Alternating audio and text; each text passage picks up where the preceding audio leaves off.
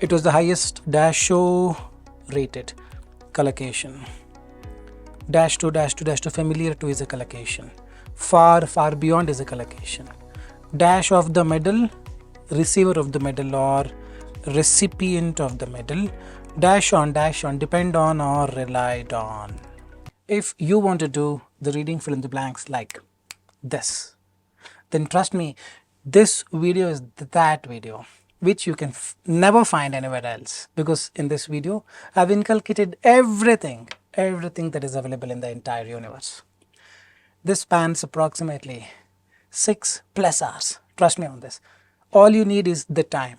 You're gonna learn the grammar aspects of it, collocations, how to solve the reading fill in the blanks, writing fill in the blanks in less than 2 minutes, the context, vocabulary, everything that is required to solving the reading fill in the blanks.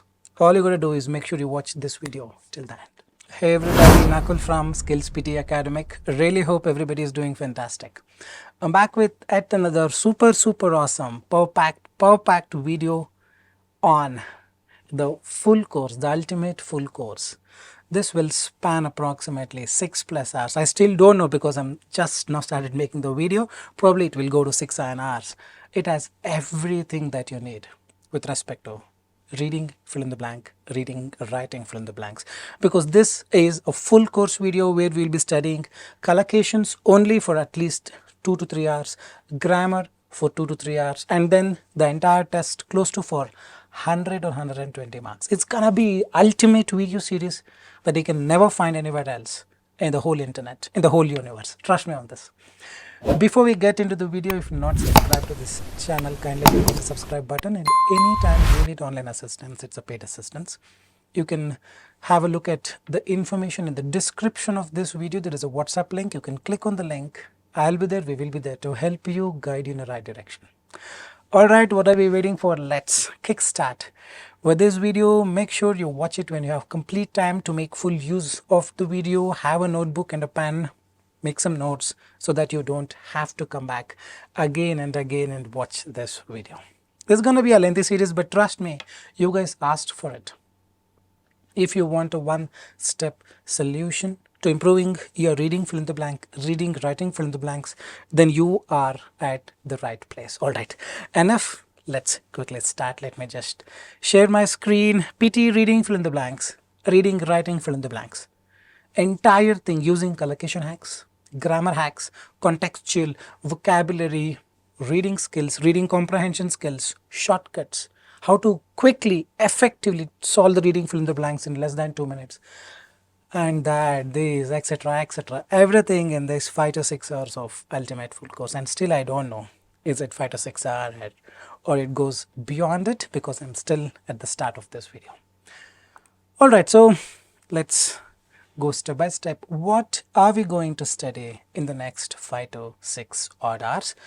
We're gonna have the complete collocation knowledge. You definitely need this, because reading, writing fill in the blanks, reading fill in the blank is all about collocations.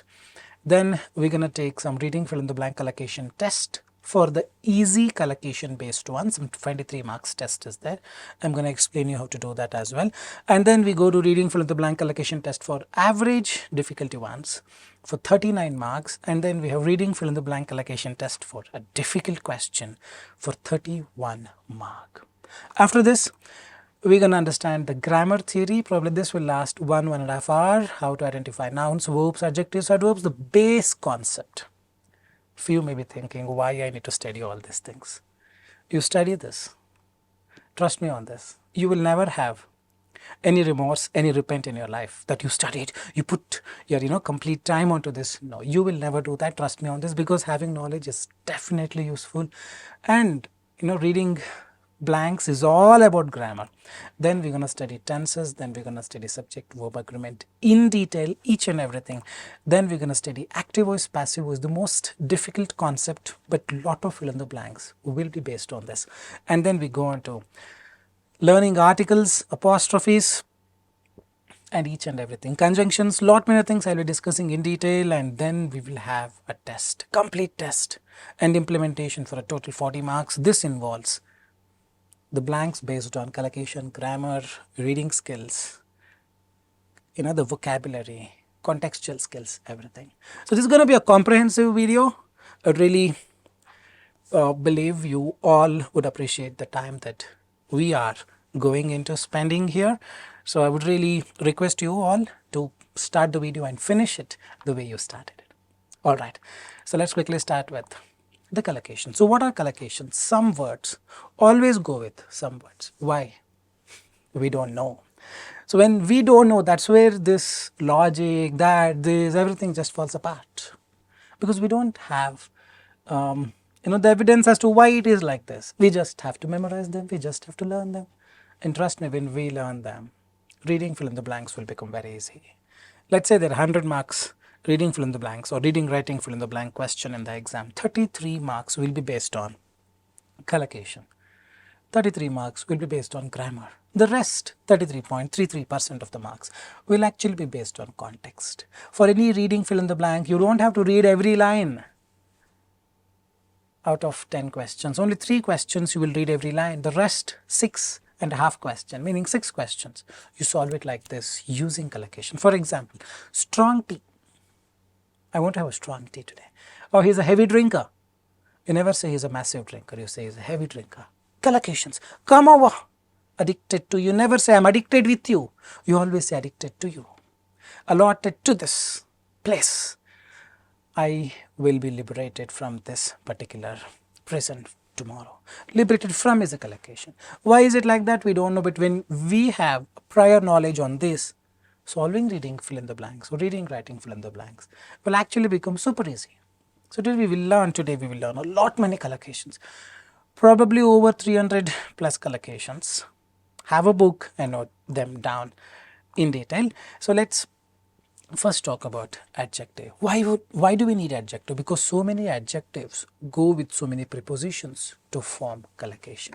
There are varied number of collocations, the varied ways in which you can frame collocations. One of the ways is adjective preposition pair. What is an adjective? Something that describes a noun. The girl is beautiful. The guy is handsome. He's quick. So all this describe the characteristic of a noun.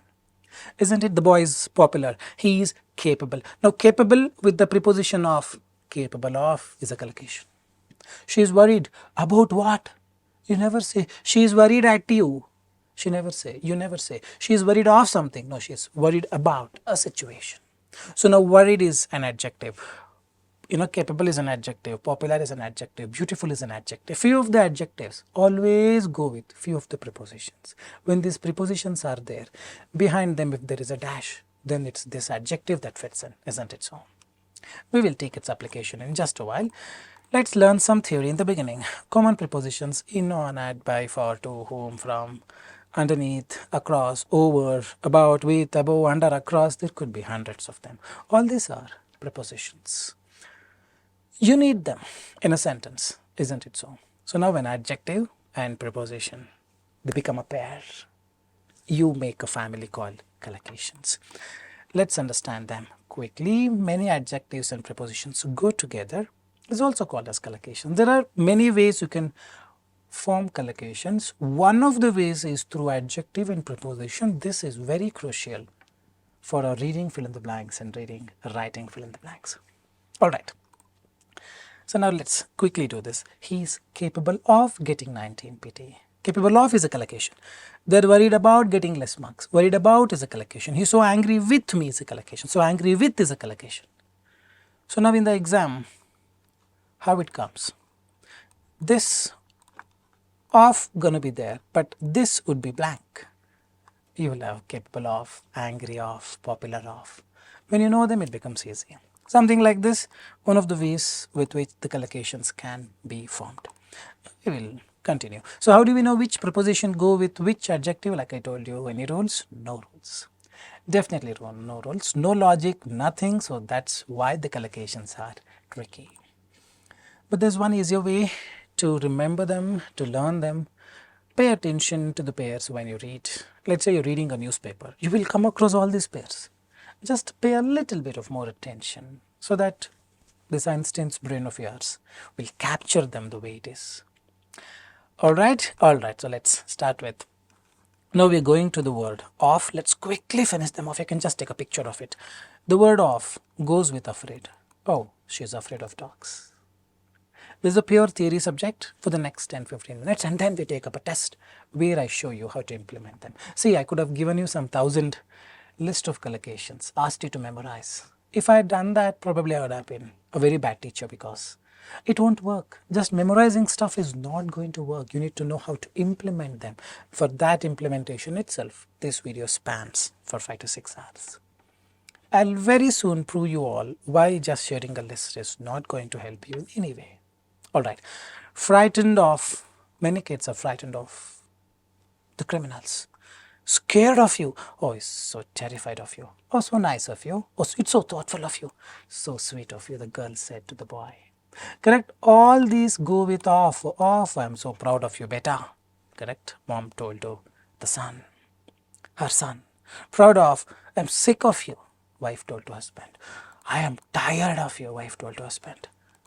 I think you're capable of doing many more things, wife told to husband. I'm so fond of you, wife told to her. The kitten, not husband. Correct? So now few of the words, always go with few of the words. Fond of, proud of, sick of. Just have a note of this. Just watch them. That's enough. Now we will go to to. The word to. Remember, we are learning adjective, prepositions, collocation. Accustomed to means adjusted to, addicted to. I think I'm addicted to watching action movies. Addicted to is a collocation. To is there, dash is there. It could be addicted, committed, dedicated, devoted. Oh, he's friendly to everybody. Oh, she's good to you. It's so nice of you. Oh, she's good to you. I'm married to this person. It's so kind to others. Nice of you. Oh, he's nice to the people. Nice to people, whoever he meets. So now, so many words go with so many different prepositions as well, making different collocations. Mean to, don't be mean to me, don't be rude to me. I so unfriendly to the audience. As opposed to, similar to, analogous to. There could be a lot many adjectives go with prepositions, but just have a note of them. Alright, so now we finished off, we finished to, now we will finish by or at. By or at can be used interchangeably. Don't need to note it down. Maybe you can take a picture and just keep it with you. Whenever you want, you can just revise them. I was just amazed at your performance. I'm just amazed by your teaching. Amazed at or by. Amazed of will not go. Amazed to will not go. Getting it astonished to, astonished of, astonished with. No, astonished at, astonished by.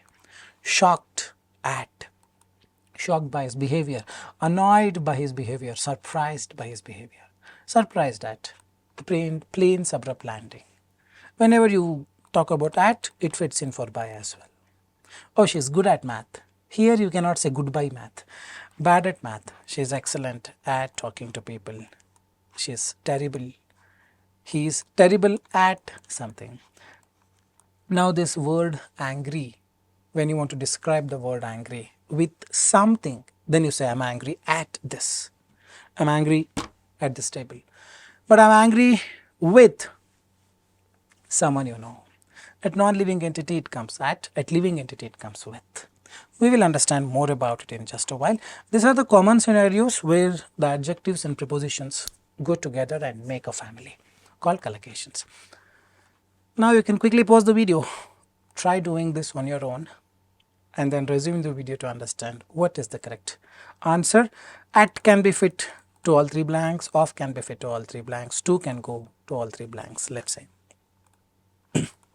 Research says people who are addicted to, fond of, good at. Now good at will not be given, at blank will not be given, at will be there. Now this blank will be given in the exam. You need to write good at. Correct? These are all the easy ones. As and when we unveil the slides, we will figure out the difficult ones in just a while. Alright. Now with is with a person, with a scenario. I'm angry with her mother. I'm furious with you. Annoyed with this particular person. I'm annoyed at the scenario, annoyed with someone, fed up with something. If it is a scenario, you're going to use at. If it is a particular thing or particular person, you're going to use with. I'm bored with something. Is getting it? Connect with, fine with, I'm okay with you, I'm disappointed with it, I'm disappointed with the scores. Displeased with, pleased with, this is familiar with, satisfied with, crowded with. So many words now go with the word with. Just know them, no need to memorize. We will see the implementation. It's not going to be much difficult, but just know them. Just speak them once. Just utter them once. That's enough. Now we understood the word with. Now we will go to the word about. About is for a scenario. I am angry about this particular thing coming over here and doing something. It's a scenario. With to a particular thing or a particular person. About is for a scenario. My neighbor is angry with me. My neighbor is angry about the loud music that I often play every night. Just getting the difference, right? About and with. Furious about, mad about, anxious about, I'm nervous about, I'm excited about sharing this news to you. Worried about, I'm concerned about the marks. Excited about, nervous about, I'm happy about the way the things turned out. About is for a scenario. With is for a particular thing or to a particular person. Sad about, depressed about, sorry about, upset about. I'm upset about the bad scores that turned out in the score report yesterday. I'm upset with you. I'm upset with this table, but I'm upset about losing the soccer match. About is for a scenario. Correct? Don't worry too much about them because these things get piled up now. Probably by the end of 2-3 hours, you will have more than 1,000 collocations to learn. So the best way to learn them is not by memorizing them, but by using them often. I'm going to show you with a lot many blanks. Don't memorize, just know them. It's okay even if you're forgetting, totally fine. Just know the concepts. Just have that strong pillar ready. You can construct any number of floors you want in the building, isn't it? All right. For also we will finish. I'm responsible for she's famous for this. Oh, he's known for his leadership. I'm thankful for the effort that you did. He's eligible for promotion. I'm grateful for the gift. I feel bad for our scores. Bad at, good at. I feel good for our scores, happy for your scores. So many ways you can tweak and turn them up, down.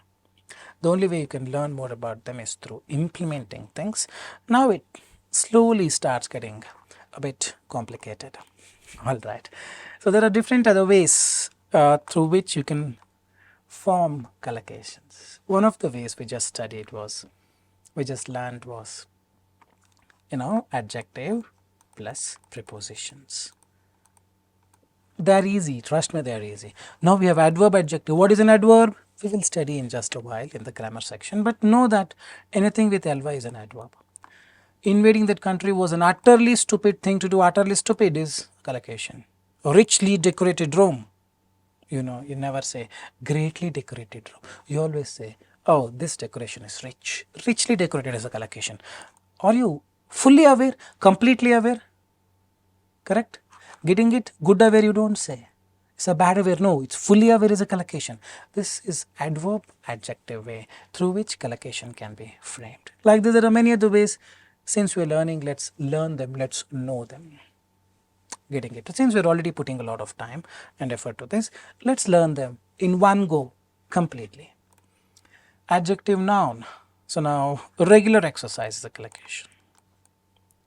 Common bond is a collocation. Getting it? Friendly advice is a collocation.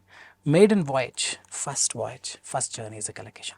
Excruciating pain, collocation. Pain is a noun, excruciating is an adjective. Adjective, noun. Like this, there could be thousands of them. Now, noun and noun, hospital ambulance, London Bridge. Noun, noun. A round of applause is a collocation. A round of applause, both are noun. Ceasefire agreement, bars of soap, a noun and a noun. A cup of water, a little help, that's adjective, noun. So this way you can frame the collocation by noun and noun concept. Noun and verb, noun and verb. The lion starts to roar. Lion and roar. Lion is a noun, roar is a verb. The dog barks, noun, verb. Snow falls. Is getting it? The bomb goes off. The bomb went off. Noun and verb.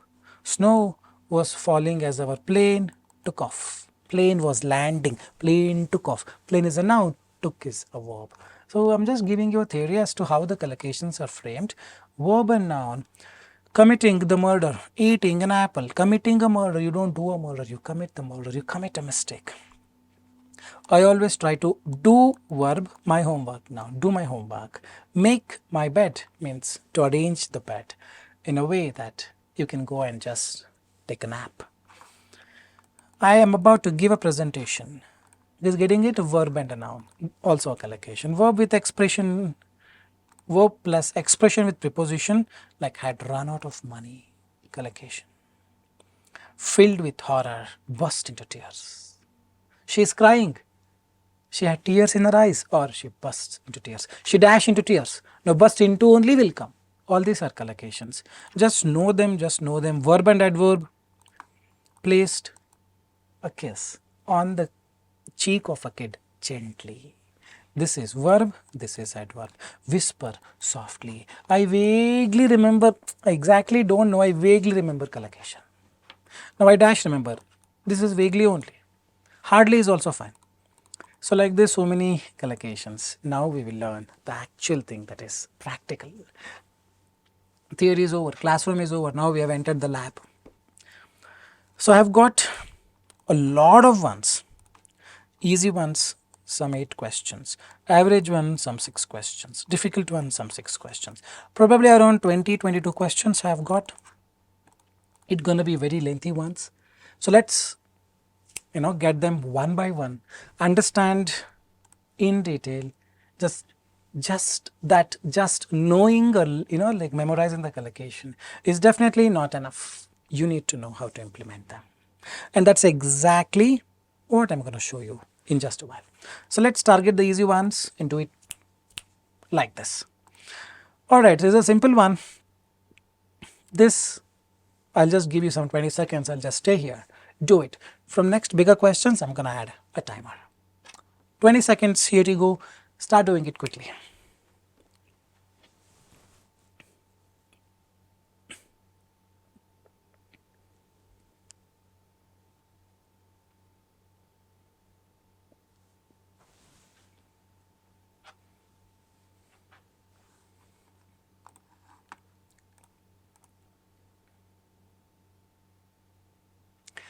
I think that's pretty much enough. Now dash with. You don't say care with. I care for you. Correct? I'm furious about something, not with something. Lie with. It's consistent, resonate. Any of them will go. This is how it comes in the exam. Now we learned the theory. Now try implementing. Simply memorizing the collocations is not going to work. Here you need to understand. I'm struggling today. If you have ever struggled to be dashed with something you care about. I care about this, but I'm not able to do this. I cannot be consistent with something you care about. Maybe my struggle will dash with you too. My struggle will reflect, resonate with you too. Resonate is to match. Guys, getting it? So now the things get a little harder. Theory was easy. We just memorized few stuff, understood few stuff. Theory is like having a lot of bank balance, full of money. Correct? In your house, you take that pillow, money. You go to wardrobe, open the door, money. But don't know how to invest it. That investment, planning is this particular part, implementing them. Just having money is of no use. Money should make money. The theory, whatever the knowledge that you got, should help you get the scores here. This is reading skills. Throughout the next set of few hours, we will learn this implementation part one by one quickly.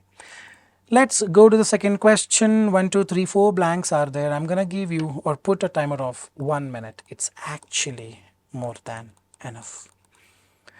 Let's do this 1 minute timer because you don't have to read every line. It's all based on collocations. 1 minute is enough. I'm gonna add a timer of 1 minute. Post 1 minute. If you need still more time, you can pause the video and then do it. After that, resume the video to understand how to do it, what marks you've got.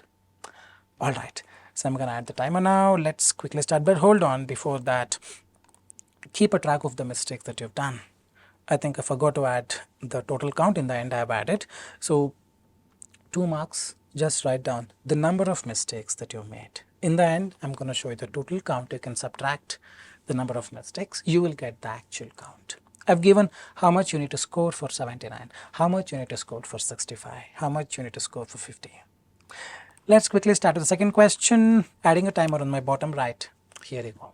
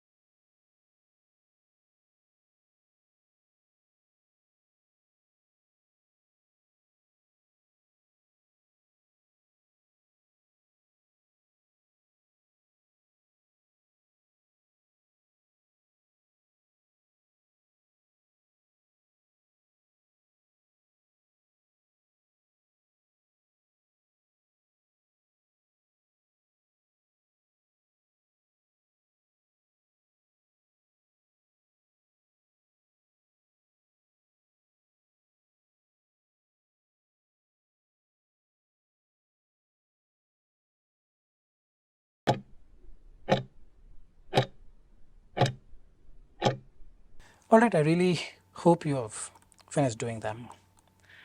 Let's understand how to do it. If you want to master multiple habits and dash to them for good and compare to them, use to them, no, use them, lay to them, make to them, figure out, not figure to them, do to them, you don't say, stick to them. Compare to, stick to. If you want to master multiple habits and stick to them means continue doing them. Stick to the habits is a collocation. Stick to the habit is a collocation. Then you need to dash out, dash out, dash out, figure out. Make out is to understand, figure out is to search.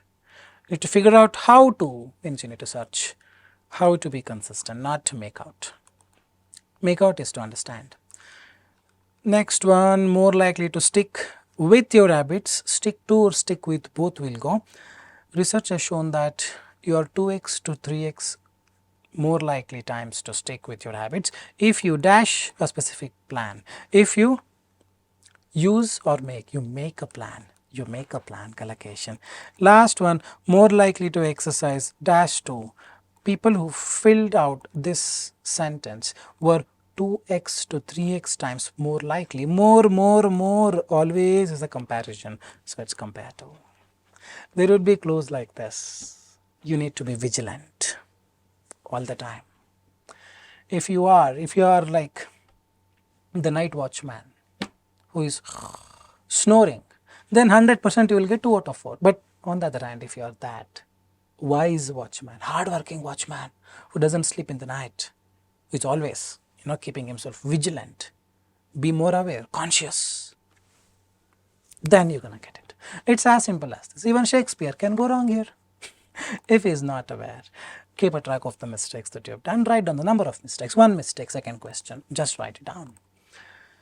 Third question, 1, 2, 3, 4, 5. I think 1 minute is actually enough because we are talking about collocations. Collocations are very easy. You can do like this. Don't read full. I'm adding a timer of 1 minute. Try doing that. Pause that, resume the video to understand what mistakes you've done.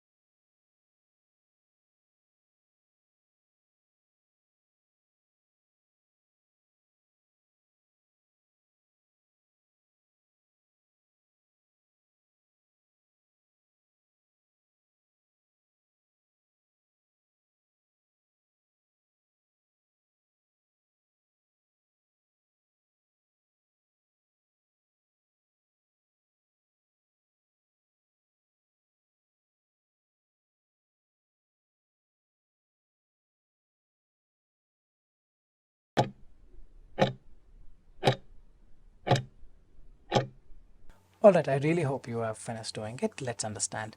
You can immediately, one way to improve reading comprehension is to choose books you can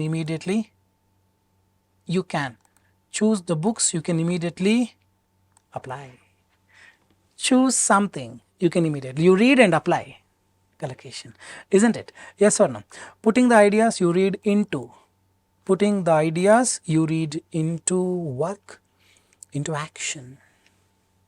Put the ideas into action. You have lot of ideas, put them into action. Collocation. Put them into work, probably not correct. It's put them to work, not put them into work, put them to work. So this is second. Now third we will go pay attention. Alright, dash in the balance. That's particularly true when something important. Dash in the balance. Hang in the balance. Isn't it? Isn't it? Hang in the balance or throws in the balance. Choosing a book that you can use also provides a strong incentive to pay attention and remember the material.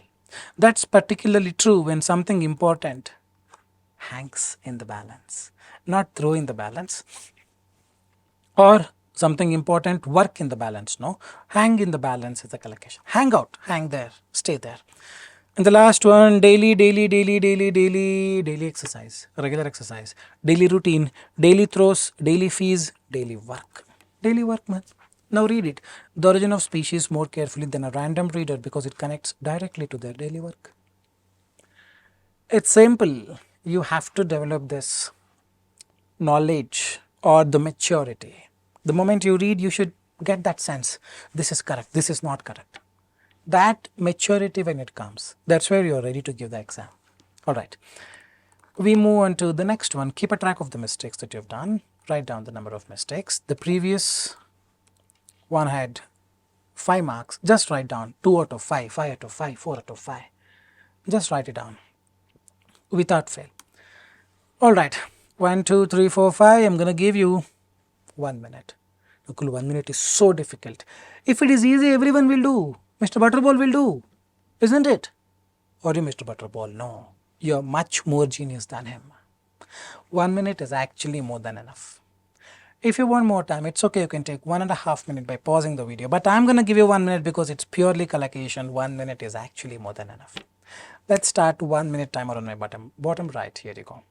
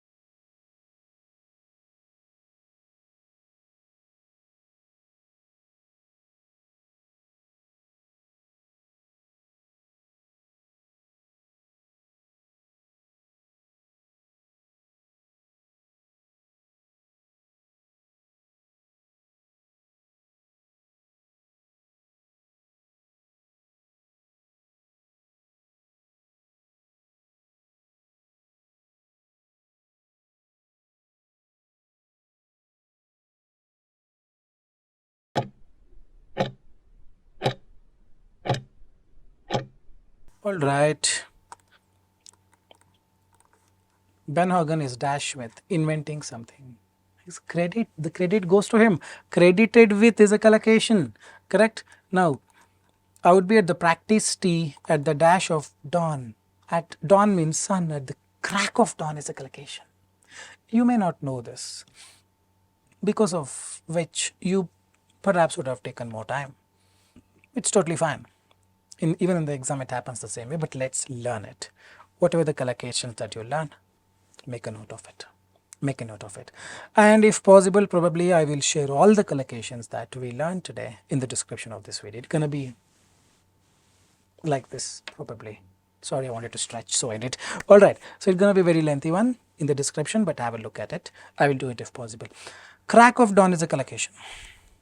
At the crack of something, at that time. Dawn is sunrise. Dusk is evening. He reportedly spent years dash down each phase of the golf.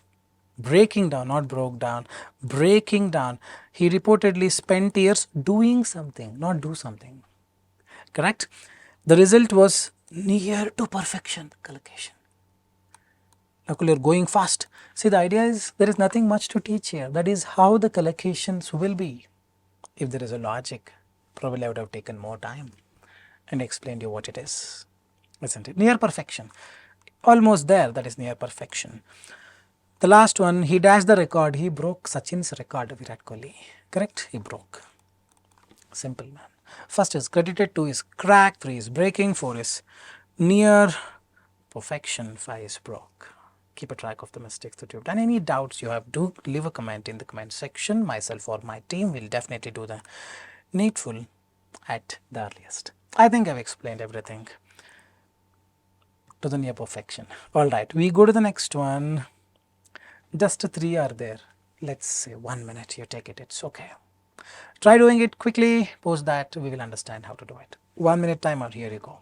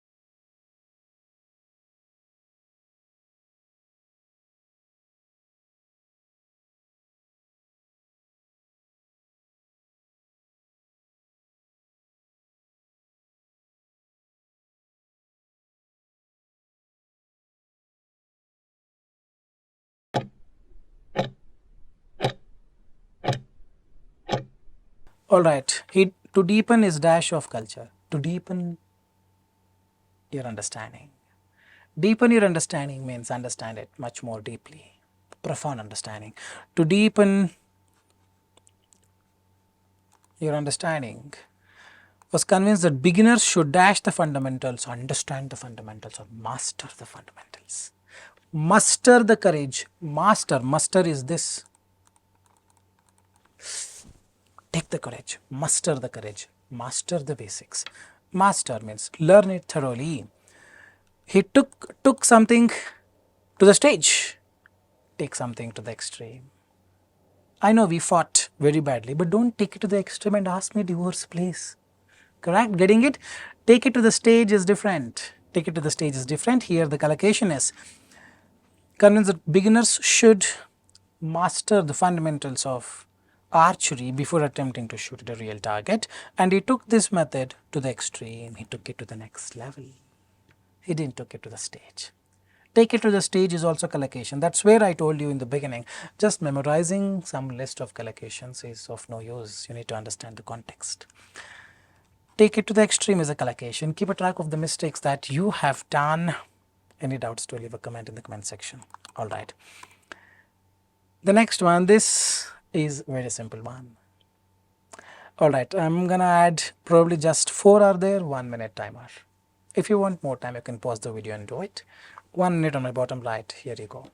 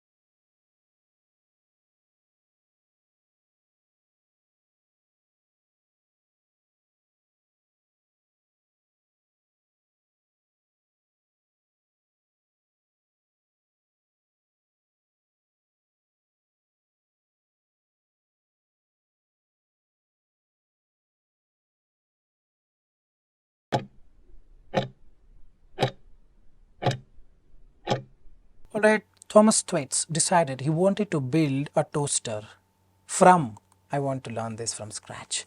From scratch is a collocation was, isn't it? Dash it down, break it down, broke it down. What? Simple, isn't it? The third one, dash out. However, there were more than 400 components dash out on its floor. Turned out, turn out, it turned out as a result, it resulted, that is turned out. Probably it is laid out. To lay out on the floor. Lay down is a collocation, lay out on the floor, laid out on his floor. Dash up an iron mine. Turn up. Did you turn up to the meeting? Did you attend? Turning up is to appear. He appeared in an iron mine. He turned up an iron mine.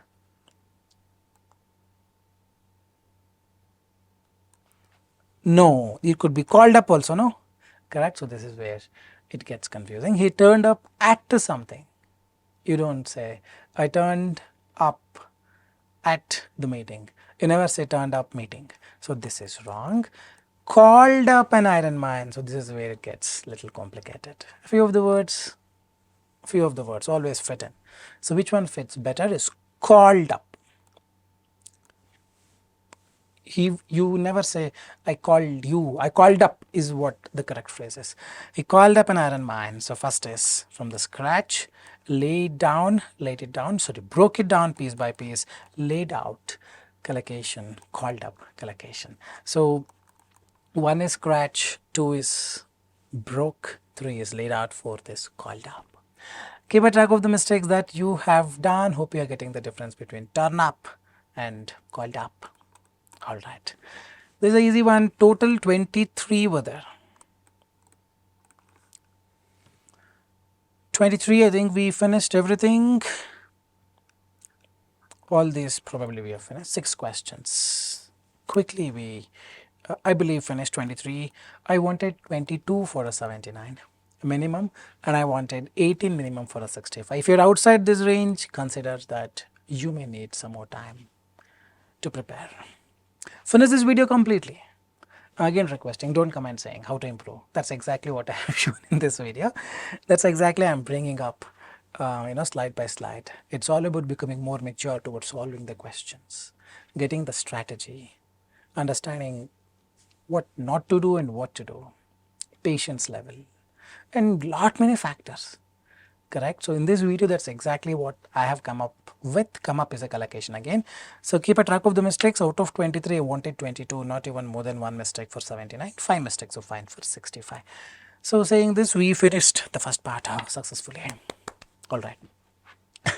Now, we will go to the average ones. Then we will take up a little difficult ones. But people thought whatever we studied so far were difficult. No, they were very easy. They were actually easy. It's just that our knowledge was limited. As a result, you felt it was difficult. As and when we take up more difficult ones, all these seemed very easy, seems very easy. Trust me on this. Fine, average ones, we have some 6 questions again. 1, 2, 3, 4, 5, 6. I'm going to add a timer of 2 minutes. Alright, try doing it quickly, if possible in 1.5 minutes. It's because it's purely collocations. Alright, so I'm adding a timer of 2 minutes. Try your best, and then we'll see what scores you've got. Ready?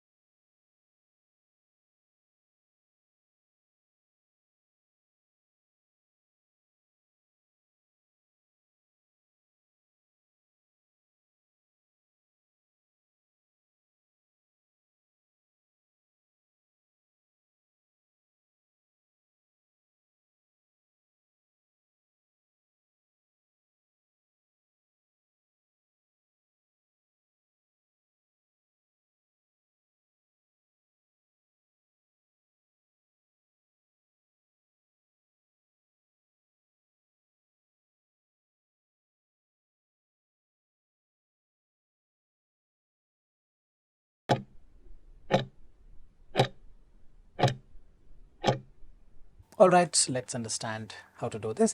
Life skills are the essential tools we dash. We dash the skills. Life skills are the tools that we dash throughout our journey, that we acquire. Skills we acquire, skills we enhance, skills we acquire. Correct? They dash a wide range of abilities. They comprise a wide range of abilities. They consist of a wide range of abilities. They comprise a wide range of abilities, or they consist of a wide range of abilities. They contain a wide range of abilities, or they encompass wide range of abilities. They surround, they have. That's what encompassing means. Let's learn the meaning of it. They encompass a wide range of ability, both practical and emotional, that empower us, that make us strong to adapt, adjust, communicate, and make good decisions, creating decisions, honing decisions, release decisions, informed decisions. Informed decision is well thought decision. Guys, getting it? Now we will come here. Empathy, life skills, dash. Life skills, dash as. All these serve as collocation.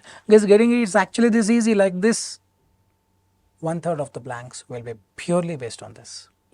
You just need to know them in advance. You're going to do it like this. Serve as is a collocation. Dashes. The dashes to face challenges. They make us ready. How do you prepare for the war? Armor. Have a gun. Probably have a helmet, like a bulletproof one. Or in the olden days, you equip yourself with all that, bow and arrow and lot many things. Equipping ourselves with is a collocation. Equip us.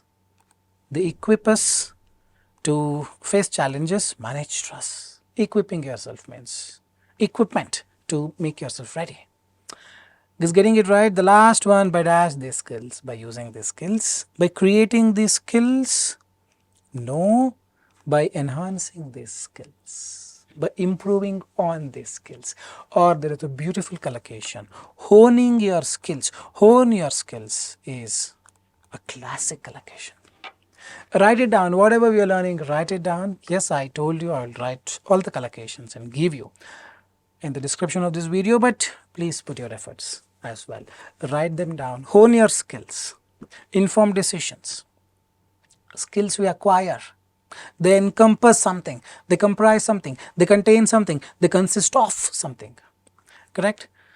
Serve as, equip us to face some challenges. All these are collocations. One of them comes and you know them in advance. You know what to do. Alright, keep a track of the mistakes you've done. One is skills we acquire. Second is encompass. Third is informed decisions. Fourth is serve as. Fifth is equip us. Sixth is honing your skills. Let's quickly move on to the next one. Keep a track of the mistakes that you've done. I'll again remind you, so far we have studied very little. We finished the theory of collocations and then we went on to do a test with respect to the easy questions. 23 marks. I wanted 22 for a 79, 18 for a 65, and then we took the new test with respect to the average ones. We are in the second question. Keep a track of the mistakes that you have done. I'm going to add a timer of 1, 2, 3, 4, 5, 6, 2 minutes, but try doing it in 1 minute if possible. 2-minute timer. Here you go. Let's start.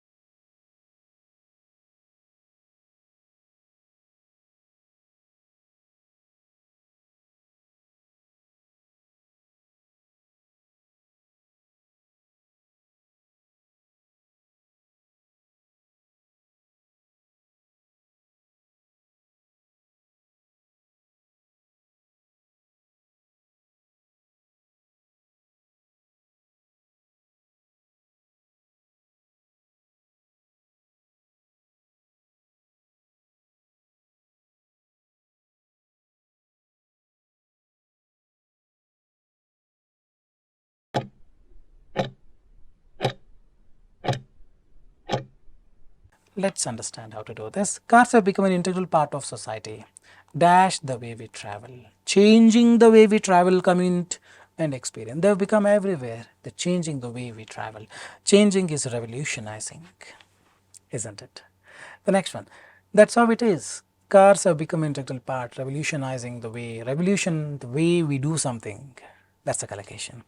Beyond their dash purpose, beyond their varied purposes, beyond their utilitarian purpose, collocation. Just check this word, utilitarian purpose, in the internet. You get the complete history of it. Alright. Means, they provide us with the means to dash new horizons. You always explore the new dimension, explore the new horizon. Isn't it so?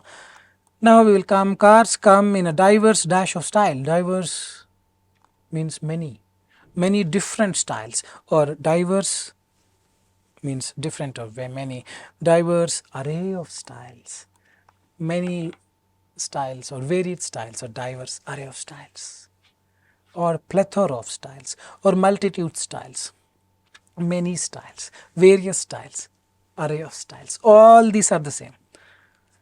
And features to dash to our, cater to our needs, cater to our needs. See the word needs, see the word needs, see the word needs. I repeat, see the word needs. That's a collocation. Cater to our needs. Needs could be kept 100 kilometers away from you, but be more conscious, vigilant. Be that night watchman who doesn't snore like this. Be that night watchman who is just keeping himself aware. Correct? The words could be little away from each other, but they are collocations. Cater to our needs is a collocation. Addicted to, collocation. He's so good to you, good to, collocation. So many words go with the same prepositions. Doesn't matter. Just need to understand them and do it separately. First is revolutionizing the way. Second is utilitarian purpose. Third is explore new dimensions. Fourth is array of styles. Fifth is cater. 1, 2, 3, 4, 5, 6. I think we messed up one.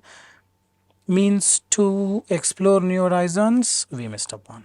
Sorry on that. Explore is the third one. I think dash on. Depend on is not there. Rely on is not there. Dash on adventure. Embark means to start a journey.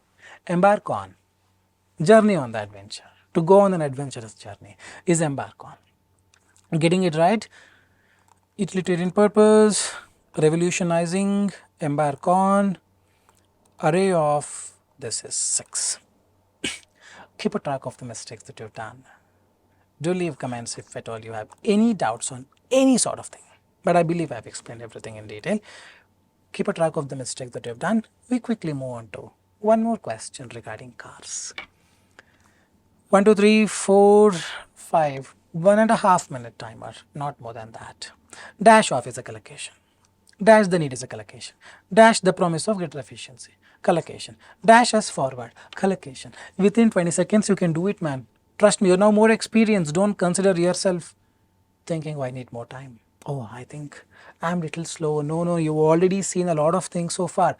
It's been close to 1 hour now. Correct? You've experienced. Change the way you think. Don't assume you need more time. I think I can do it in 20 seconds. Try it and then say, no, instead of doing that, people themselves just assume that it's not possible for me.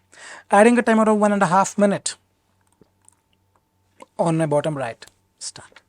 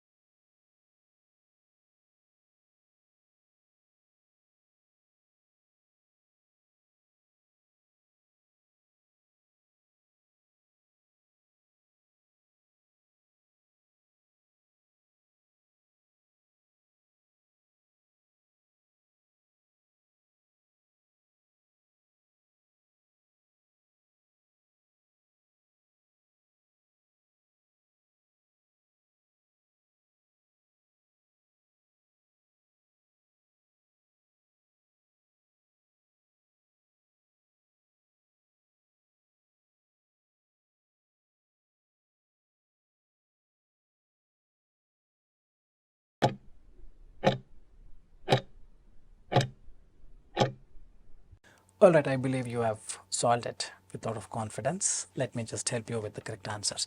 However, cars also environmental and societal implications. Cars also possess. Cars also carry. You carry a problem. You carry some implication. You carry a child.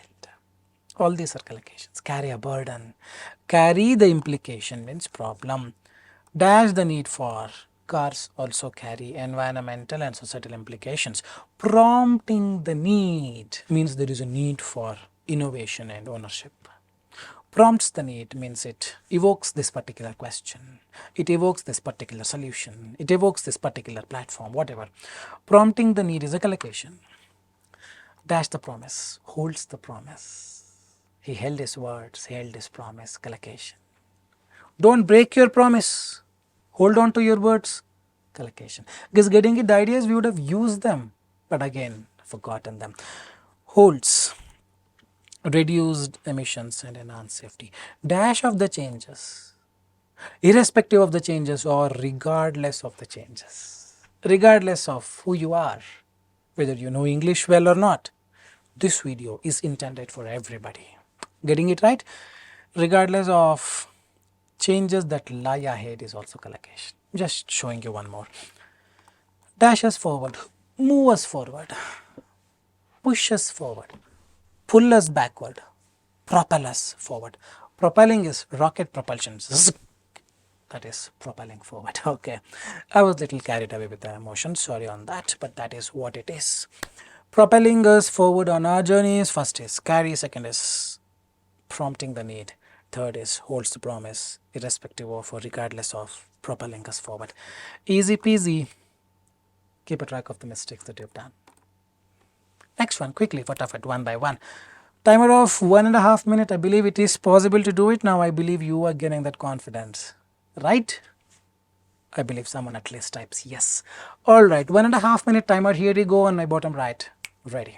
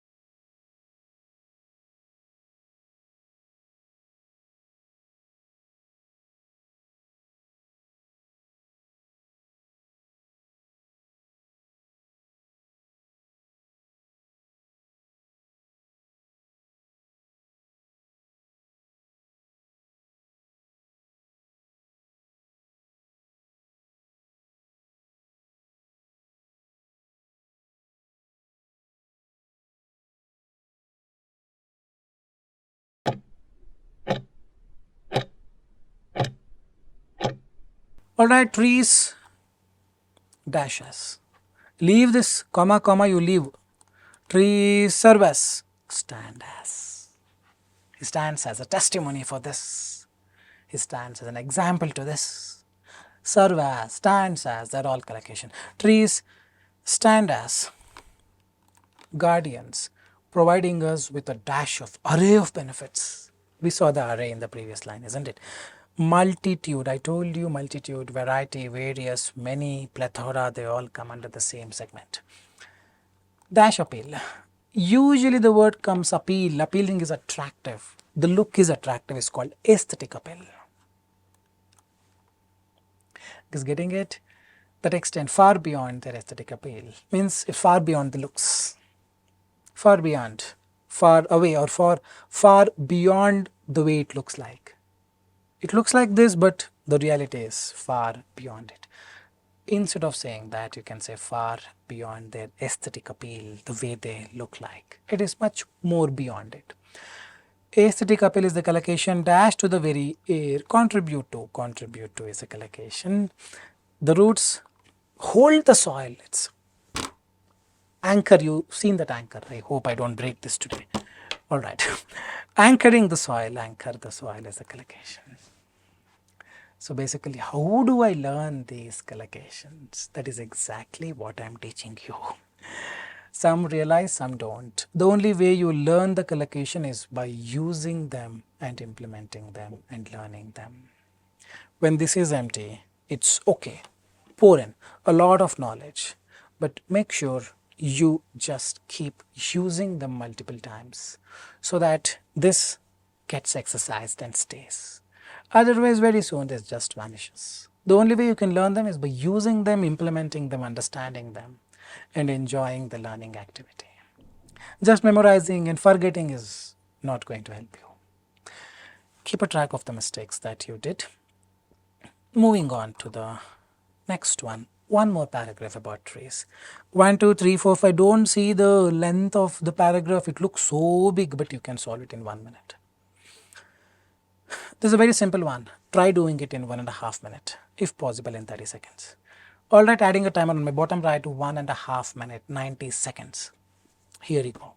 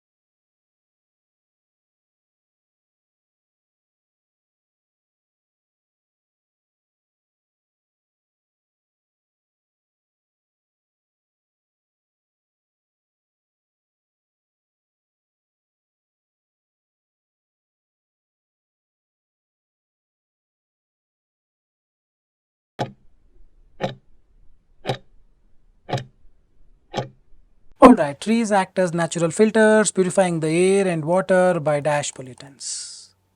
By trapping the pollutants. You trap the unwanted by filtering the pollutants. Guys, little bit. Make use of your Einstein's brain.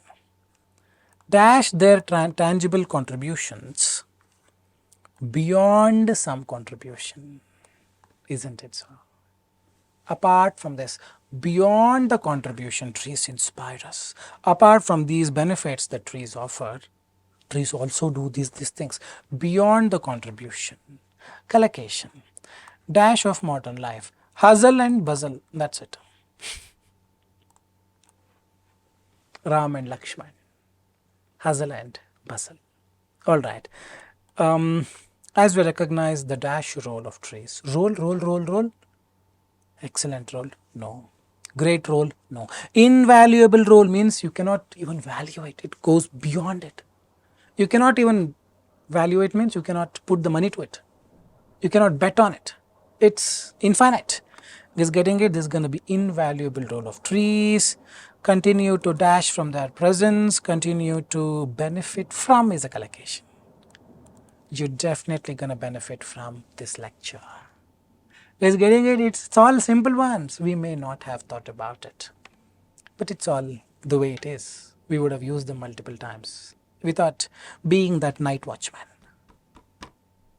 Alright, or the night manager, which was a great series in Hotstar. Alright, keep a track of the mistakes that you did. We moving on to one more. Nakul, how many questions today?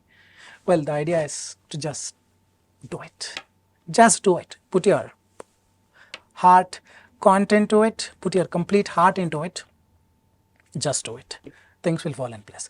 Okay, 1, 2, 3, 4, 5, 1.5 minute. Try doing it. Probably I'll give you 2 minutes to this. It needs little context. As and when we progress, I've increased the complexity a little bit. 2-minute timer. 2-minute timer on my bottom right. Here you go, ready.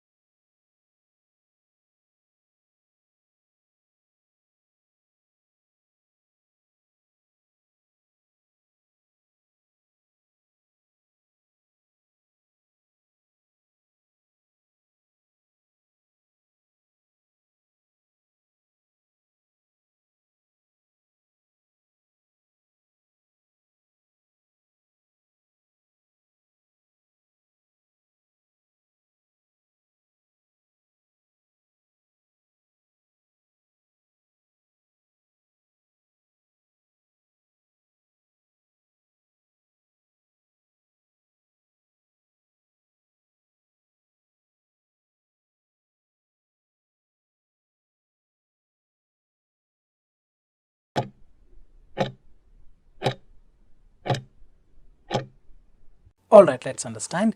In the 1890s, newspapers and printers dash a specific costly problem. You face a problem, man. Where is face? Simple. Photography was a new and exciting. Photography is a medium. News is a medium. Is a medium. See, if you may say, Nakul, you already knew the answer. No. Trust me on this. Probably I saw this few days back. There were so many questions, but obviously I would have forgotten. Correct? The idea is I remember the concepts, the logic, this and this is fitting in, and I don't forget it. Usually the answer for a blank stays much before it or much after it, not immediate. Photography was a new and exciting medium. Now we will come here. They had to commission an engraver to dash a copy of the photograph onto. I have a tattoo here. I have a tattoo here, here, multiple places, by the way. Tattoo was simply not a very complicated process, wasn't it? It's a very simple process. There was a machine. They put some ink and they etched the ink onto the skin, onto a steel plate, onto this, do something on something. Correct? Etch a copy means to do this, or to print a copy. To etch a copy is a collocation. To print a copy is collocation. Dash consuming. Oh, it's so time consuming, this video, correct? Time consuming. End of his career. Is it as simple as this? Will I get something like this? Whether you get something like this is not the point that I'm talking about. Or you're getting full marks. That is the point of contention. Something like this may not come where all the 5 blanks are based on collocations. No. 2 will be based on collocations. Those 2 you solve it 10 seconds. The rest you take time. Just getting it right, so that's how it is. In the end, we have again a big 40 marks test. There, whatever I've shown, something like that you can definitely expect in the exam. This is purely a collocation series. Alright, keep a track of the mistakes that you have done. One more. We move on. No end today. This is the average ones, by the way. Difficult ones are still waiting. I'm gonna add a timer of 1, 2, 3, 4, 1 minute. It's all simple, trust me on this. 1 minute timer. Here you go. Ready. 1 minute timer. Alright, let's quickly start. Rise to fame is a collocation. No logic, it's rise to fame, rise to popularity. She dash one of the 15 people. She is one of the 15 people. Whatever we put here, it should mean she is or she remains one of the 15 people. She was on a dash to be a movie star. She was on a track to be a movie star. She was on a path. Let's say this is the path to become that movie star. She was on this path, or she was on a trajectory to be a movie star.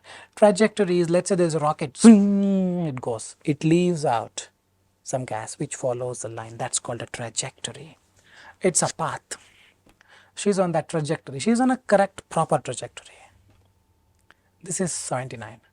This is 0. You're running here, I can say you're on a wrong trajectory, because getting it on a trajectory is a collocation. At the dash of our popularity, at the height of our popularity, peak, because getting it, all these are collocations. You never say sky of our popularity, appeared of our popularity, train of our popularity. No, it's a height of our popularity. Keep a track of the mistakes that you have done. I think I've got one more for the average ones. 1 minute timer. Here you go on the bottom right. Ready.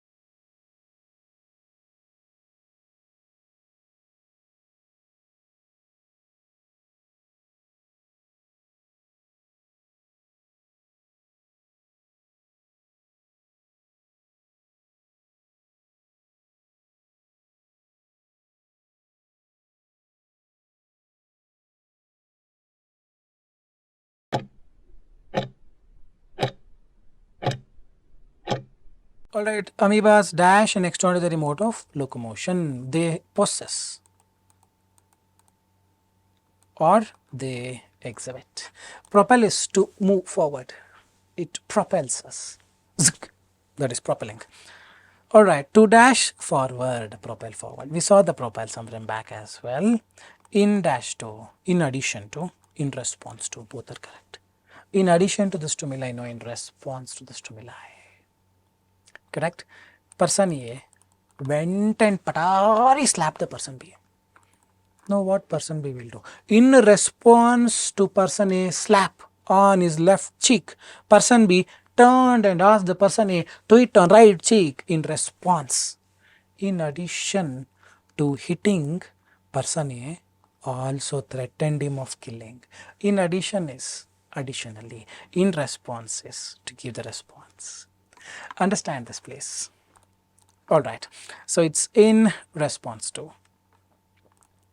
The first is amoebas exhibit to propel themselves in response to. Alright, simple one. I think that's it. Keep a track of the mistakes that you have done.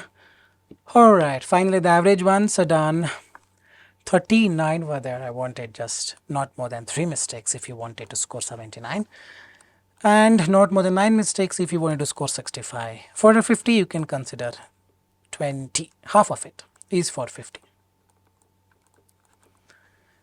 Alright, so it may look easy, but are you within this range? That matters. If you're at 35, trust me, you're not ready. You definitely are not ready for the exam.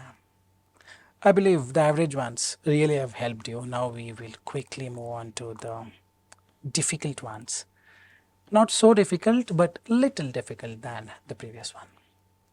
Let's quickly start. Alright, after finishing the average ones and the easy ones, now we'll go to difficult ones. So whatever you do here, keep a track of the mistakes that you have done, so that in the end you would know whether you're improving or not, or you're stuck at 65, or you're in the range of 79 or not, and lot many things. All right, difficult ones, I've got some 7 to 8 questions, I believe. Let's start with the very first question. I'm going to add a timer of 2.5 minutes. 2.5 minutes for all the questions. So let's see if you're able to do it in less than 2.5 minutes. On my bottom right 2.5 minute timer, here you go.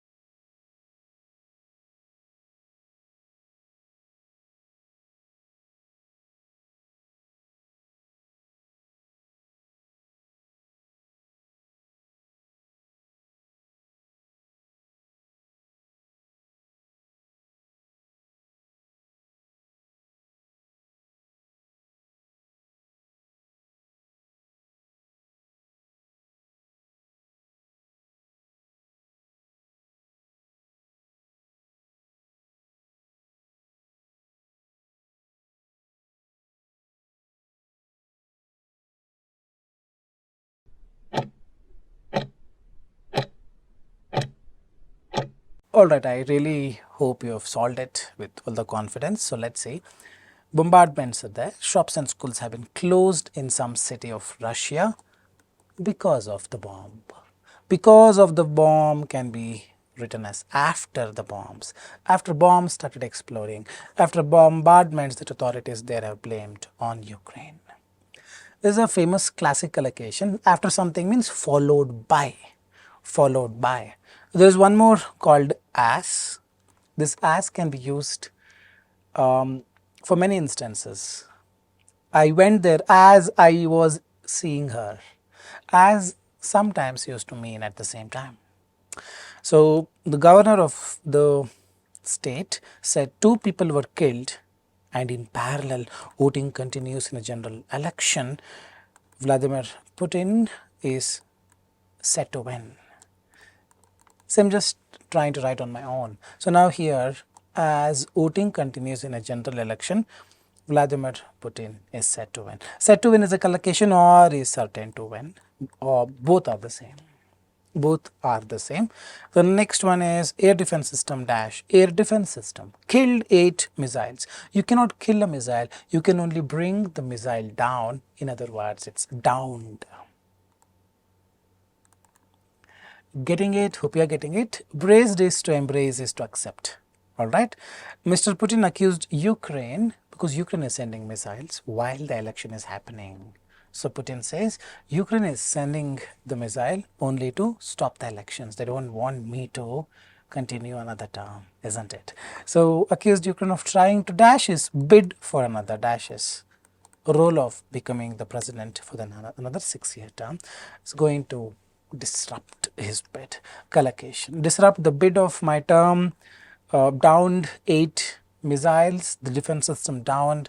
As voting continues, he is certain to win or set to win, followed by bombardments or after bombardments. Very straightforward explanation, not so difficult. You could have gotten it since you're now becoming more matured. You have done enough mistakes already. We've seen a number of questions, isn't it?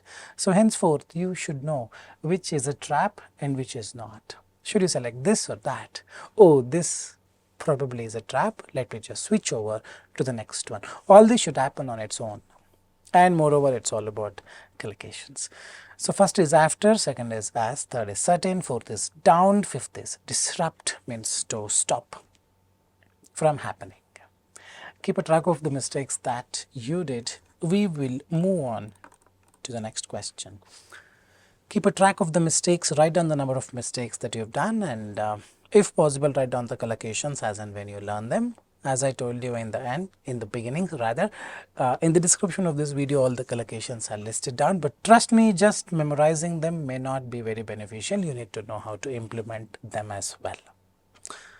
Second one, this is a difficult one. I'm going to add 3-minute timer. I repeat, 3-minute timer on my bottom right. Here you go.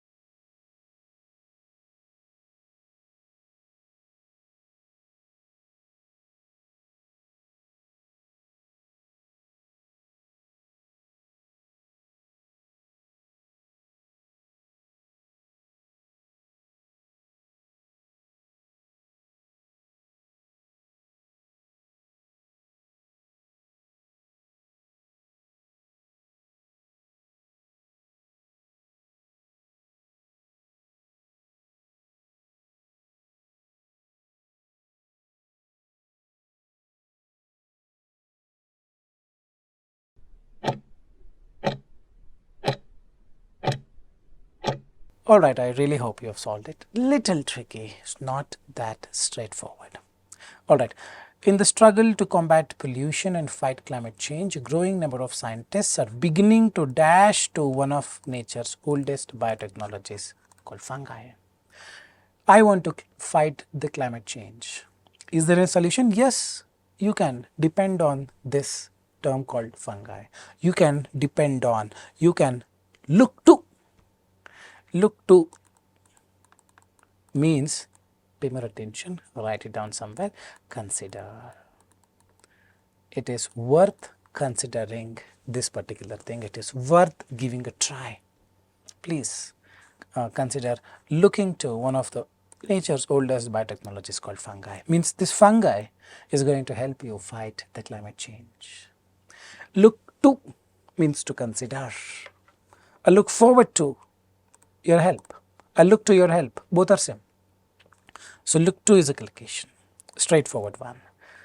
The city of Cleveland faces an epidemic of abandoned houses. Now get the context. It's not a straightforward question. There are some context involved. Only when you understand the story behind it will you be able to solve them with convenience. Otherwise, mostly it's going to be 3 out of 5 or 4 out of 5. The idea is how to avoid this 3 out of 5 or 4 out of 5 and get that 5 out of 5 in every question.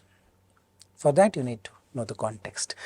The city faces an epidemic of abandoned houses. What is the abandoned house? House that is abandoned means inhabitable. No, you cannot go and stay there. It is non-habitable. All right. Crumbling houses, dash in thousands. Crumbling homes. How many homes are there? 1,000 homes are there. What number? 1,000. Crumbling homes. Destroy, no, crumbling is destroyed homes, numbered in thousands, collocation, it numbered in thousands. You never say sounds in thousands, died in thousands, homes cannot die, correct. This ramshackle structures means crumbling homes, abandoned houses, destroyed homes, are riddled with toxins like lead and dashed to the point of no return. See the way I am reading it, this is reading skill. These ramshackle structures are riddled with toxins like lead or lead and dashed to, this is a separate sentence now. They are riddled with toxins like lead and dashed to the point of no return. They have been destroyed in a way that there is no comeback. You cannot go and construct it again. You cannot renovate it. Correct? The point of no return is a collocation, means this ramshackle structures are riddled with toxins and are destroyed to the point of no return. Are destroyed means dilapidated. Write it down, dilapidated is equal to probably destroyed.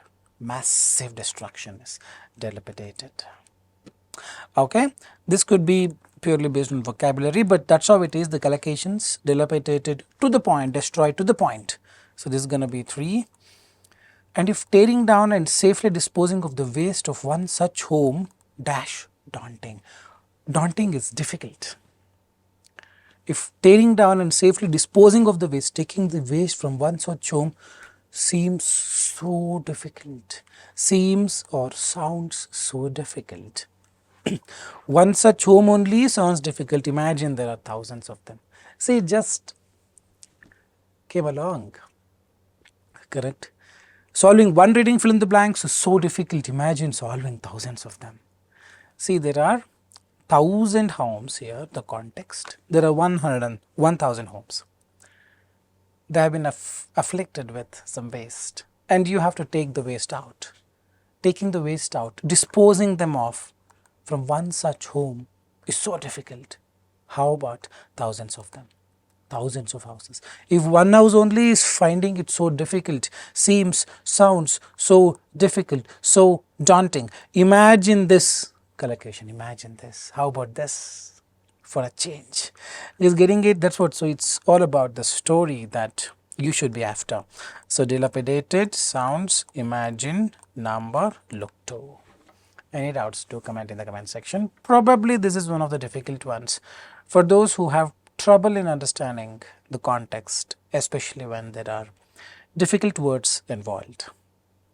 So in our course, we specifically have, every day for 15-20 minutes, a session on how to improve the reading skills. We give a paragraph, ask the students to guess the meaning of the para, guess the, the meaning of the words from the context. It's a 10-15 minute session. Post that, myself or the teacher will help students understand what is the meaning of it, how to read, basically how to get the context. So anytime you need the course, you can join us, and like this there are probably 10,000 questions. Collocation itself we have around 25-hour series in the course. So if you want more of these things, you can join us. Always welcome. We will be there to help you out. It's a paid assistance, by the way. All right, the first is look to is a collocation. Second one, number in thousands. They number in thousands. Third one, dilapidated to the point. Fourth is one such home seems or sounds or appears daunting, imagine thousands of them. Keep track of the mistakes that you have done. With this, we will move to the third question. Dr. Naomi Evolved of freshwater habitats. I'm going to give you 3 minutes for this, 3-minute timer on my bottom right. Try doing it in less time possible. This is easy, I'm telling you, most of them are collocation. They'll just give you some hints. Those of you do not need hints, pause the video and start doing it. Those of you need the hints, let's say this dash from is a collocation, large dash is the collocation, dash clean from collocation. All these 3 words always go together, of which first word is just missing. We have put a blank. It is a dash collocation, dash nature collocation, potential dash collocation. Nakul, everything is collocation, we know. That's exactly where I showed you, what I showed you. You have to go with the nature here, go with the potential, go with first word, clean and from. All these 3 words you identify, dash from, large dash of the wider countryside. Just go with these clues. Definitely you should have this 6 out of 6. Trust me, you need to get 6 out of 6 in this if you really need that 79. For 65, at least 5 out of 6. You're getting 4 or 3, that's where the problem starts. Try doing your best way possible. 3-minute timer on my bottom right. Here you go.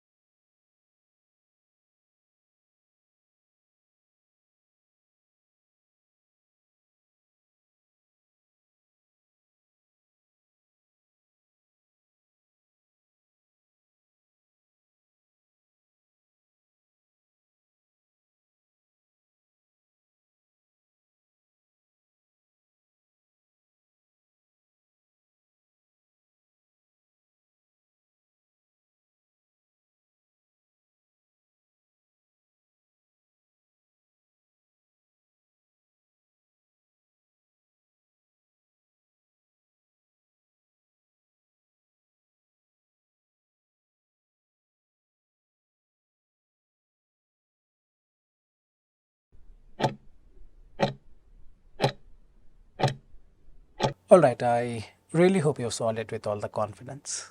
I believe you're confident that you're going to get 3 out of 3. These habitats also support our rarest freshwater species which have dash from Dr. Naomi evolved of freshwater habitats trust said. These habitats support our habitats. Freshwater habitat is what? Fish. Correct? Fish could be a freshwater habitat. Habitat means someone who lives there. In the lake, in the pond. These habitats support our rarest freshwater species which have dashed from large ponds of the world, wider countryside, which have disappeared from large dash of the wider countryside, large area which have disappeared from large areas of the wider countryside. Here is one pond, or from all these it has disappeared. Large groups of large swathes of. Swathe could be an area, a bigger area. Correct? You take it out from a large area of the wider countryside, large group or large swathes. All these are collocations that go together. Dash freshwaters clean. Hey, keep your house clean. Keep your house clean and free from polluting. Keeping is simple when you cannot miss the word keeping and simply writing enabling. Isn't it so? People would have written enabling, trust me on this. Keeping the forest waters clean and free from polluting agricultural nutrients and urban chemicals. Keep this clean. This is a top secret, top priority, boss. You may notice I am not blindly going with collocations. People will have this assumption that if I just learn those collocations, I will be able to do it. No, there is a pinch of understanding the context as well. Understanding the context is like having this pinch of salt in your meal. If you miss them, you probably may not like having the meal again, isn't it so? It could be a very minute, minuscule factor, but that decides how many of you will eat your food comfortably, correct? So here as well, that pinch of salt, that getting the context decides if you get fire to fire or not. Just knowing the collocation probably may not help you. You need to get this pinch of salt. Context. That's exactly where my focus is. I'm also trying to understand what this Dr. Naomi is showing, is telling. Alright, although there is a growing awareness of the dash nature of these chemicals. Chemical is usually they inspire, they influence. You put it here, they spread it is something else. Spreading nature or the nature always goes with the word pervasive. Now write it down somewhere. Pervasive nature could be one of the greatest collocations that could come in the exam. Pervasive nature means the nature in itself is in a way that it just spreads. Pervasive nature of chemicals in English rivers, we suspect that most dog walkers will be unaware of, don't worry, potential effects, potential reasons, potential impacts. But if you want to read, you can read. What they are trying to say is, there are some chemicals left out in the ponds and the morning dog walkers will get their pet, should be aware. Because the dogs may come here and drink the water and end up losing the life. That's the context. If you want, you can read, but not required. Potential impact is a collocation, pervasive nature is a collocation. This is a priority, keeping yourself clean, keeping fresh water clean, which have disappeared from large swathes. Disappeared swathes, keeping priority, pervasive impacts. Keep a track of the mistakes that you have done. We quickly move on to the fourth question. Very indeed little tricky. See, don't be happy if you're getting 4 out of 5. Hey, it's very easy, I'm getting 4 out of 5. No boss, you need to get 5 out of 5. Isn't it? That's where there is a subtle difference between the people who get 5 out of 5 and those who get 4 out of 5. Every time, one or the other mistake will happen. Why it happens? Give it a thought. Pause the video and just keep thinking. Probably I need to be more aware. I need to be that night manager, night watchman. Be more aware. Be more conscious. 5 out of 5 is right in your hands. That's it. Alright, this seems to be a very easy one. I'm going to add a timer of 2 minutes. I repeat, a 2-minute timer on my bottom right. Try getting that 5 out of 5, guys. Ready.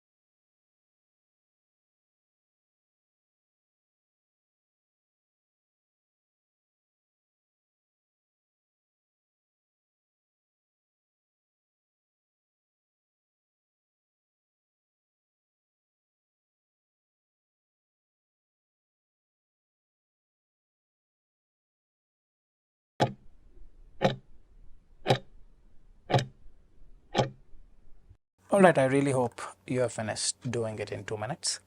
Dash use. Collocation. Now you need to become more mature. Instead of reading line by line, try to predict, just write from the blank, write from the words adjacent to it. Dash use of, due to the extensive use of electronic devices. Extensive is not their engaging use, no widespread use. That's how you do it. You try to predict the word use goes with what, great use, wide use, widespread use, extensive use. Correct? All these words go with the word use. You need to make that speculation quickly. Many people now spend more time in front of screens than dash in physical activity, involving in physical activities, indulging in physical activities, or engaging in physical activity. Simple, straightforward one. So this dash lifestyle, now dash lifestyle could be a collocation, but there are many clues here which you also need to be eyeing at. Collocation means people you only look at the blank. You can guess the correct word only when you have a little bit of context. The pinch of salt is what I am talking about. Spending more time in front of screen means no physical activity. This sedentary lifestyle, this fits in. If there is one more word here which also fits in with respect to lifestyle, then you cannot simply directly write, you need the clues. So going with the clues like this is very important and may even contribute to the dash in rise in petrol prices, hike in the salary, rise in. This gonna be 4. Dash off. Now furthermore, now directly we cannot dash off could be anything. Well, from the context you don't say prevalent of, improvement of, yes, erosion of, both fit in. So now you need to get the context to realize what is the correct answer. That pinch of salt is really required to get the correct answers, isn't it? Now let's read from here. Furthermore, the use of technology is good or bad? Definitely bad. Can also have social consequences, as it can sometimes lead to a breakdown in face-to-face communication and dash of traditional social norms. Norm means a protocol, rule. Face-to-face communication breakdown means there is no face-to-face communication and the dash of. Now improvement cannot happen. Breakdown is a negative word. You need the negative word here. That's the actual concept. Erosion of traditional norms. Erode, soil erosion. There is a soil, it just goes off. Erosion of is just wipe off. Erosion of the norms, erosion of the rules, they're all the collocations. You can just Google it. Erosion of rules, you type, so many links, references will come. So the first one is widespread use, second is engaging in the physical activities, third is sedentary lifestyle, rise in the obesity rates, last one is erosion of traditional social norms. If you have any doubts, do leave comments in the comment section. Do leave your questions in the comment section. Keep a track of the mistakes that you have done. We'll go to the next one by one. Let's finish it off quicker. I think another 2-3 questions or 3-4 questions left. Probably another 20-25 minutes.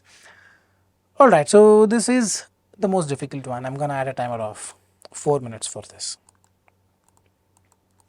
But the point is when I'm giving you 4 minutes, I'm giving you that extra 1 minute grace time, so that you don't fall for it. You apply all the methods, strategies that you're aware of. If this goes here, then this has to come. If this goes here, this has to come here. I think this is not correct. It has to go all the calculations you do in your mind. At the end of the day, I need that 5 to 5 or at least 4 out of 5, if not 5 to 5. 4 minute timer on my bottom right. Here you go.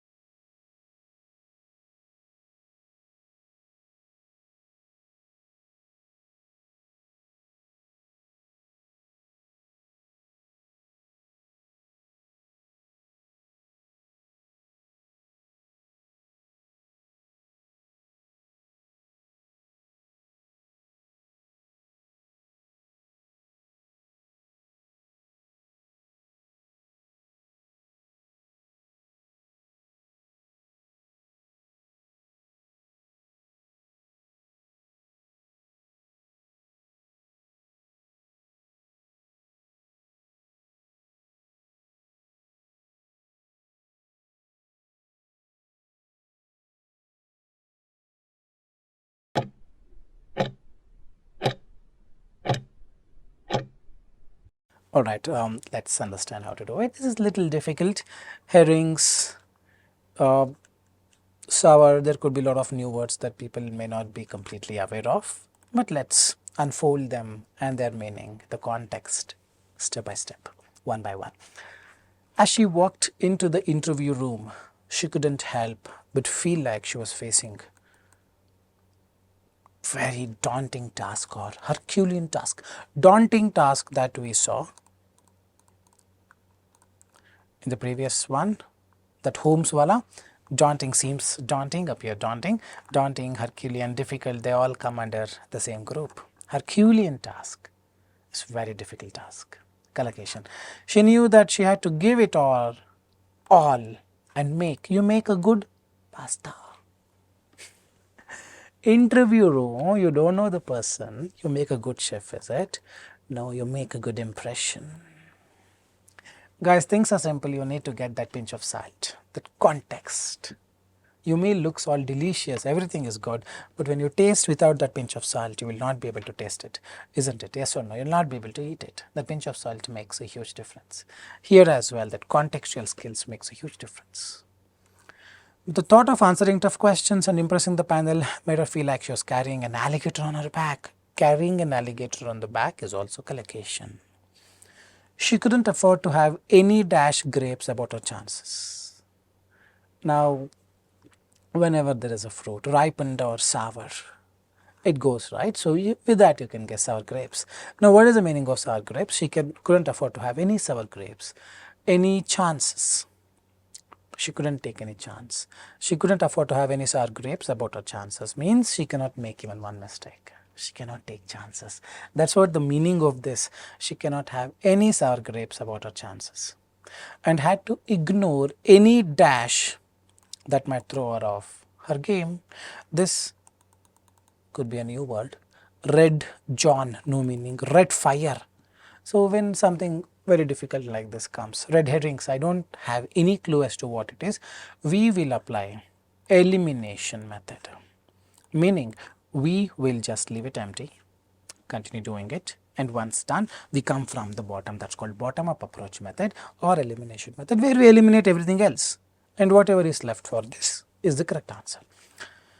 But let's try to understand the meaning as to what has to come. She couldn't afford to have any chances and had to ignore any dash that might throw her off her game, had to ignore any distractions that might not help her select the interview, do the interview. Correct? Crack the interview. So, probably she should not have any distractions, diversions that might throw her off a game. This was a trial by fire. Trial by fire is a famous collocation. A make or break moment, trial by fire, make or break, this or that, that's it, last chance. That's what it means. Trial by fire. Now, fifth one is trial by fire. Now, we are left with these three. Now, you need to make a guess. It should mean the diversion has to come. Had to ignore any red chef, red John, of course, there is no meaning. So, luckily, we know it has to be herrings because we don't know the meaning of herrings. Red herrings could mean some diversions. It is. This could be a new collocation, but it is what it is. Red herring is probably some diversions or some negativity, some negative things that might throw her off a game. You have to make a guess, otherwise now we have learnt it. Don't forget them. Make a note, but as I have told, I will definitely write everything in the description of this video. But you to please make a note of these things so that when you write, it will go inside your Einstein's brain and sit in some corner here, at least for a while. Alright, at least you finish this exam. Keep a track of the mistakes that you have done. We'll quickly move on to the next one. This is also easy one. I'm going to add a timer of 2.5 minutes on my bottom right. But before we begin, make sure you track your scores. Keep a track of the mistakes that you have done. Write on the number of marks mistakes. In the end, I'm going to show you how much you need to score for 79 or 65. Alright, 2.5 minutes on my bottom right. Here you go.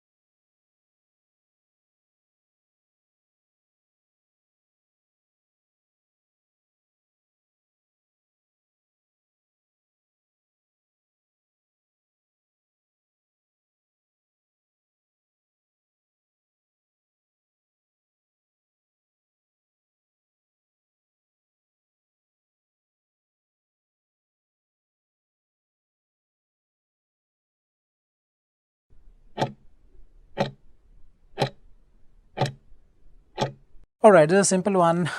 Past 12 months have seen a number of dash for US, Europe and other major democracies on some stage, on some platform. On some front is a different word, I'll explain the meaning. So it has seen a number of improvements. I see number of problems, number of point, number of host stages, hostage stage, people. 12 months I've seen number of people for, no, it's number of setbacks. Now what is the meaning of setback? Problem. Write it down, that's it. Seeing a number of setbacks for some countries. On, there are some problems seen for these countries on the political stage. That's a collocation. You see some problems on this level, that's what it means. But they dash to. I'm going to point you all to this direction. Point to is a collocation. Correct? We would have used them, the reality, we would have used them in the real scenario without knowing that it is a collocation. You just have to retain it, just have to use this brain to understand that it is point to is a collocation, that's it. Point to shifting balance of power away from the US dominated Western values that have held control for years. But now this has been disastrous for now. All these are the hints, but they all point to a shifting the balance of power. There is a shift away from, this is US, away from US dominated Western values that have held control for years. Held sway is a collocation. Write it down somewhere. Held sway for years means had the control for years.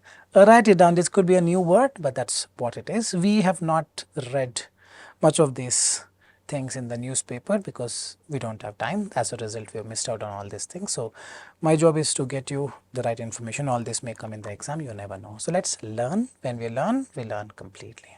All right. On many, many always ends in plural. Many people, many restaurants, many places, many setbacks, many fronts. On many fronts means we tried this on many fronts. We tried it here, we tried it here, we tried it here. I tried PT, taking PT training on many fronts, means multiple coaching centers have tried. We have tried in multiple ways. That's what means many fronts. It is getting it on the stage, on the front, both are different. On many fronts means in multiple ways. On the stage means on some stage. Getting it, hope you are getting it. So first is setbacks, second is political stage. They point to held sway on many fronts. Keep a track of the mistakes. People probably end up writing on host stages, on many host stage, or first one, a number of host stage for. Simply writing is not going to help you. You need to add that pinch of salt, that is a context. Get the context, get the story, it becomes more easy for you. Keep a track of the mistakes that you have done. Now total 1, 2, 3, 4, 5, 6 questions done. Total is 31. I really wanted you to have minimum 28 for a 79 plus. If you're getting 26, probably you're not ready for it, especially for reading fill in the blanks and writing fill in the blanks. For 65, I wanted not more than 9 mistakes. Probably here people would have got 1 out of 5 or 2 out of 5, and here Swets would have gone for a toss, Parvese would have gone for a toss, here erosion would have gone for a toss, here dilapidated, number and imagine, here downed and as would have gone for a toss, here setbacks and sway and front would have gone for a toss. Trust me, there could be at least 5 out of 10 people, 50% of the people would have made all these mistakes. That means 1, 2, 3, 4, 5, 6, 7, 8, 9, 10, 11 mistakes they would have made and gotten the score of 20. This very score will tell you that you are not really ready for 65 at all. Trust me on this. You give exam, probably your score will range between 58 to 62. This is purely my experience. And those of you who wanted 79, trust me, would have made mistakes here.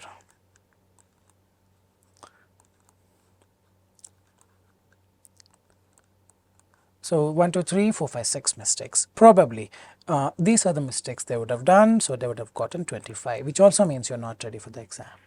You need to make that guess sometimes when you don't have any clue left. You need to make that guess, and that guess should always appear right. It should go right, not left. All right, I really hope this was fruitful. Well, hold on, we have a lot of things. The first part is done. Now we will move on to the second part, which is grammar hacks. The grammar gonna be very lengthy, full of theory in the beginning. It would be boring, but trust me, all this will help you. And then we have a big test to assimilate all the grammar information and implement them with real, kind of real questions that appear in the exam. So if you watched it till now, but make sure, if you watched it till now, make sure you watch it till the end, very end, because otherwise it would be incomplete. Alright, so let's quickly start with the grammar. So after completing successfully the collocation part, let's now understand what all things await for you as far as grammar is concerned. Trust me, only 30% is done. I'll not leave you that easily. A lot many things are pending because grammar is so vast. So today in this video we will be starting with how to identify nouns, verbs, adjectives, adverbs, and then we go to tenses, and then we understand subject verb agreement, and then we go to active voice, passive voice, learn them in detail because all these are very important. In our course all these are around 40 hours getting it right. So here I am giving you a little bit of trailer, that's it. But this all looks so huge, but trust me, even more than this is actually available with respect to the concepts. And then we go to articles a and the, using which you can actually solve lot many fill in the blanks.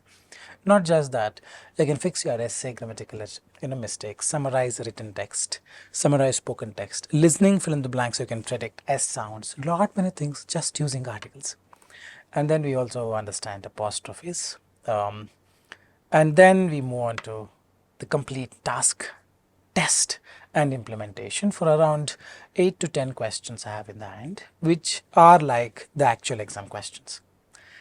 Alright, so it's gonna be a lengthy video for sure, as I told you before, but this will definitely help you. And if you just finished this, you don't have to look into any other videos, nothing is required. Whatever is required, practice, theory, everything, tips and tricks, strategies, everything is covered here.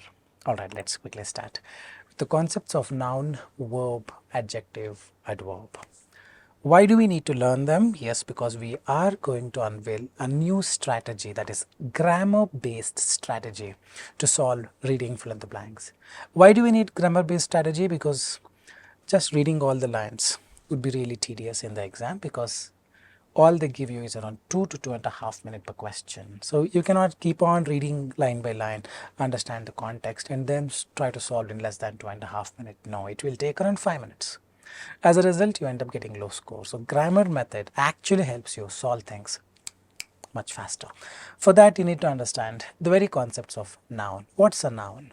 Noun by definition is a thing, a city, a person, a name, whatever it is. It's a noun. Someone who is capable of doing an action is a noun. Noun is like a monkey, I always tell people. Monkey, will not keep quiet. It keeps on doing some action. Now to represent an action, you need another name, another nomenclature called verb. Correct? I eat. I'm not sitting simply. I am doing something. The doing something is represented as a verb. So eat is a verb, run is a verb. We'll understand more in detail. But this noun also has characteristic. This monkey is naughty. This monkey is sad. This monkey is happy. All these are characteristics of a monkey, characteristics of a noun, or description of a noun. When you want to talk about a description of a noun, it's called adjective. And now we will understand how to identify adjective in just a while, and something that describes verb and adjective further is an adverb. In just a while I'll explain you each and everything, but let's now concentrate on this noun. Why do we need to learn them? Very simple. Whenever the word goes with the word the boy is giving you a complete meaning, isn't it? The girl, the video, the essence, the development, the city, the gap, the honesty. All these are the nouns. Meaning you just put the, and if that word is giving you a complete sense, then that's a noun. The quality, the urge with which you watch the video, the move it is one of the good moves. The advice is getting it, but you don't say the sing, the eat. Do you say the eat? No. The eat you don't say, the develop you don't say. So rather you would say to eat. Pay more attention, it's very simple. I'm going from the very basic. To develop. So whenever that goes, some word goes with the word to develop, or you can develop, you can eat, that's a verb. Whichever the word goes with the word the, that's a noun. So in the exam you have the dash, it's a noun. Your eyes should only go to that option which is a noun. Because getting it so this way, let's say if there are 10 options, you will just filter them out and bring out the nouns. After the noun is there, you will not look into all 10 options. I will only look into those options which are noun. If there are 10 options, let's say 2 are nouns, you only look into 2 nouns, 2 words and decide. So this way you will actually reduce the time. We will show in the end how to solve each and everything. And throughout the video, I've got so many exercises, a lot of things to learn. I'm excited. I hope you are also. Alright, anything which makes sense with the word to is a verb. Like I told you, to eat, to write, to evolve, to develop, all these are making sense, isn't it? To identify, not to identification, the identification, isn't it? The marvelous what? The marvelous journey. So marvelous is not noun. Too marvelous, not fitting in. So then marvelous is what? It is marvelous. He is marvelous. She is marvelous. Something that goes with it is, he is, she is, that's an adjective. Simple, the noun, to or you can, verb, it is, he is, she is, adjective. Remember this way in the beginning. Very simple. I'm going very slow. Hope you are getting it. So now anything which makes sense with the word he is, she is, or it is an adjective. He is honest. The honesty. He is honesty. No, he is honest. He is happy. He is sad. He is great. He is good. He is popular. He is fantastic. He is marvelous. He is wonderful. He is naughty. He is sad. He is tall. He is short. He is fair. He is dark. He is brown.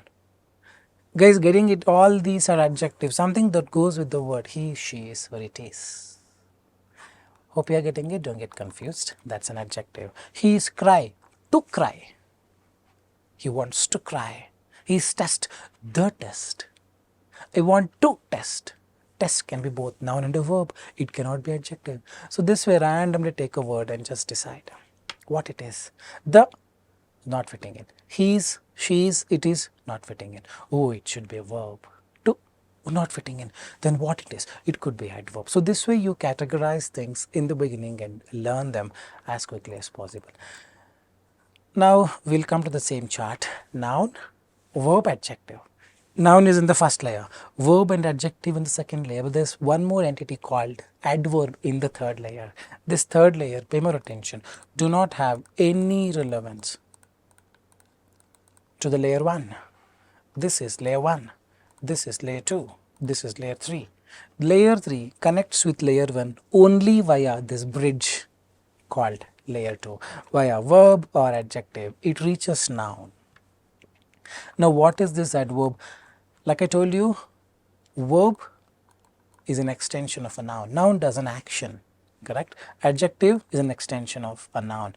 Noun has some characteristics. What is adverb? Further extension of a verb or further extension of an adjective is an adverb.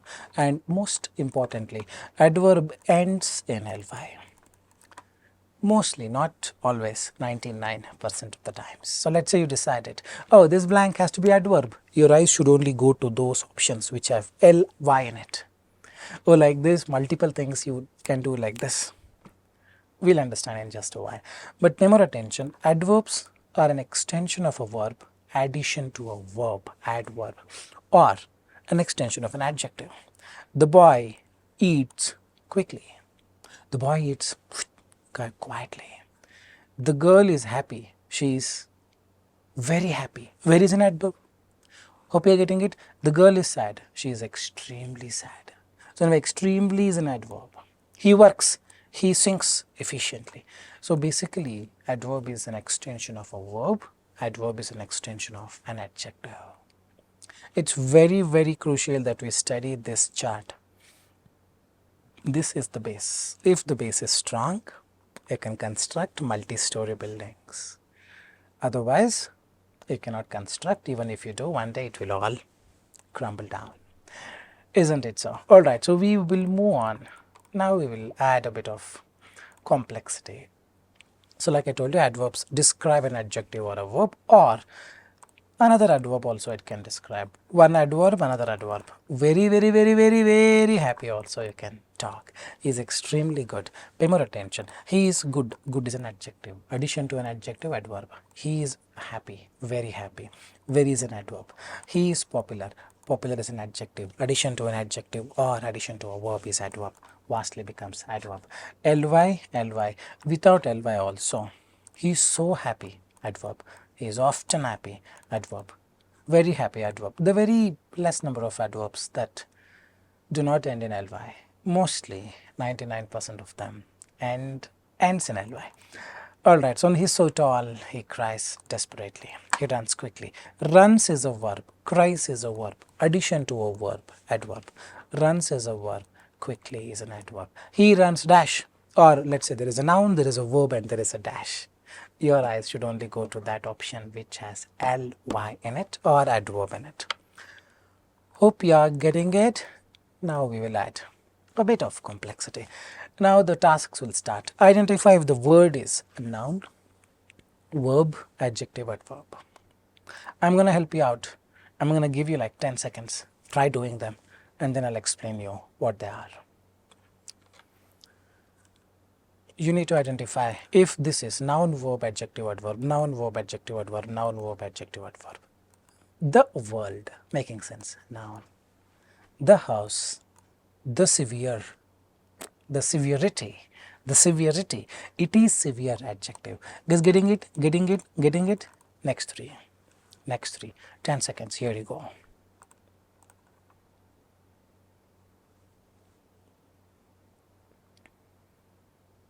Do it fast. The severity, the shape of this object, you need to shape it. The shape of this object, noun. You need to shape it correctly. You need to shape, to verb. This is both noun and a verb. The format is really good. I want to format this, to eat verb. A single word can act as both noun and a verb. This is another concept. Let's do them quickly. Continue, 10 seconds. Do it like this.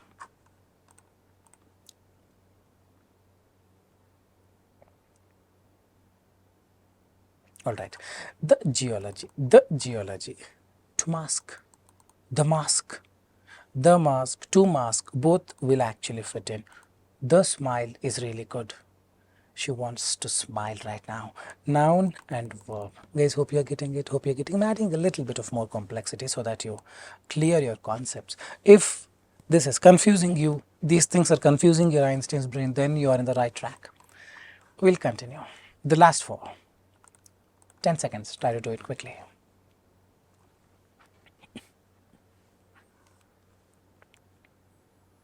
The television. To grow, the growth. Growth is a noun, grow is a verb.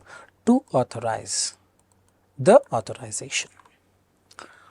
Hope it is clear. I'm trying my best to help you out the differences between the noun, verb, adjective, adverb. Now we will quickly move on to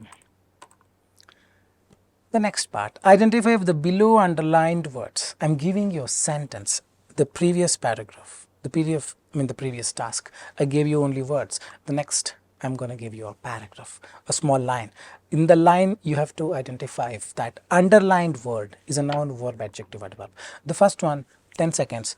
Try doing it quickly.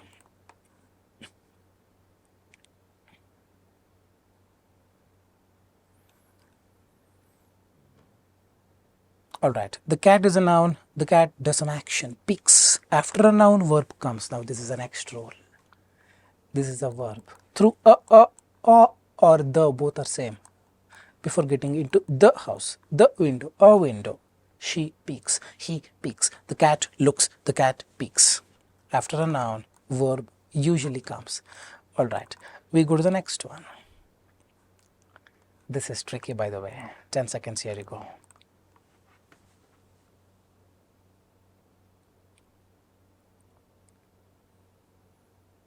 Take your time.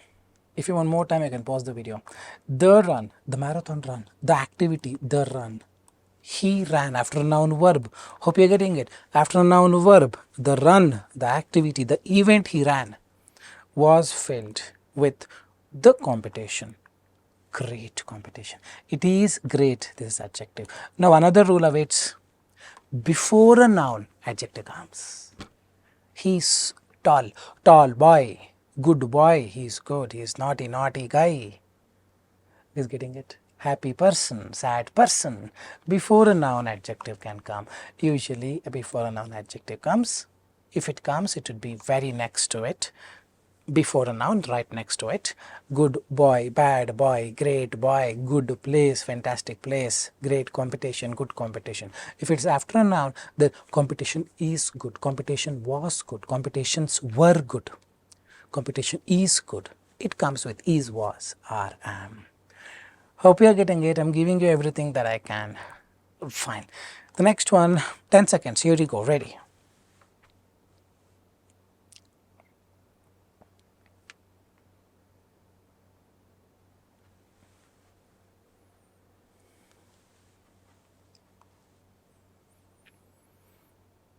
All right.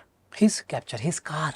Anything with the word his, that's an apostrophe actually. We will see in the end. His capture was a one. The boy. So this is a noun one. Great before a noun adjective. After a noun, verb. Brand new DSLR camera is a noun. DSLR is a noun. Brand new, both are adjectives. I'm just giving you additional hints. So next time whenever you take up a newspaper or a novel, the random line, just try to understand, just try to figure out which is a noun, verb, adjective, adverb. Do this for 10 minutes a day, for 10 days. See the magic on the 11th day. Automatically reading fill in the blanks becomes easy. Trust me on this, it works. Alright, identify if the noun or a verb or an adjective or an adverb is the answer. Now we will right away get into the reading fill in the blanks. I don't need the answer. All I need is the very answer that comes. Is it a noun, a verb, adjective, adverb? Hope you are getting it. So you should not say he is, don't try to fit this word. I want this word, whatever the X word. Is it a noun, verb, adjective, adverb? Take your time. Before reaching. Reaching is a verb. Before reaching, before the verb, addition to a verb, adverb. This is an adverb. He is quickly reaching the place in 2 minutes. It is such a place, noun. Before a noun, adjective. It is such a great place. To enjoy your, his, her, your car, his car, her car, noun will come. Hope you're getting it. It's not difficult. It's just that you have not thought about doing reading fill in the blanks this way. Once you start doing, automatically things will fall in place. Trust me on this. Alright, so we will continue. How often do you, after you? Think about it quickly, 5 seconds. After a noun, verb comes. How often do you eat? How often do you smoke? How often do you drink? Alright, okay, this I'll explain you. You just watch how to do it. A ballpoint is a, writing is not a noun. A writing, a pen, a writing pen. This has to be a noun. Before a noun, adjective comes. The, after that noun has to come. This is not a noun. Here this is a noun. So the writing has to be an adjective. Which features a tip that, a tip that goes, a boy who eats, a cat that stinks. Hope you're getting it. A noun, that verb has to come. An ink, ye and the is all the same. Noun. It consists of a metal ball. A ball is already there. Now noun you cannot write after a, noun should come. Noun is already there. Ball is a noun. Formed is an adjective here. Noun, before a noun, adjective. Something that describes an adjective, adverb. Adverb ends in ly. This maturity has to come. It will come over the period of time. A reservoir of, after of, note it down, it's a noun. After of, it is a noun 99.99% of the times. As the pen, after a noun, verb has to come. Along a writing surface, ink is after a noun, verb has to come. Because getting it after a noun, adjective can also come, but if you see, as the pen goes along a writing surface, ink is given. Because getting ink is produced, some noun, verb has to come. Now we will understand this question purely based on noun verb concept. Presses, to press, to move. The case, to produce. The reservoir, the ink, delivered, to deliver. You convert that to a base form, you understand. The instrument, precisely, is an adverb. And we thought here adverb has to come, so this is going to be 3. It consists of a precisely formed metal ball. Metal ball is a noun. Before a noun, adjective. Before adjective, adverb. Simple, isn't it? So this is exactly what I am telling you. Things become more easier when you know the concepts of grammar. A ballpoint pen is a noun has to come. Noun we have case is a writing case. A pen is a instrument. This is going to be 1. Because now we will not look into presses, moved, delivered, precisely, we will not even glance at them. You only look at nouns.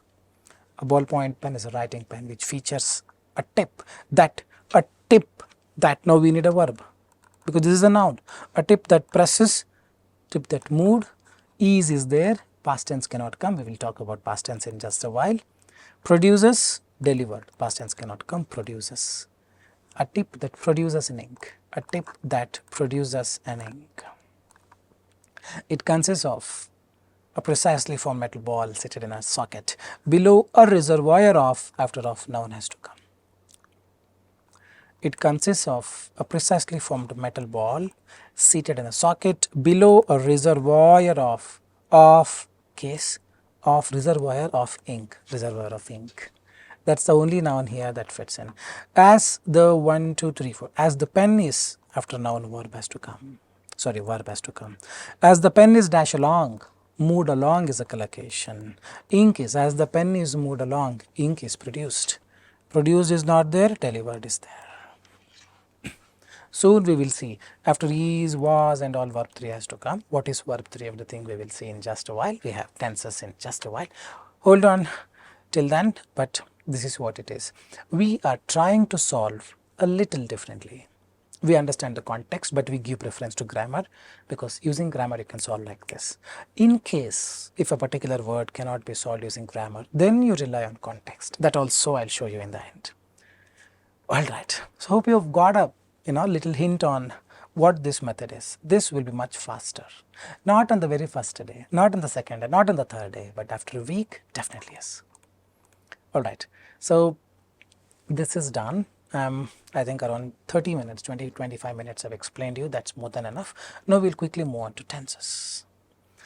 Of all the things that I learned, tenses are the ones that decide my scores.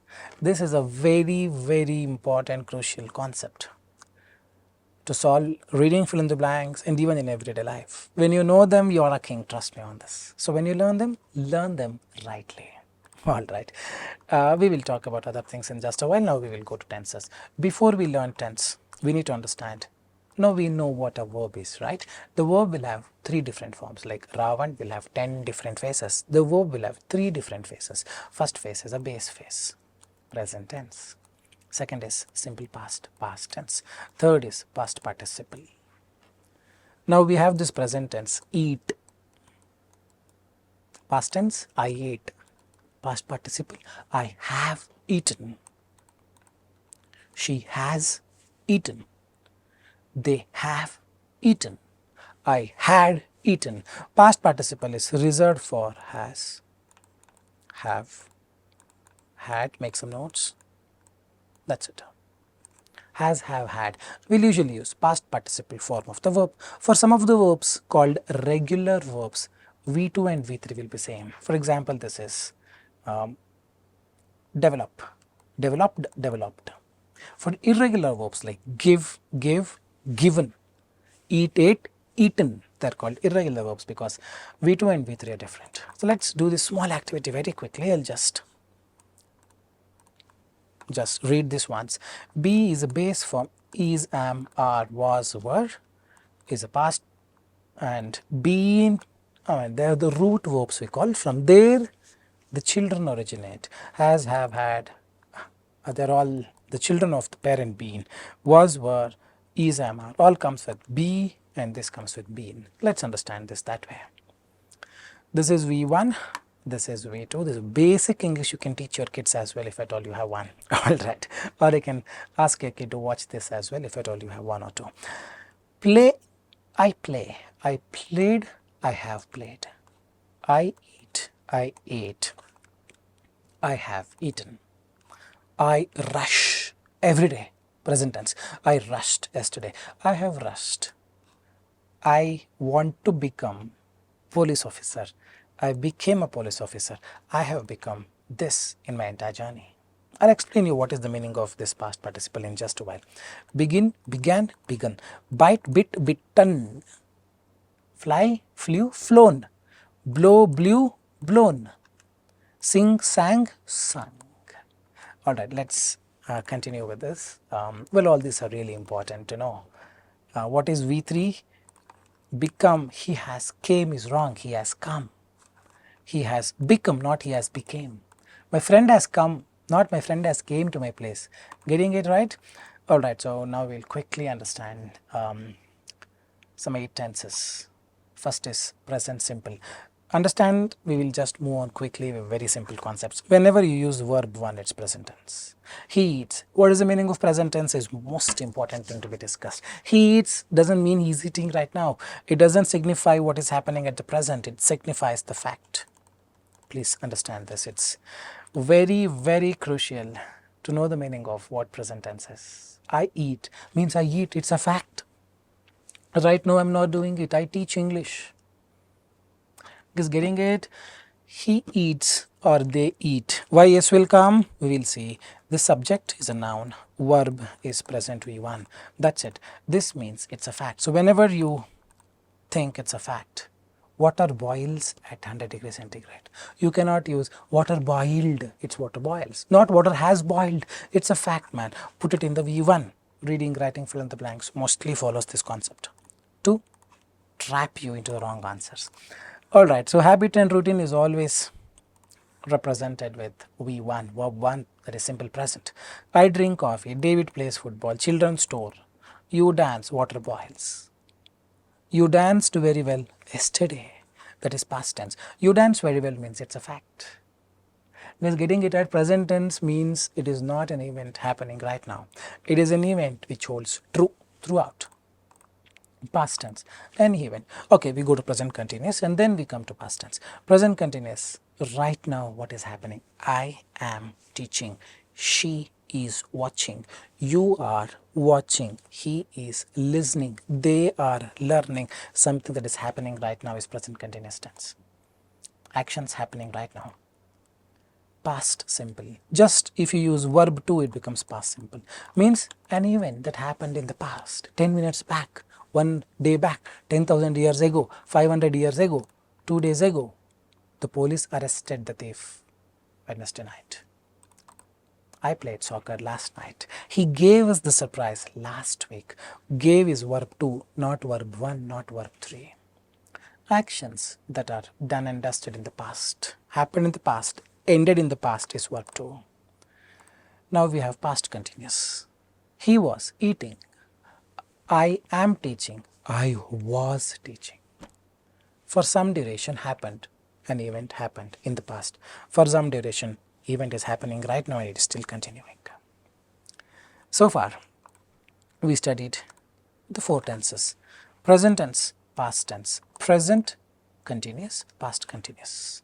Now pay more attention. What we need is this. After is, are, am, was, were, you get ing. This is very, very crucial. These are all the grammar shortcuts.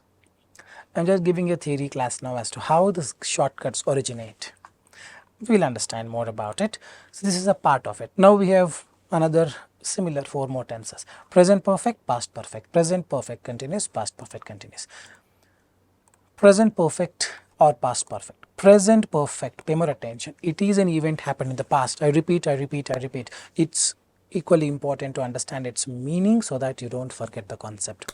Present perfect tense, though the name says present, it is not happening in the present. It is an event that happened in the past. But it has happened 2 seconds ago, that even now it has the significance. Hey, do you want to have this chocolate? Oh no, I have eaten food just now. I'm still full. Still full means food is still here. It is still acting, having its significance in the present. But I finished eating 10 minutes ago or 5 minutes ago. An event, pay more attention, please pay more attention. I'm trying my best to help you understand the concepts clearly. This is right now, probably 4 p.m. Indian time. This is 2 p.m. Indian time, past. The event started in the past and even now. It is not happening, but it holds that significance. This transition is the present perfect tense. I have eaten means probably 5 minutes ago I have eaten. He has eaten. She has eaten. This have and has represents present. If you write had, represents past. But most importantly, after have, has or had, you need verb 3. This is very, very important. Hope you are getting it. This verb 3 is very important. So what is the meaning of past perfect? Present perfect tense. Past perfect. Let's say 2 events are in the past, of which one happened first? I ate when you came home. Both the events in the past means both the events are done. Did I already finish eating when you came home? Or first you came home and then I started eating and finished it? Hope you're getting it. When you say, I ate when you came home, this doesn't have clarity as to which one happened first. But if you say, I had eaten when you came home is second event, I had eaten is the first event, of which I had eaten happened first because had has that significance. This is the meaning of it. So this is the past perfect tense. So now we will understand the same way. Present perfect continuous. For present tense we had present continuous. For present perfect also we have present perfect continuous. Present perfect continuous. Present perfect is an event happened in the past, having significance right now. Present perfect continuous is also an event happened in the past. Happened. Even now it's happening. I've been waiting for the doctor since 2 hours. 2 o'clock I came. Right now it's 4 o'clock. I started waiting. Even now I'm waiting. So present perfect continuous is of course an event happened in the past, but continuously happened. Even now it's happening. This always has this have been, has been. If it is third person singular, he, she, it, then you're going to use has. If it is first person, you're going to use have. I have, you have, she has. Hope you're getting it. I have been eating since 2 hours. She has been eating since. Usually has been, have been, had been. Usually this word since comes. Usually. Then past perfect, started in the past. Happened in the past. Happened. And then ended in the past only. I had been eating when he arrived finally. I had been eating for 2 hours when that person came yesterday. Fine, it's fine. I hope you understood to a certain extent. But what we need here mostly is after has been, have been, had been, you need ing, verb ing. This is very, very crucial. Very, very important to the next level. So far, this is what we studied. Correct? And we also studied he has eaten, he had eaten, he has been eating, he had been eating. So totally it is after is, was, are, am, were, VING, and after have, has, had, we also saw he has eaten, verb 3, has, have, had been, not has, have been, has been, had been, VING. So mostly it is verb 3 or verb ing that comes in. We will understand a little more about it before we move on to the next one. So there's something called active voice, passive voice, which we will be studying in just a while, probably in the later hours of this video. Just pay more attention. It is killed, it is eaten, it is given, he is given, he was given. Just getting it now. After is ing should come, I just explained you, but after is ed can come. Verb 3, it is verb 3, it is verb 3. After is, was, are, were, am, verb 3 appears. There's one more after has been, have been, had been, verb 3 appears. We will see in just a while later. But so far, for now, after is, was, are, were, am, any of these comes if there is a dash. You have to just choose verb 3 or verb ing. Verb 3 will be in the passive form, verb ing will be in the active form. We will see in the active voice, passive voice. Like I told you in the very beginning, active voice, passive voice is the base. It's very, very important. Also, we studied after have, has, had. It's only verb 3. After have, been, has been, had been, verb 3. Verb ing, verb 3 can also come, I told you. Have been waiting. She has been killed. Passive voice, we will, I thought we will put it, we'll study it when we learn passive voice. But it's usually after is, was, are, were, am, or has been, have been, had been, verb 3 or verb ing is what it comes. In the present tense, it's verb ing, not present tense in the active voice. In the passive voice, it is verb 3, which I'll clear all the concepts when we study active voice, passive voice. After has, have, had, it's always verb 3, always verb 3, always verb 3, always verb 3, always verb 3. So we finished two things. It's close to 40 minutes.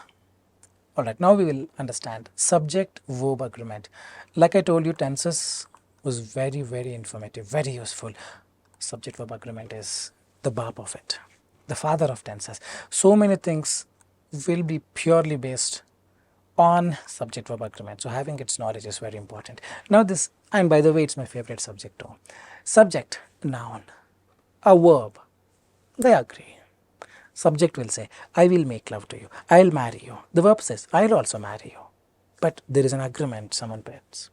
The agreement is already decided, already defined. We don't know how it framed, but it is like this. Do we ever say, I are happy? No. We always say, I am happy. Isn't it so? Yes or no? Hello? Why? That is subject verb agreement. I always goes with am. I will never go with are, were. Sometimes, in some cases, if I were happy, probably you can use. You never say, she are happy. It's she is or she was. All these are subject verb agreements. Whenever you have a noun and whenever you have a verb, you make a rule. That rule is called subject verb agreement. That rule comes on different fronts. So many various applications. We'll study most important one in just a while. This is what is very much required. If it is singular noun, he, third person singular. He is, she is, it is, or if you don't want to use is, was, then it is. Verb if you write in the present tense, it's gonna be he eats, not he eat. This is wrong. The subject verb agreement for this noun and a verb adjacent to each other. The rule says if you are third person singular and you are having a verb right next to it, if the sentence is the present tense, this won't be valid when you put past tense. He ate, not ate, but in the present tense it is he eats, she eats. A computer stores. On the other hand, if it is they, then there is no rule as such. You just retain the verb. Just for he, she, it. He, she, it means a cat, a mouse, my phone. A phone works. Phones work. Singular third person noun will always have yes in the verb form in the present tense. Only in the present tense, only in the present tense. Please, please remember this. It's very, very important. So many blanks, fill in the blanks you can do using this concept. Because after a noun, verb will definitely come. In the past tense, verb 2. In the present tense, verb 1 or verb s. It's singular, verb with s. Go to that option which is ending with s, done and dusted. Within 1 second you can do it. Hope you are getting it. We'll understand. Now this first person, I. If there is one more I, we. Second person is you. If there are one more you, if there are two people, three people, you say you are all, you only. Correct? So it's singular also. Plural. I eat, we eat. You eat, you eat. Sorry on that.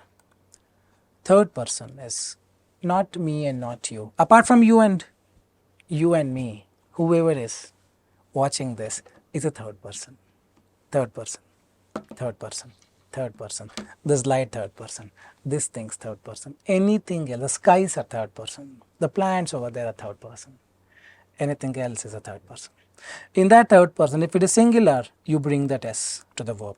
If it is plural, don't bring that S to the verb. That's all subject verb agreement for now. One of the concepts of subject verb agreement is this. And this works wonders in so many fill in the blanks. Now let's understand this. He eats, they eat. Computer stores, computers store. Just have a look at this. If you write he eat, that is wrong. If you write computer store, that is wrong. Computers stores, that is wrong. So now, if store as a verb is there and dash is there, now the reverse of it. Here just a verb one, here they store. Something with plural noun is the answer. Go to that option which has S in it, a noun S in it. Just getting the reverse of it also, we can apply it this way, this way, this way, in any way possible. Subject verb agreement is the guy if you really want. That's 79 plus. Hope you're getting it, not getting confused. The ship sinks, you add that S. The judge stands, you add that S. The ships sink, don't add that S. If the blank is for this particular word, then you know it's a verb one because they, ships is there. If the blank is this particular word, verb one is there, so it should be they. Plural noun has to come. Just getting it, don't get confused, is one of the simplest and easiest concepts that I'm explaining you in detail. The shops close, the shop closes. He wakes up, not wake up. You wake up, I wake up, he wakes up, he's special now. Alright. Acting noun and its verb. Now pay more attention. Here, there's only one noun. It's very straightforward. You understand that this is the noun acting on the verb, isn't it? Only one verb. But here, the multiple nouns. Noun 1, noun 2, noun 3. Good. Now is or are. The car which belongs to my mom and dad. Dash good. People think mom and dad are good all the time, but here we are talking about car is good. Now it need not be right next to it. It could be far away from the verb. The noun could be very far. Still, that's the answer. Hope you are getting it. The car which belongs to my mom and dad is good. One of the common instances where people go wrong. Something like this has come in the exam many a time. The team of scientists. Now should we consider team or scientists? If team is considered as the acting noun, the team researches on the project. If scientists are considered, then scientists research on the project. They eat, he eats. Now which is the noun that should consider? Remember, it's always the one that starts with. After off, after which, after that, all these you don't consider. Before that, whatever the noun is, that is the one that is considered. Remember this, PTE exam will trick you sometimes with these things. You just need to have the solid concepts ready and understand them, assimilate them and keep them ready. The team researchers is the correct answer, not research. The team is good, not are good. So whatever is applicable for the word he, the same thing is applicable for the word team. Hope you are getting it. Subject verb agreement itself is around 4 to 5 hour course in our class in our course. So anytime you need more assistance, want to learn more about it, you can join us any point of time. The WhatsApp link is in the description to join the course. Alright, so let's understand more about them. Okay, subject verb agreement and modal verbs. Now, whenever this modal verbs comes, no subject verb agreement rule will be applicable. He eats. He could eats is wrong. He could eat. He could eat, not he could eats. She writes. She will write. Now could, will, would, shall, should, may, might, can, could, ought, they're all modal verbs. When all this comes, if there is a blank right next to them, it is verb 1, verb 1, verb 1. I will eat, I will drink, I will lose, I will win. Just getting it? He will win, he will wins will not come. He wins, but he will win. Is a very, very important concept. After modal verbs, can, could, will, would, shall, should, may, might, ought, just put verb 1 in it. 100% it is always verb 1. Okay, let's wind up this subject verb agreement with a very nice example. Pause the video, do it, and once done, resume the video to understand what mistakes you have done. Alright, please use the concepts that we just studied. Don't read every word line by line and do it. Alright, try doing it, pause the video, please pause the video. Do it and then resume to understand how to do it. Okay. So now we have verb, verb, adjective, verb. It is automatic, it is great, adjective, verb, verb. So many verbiness. It, a new habit, it brings, it gives verb with s. Now verb with s is happens, allows, occurs, requires, becomes. Something like this will not come. Usually 1 or 2 verb with s will be there. You can just choose quickly. But for simplicity's sake, to understand better, to make you all understand better, I have given a little complicated. When you begin practicing a new habit, it dash a conscious, it requires lot of effort. Isn't it so? After a while, however, the pattern of behavior, the pattern of you don't see, the pattern is noun, singular noun, the pattern is good, he is good, he eats, here verb with us, the pattern happens easier, the pattern becomes easier, boss, isn't it so?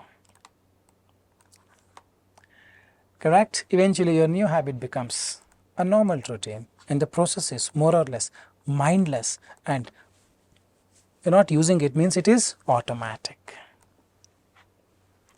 isn't it so? Now we will come here. Automaticity is the ability to perform a behavior without thinking much about each step. Which automaticity is this entire thing is singular. This is one of the instances. It comes like this in the exam, definitely. It's like he. Automaticity is the ability to perform a behavior without thinking about each step, which dash the pattern, which allows the pattern to become something. But here's the thing, automaticity, noun after noun, verb has to come, only dash as collocation, only occurs as a result of, it happens as a result of, it occurs as a result of, both actually fits in. What is the correct answer? Here's the thing, automaticity only occurs as a result of lots of repetition, automaticity only happens. It's not happening, it's an event, it occurs. So probably I would recommend occurs, or in something like this may not come in the exam. This is an indication whether to write with S or not. To something like this probably may not come in the exam, but the idea is to get the concept. Here noun is there, verb with S has to come. Occurs and happens, very much debatable, but let's take the answer as occurs. But what I am more interested in knowing is, did you guys follow the technique? Did you guys understood or realize, oh, noun is there, verb S has to come. What if here entire thing only one verb S is the rest all noun? Quickly you will choose them. Like this, in the end I'll show you. Like I told you, if you started this video, finish it in 1 stretch or 2 stretch, max. It's around 5 hours probably. Don't take 4 or 5 days and all. It should happen like this, then you will make most out of it. Okay, fine, we will take up the next question. Pause the video, try doing it. Once done, resume the video to understand what mistakes you've done. Alright, please pause the video and do it. There are main ingredients. Here are the main ingredients. It's just reverse. Give it a thought. Give it a thought. So, are the main noun with S. Reasons, noun with S. Items, noun with S. Helps is also S, but it is verb with S. This is verb, this is noun. Argument, the argument. Getting it? I hope you are getting it. Here are the main reasons why lions eat grass. Now we will come here. They need a source of fiber that, fiber that. They need something that. Now fiber is singular. Fiber that, something with verb with S has to come. That helps them with. This is exactly what I am talking about. When you understand the concept, you quickly will know verb with S has to come. Now how many verb with S? Benefit doesn't have S. Helps is the only verb with S. You would do it like this. Well, if you have done it this way, congratulations, you are getting it. If not, take some more time. Helps them with the displacement of stomach acid.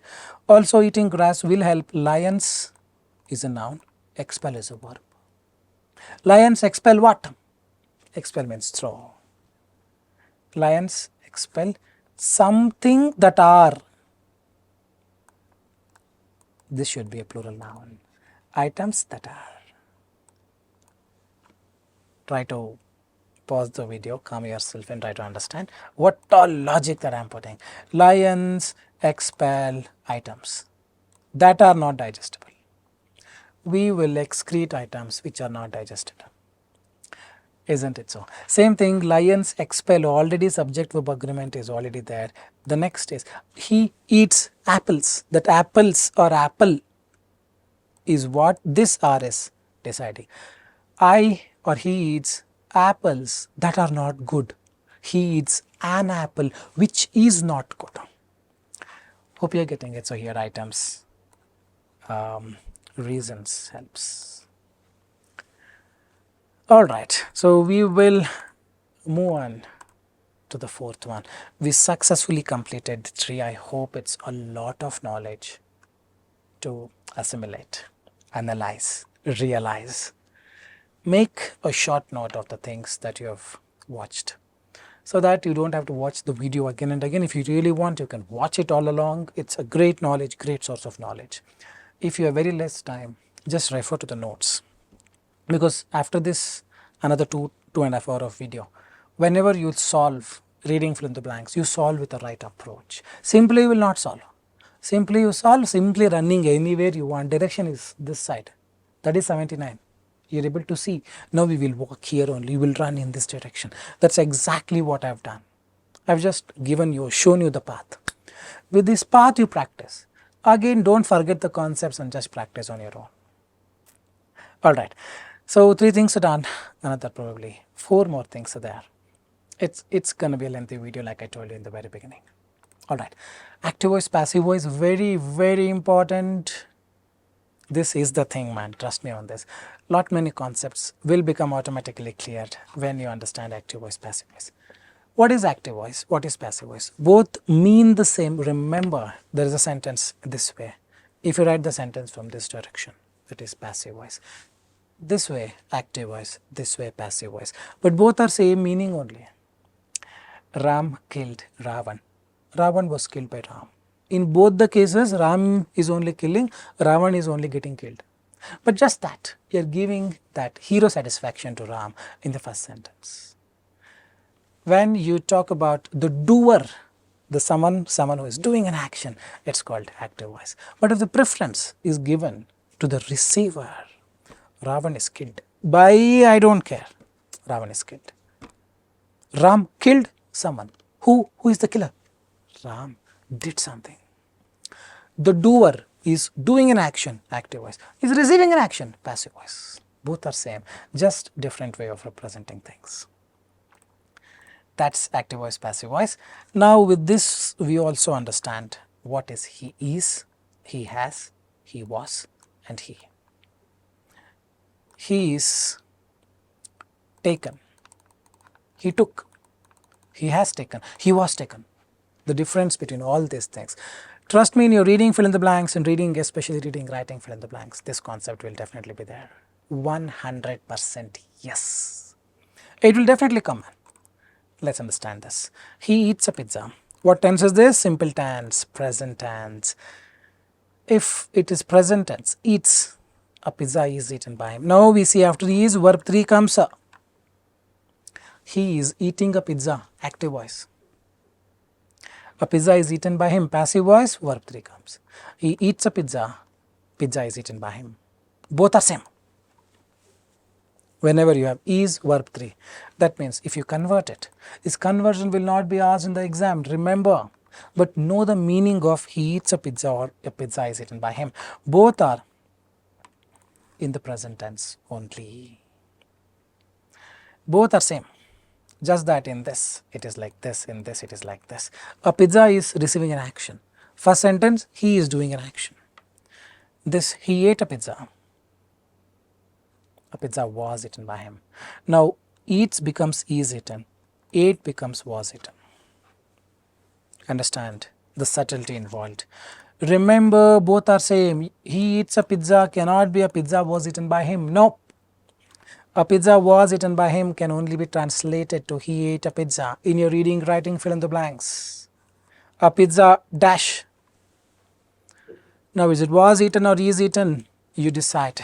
By reading the paragraph, is it in the present tense? Is it in the past tense? Oh, this is in the past tense. Let me write was eaten. Oh, it's in the present tense. Let me write is eaten. Promise, I promise you, in the end I have got the application of all these things. You just have to wait till the end, because I am trying to inculcate each and everything in this video.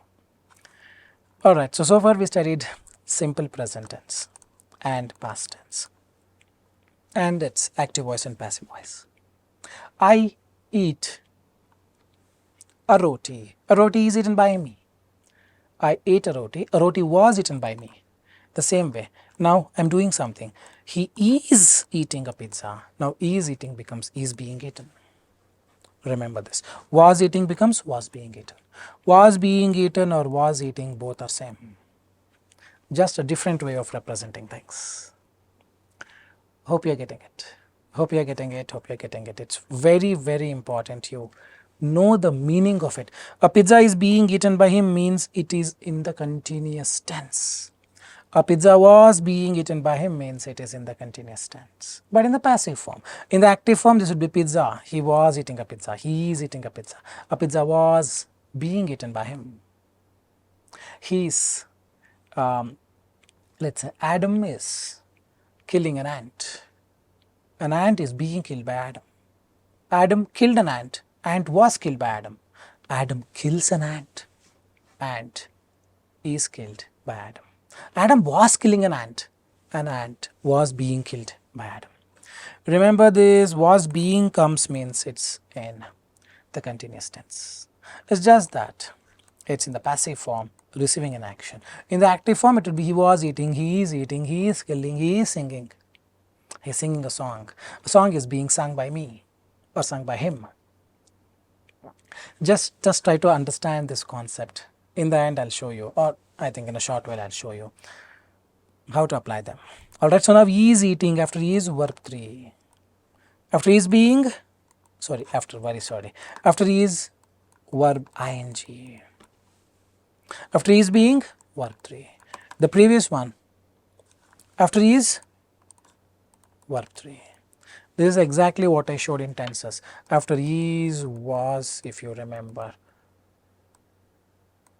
am, are, were. I am eating, he is eating, verb ing. Very sorry, I'll write neatly. Remember this is verb ing. Now pizza is eaten by him. Pizza was eaten, is, was, are, am, were, verb 3. So after is, was, were, am, are. If there is a dash, only two possibilities. Verb 3 or verb ing. He is good, adjective can also come sometimes. Hope you are getting it. This is a very, very important concept. The same way I told you, after has, verb 3 has to come. He has developed this project. Project has been developed by him. I have been waiting for doctor since 2 hours. Remember tenses video? Present, perfect, continuous. After has been, have been, had been, you get verb ing. But here after has been, verb 3. So the idea is very simple.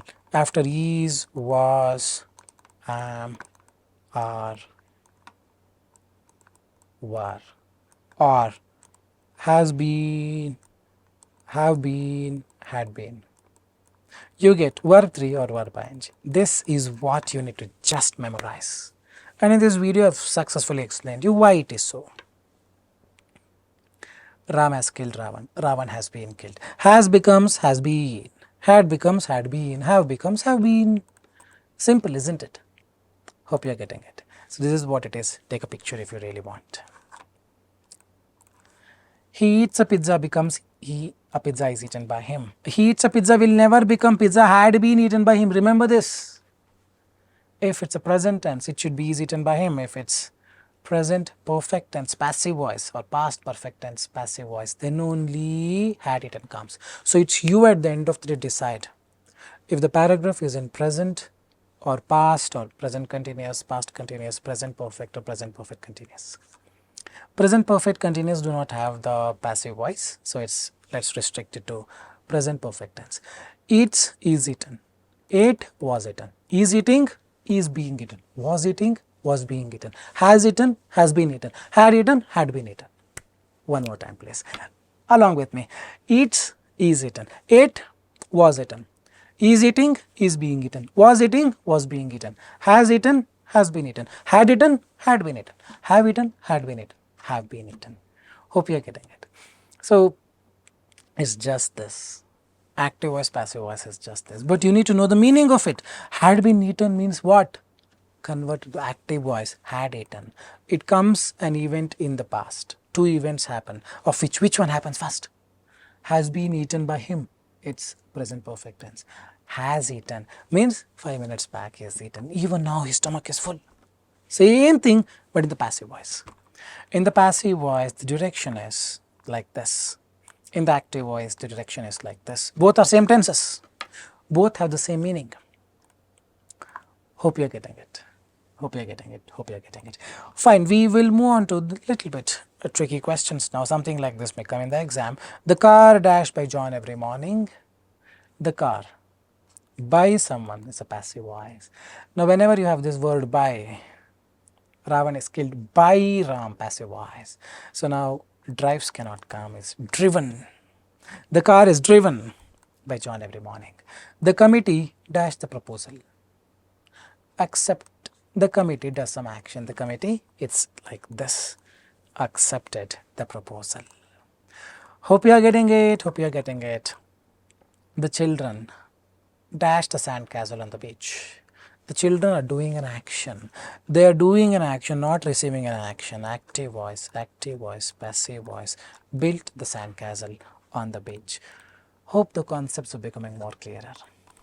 The cookies dash, whenever you see by, it's receiving.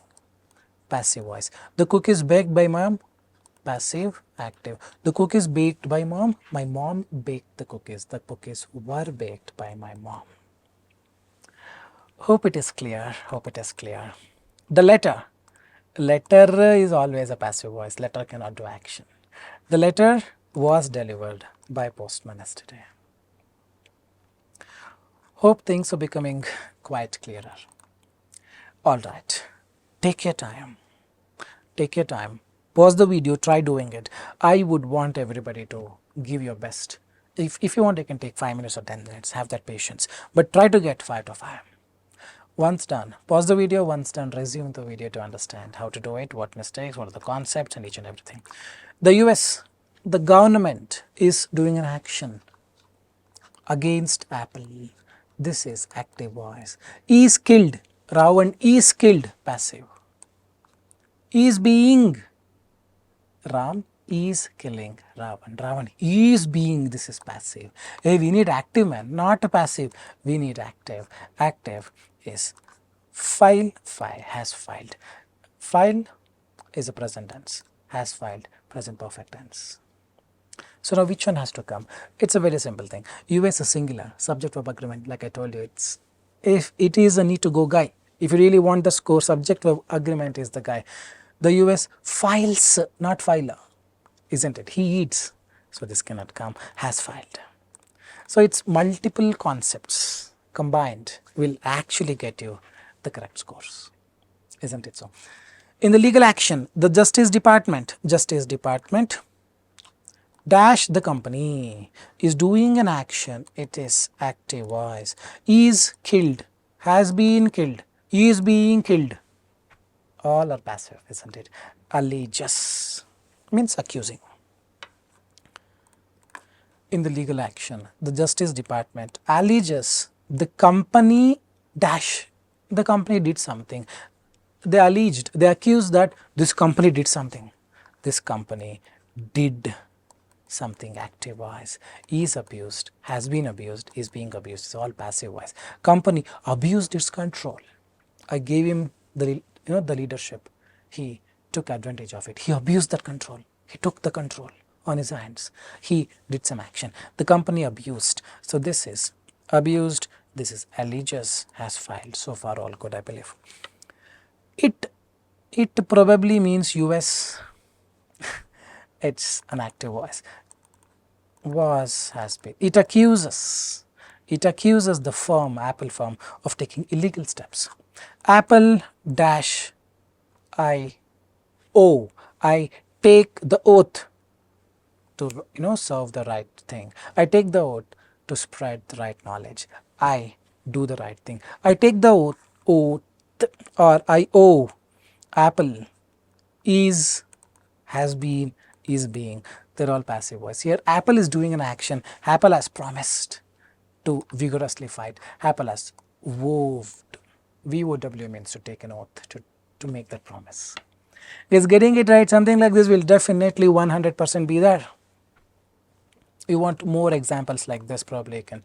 Not everybody, some people may need, who needs more, who needs to do more mistakes before understanding the gist of it. You can join our course any point of time. So answers are very simple. Has filed, alleges,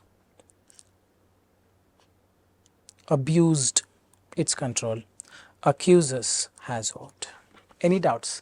Do leave your comments in the comment section. So it's close to, from grammar it's close to 1 hour. Now we finished the 4 parts.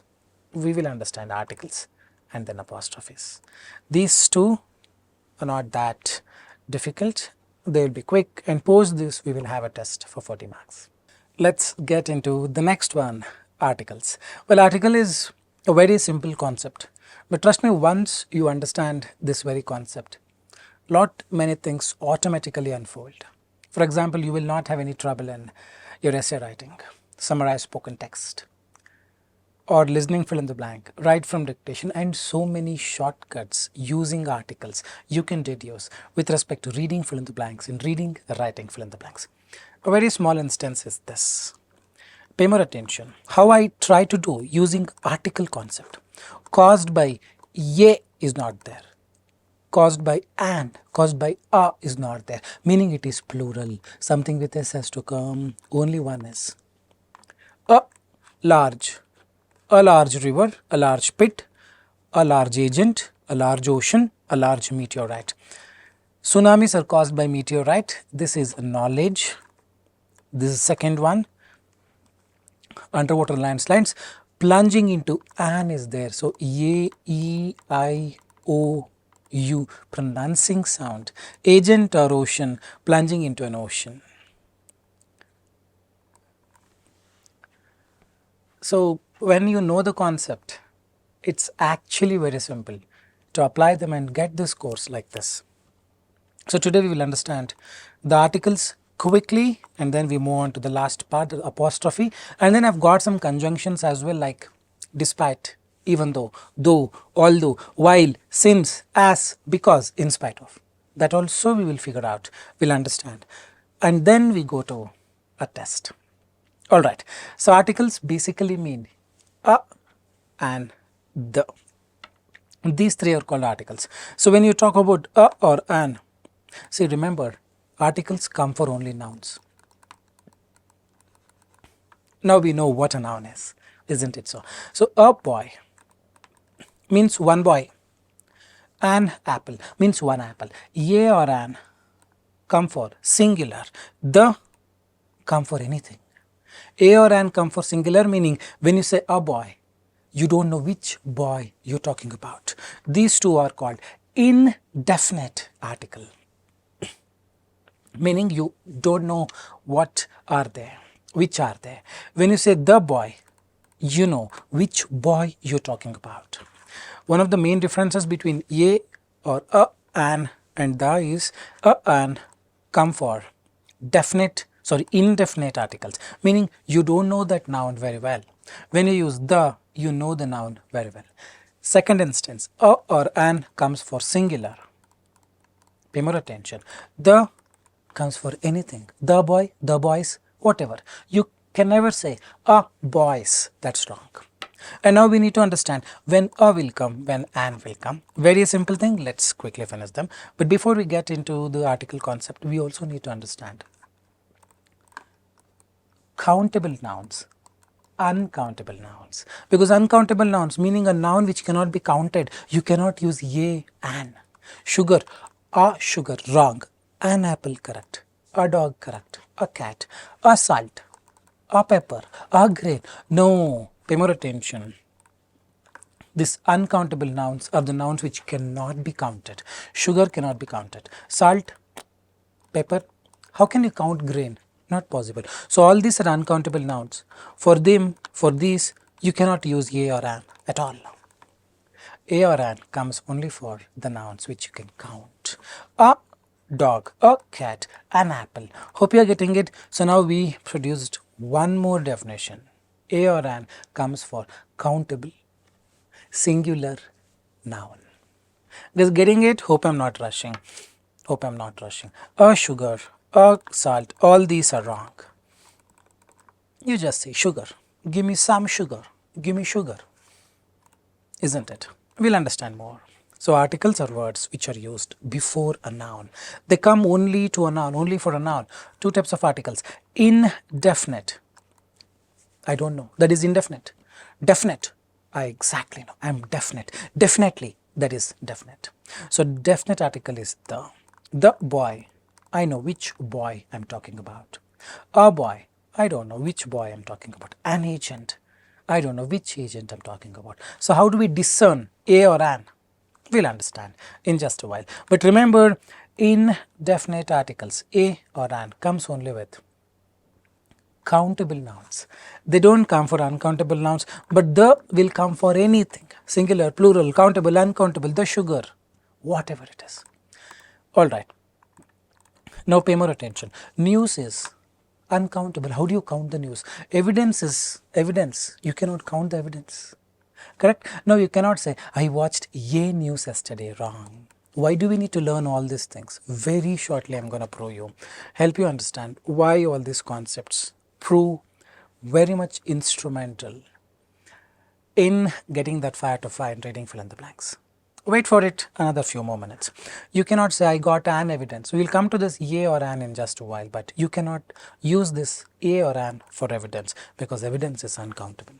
Don't use them with plural forms. A or an cannot be used with uncountable nouns. A or an cannot be used with plural forms. She took a pen, not a pens. Correct? If you want to write pens, she took pens. Meaning, if you consider this has to be a noun, but there is no a or an, then this noun should end in. That's all. This is exactly what I am trying to prove you all. When you know this, you just apply it, you will get the results just like this, especially in reading fill in the blanks. Alright, we will move on. Vowels and consonants. In English, there is a concept called vowels, there is a concept called consonants. A, E, I, O, U is considered vowels. The rest, B, C, D, F, G, H, J, K, L, M, N, P, Q, R, S, T, V, W, X, Y, Z, they are all consonants.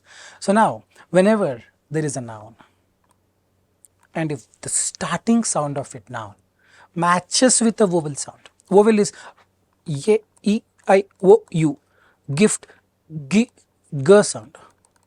Ga sound is not ye, e, I, o, u sound. Boy, b sound. This is not ye, e, I, o, u sound. City, s, sa sound. Bo, b sound. All these are not ye, e, I, o, u sound. But now let's talk about umbrella, a sound. Elephant, a sound. Orange, o sound. So whenever you have it is not u, e, o is deciding an has to come. No, it is the sound with which you speak that is deciding. Umbrella is a sound, a sound. Hope you are getting it. Now it is an umbrella, an elephant, an orange, an apple. Apple is a sound. Hope you are getting it. Hope you are getting it. So whenever the sound of a noun, the very sound of a noun is vowel sound, then you use an that particular word if it is singular. Whenever that is not of vowel sound, then you use a if it is singular. For plural it will not come. Hope it is clear. All I am trying to tell you is what people misunderstand. Apple, an apple, because ye is there. No, it's because ye sound is there. Hope you are getting it. For example, it is not an university.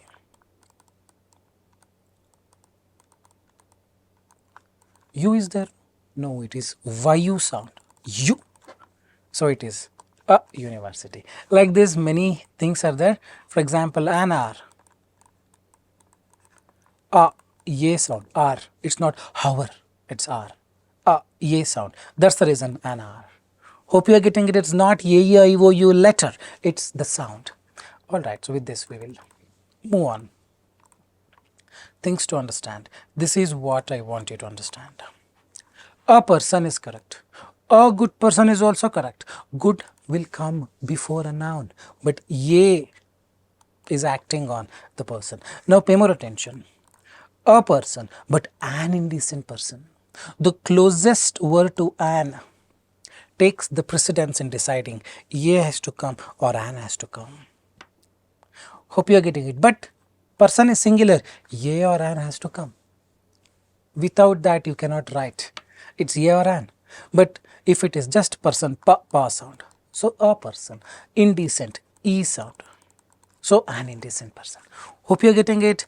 An apple. Ye tasty apple. Ta sound. So it's a tasty apple. Apple, an apple. Hope you are getting it. Take a picture of this. This is the base. Once you understand this, then it's all easy. But if you pretend to understand this, if you assume that you have understood it, then probably you will make mistakes. Have a look at the screen again. It's very simple. This is what decides the article concept. Alright, so now we will go to definite article. Definite article, specific things. The sun, only one sun, man. So it should be the sun. You cannot say a sun. You know which sun, only one sun. The moon, all the names of the rivers are unique. Oceans are unique, planets are unique, years are unique. For them you use the word the. Now understand this. He saw a girl yesterday on the road.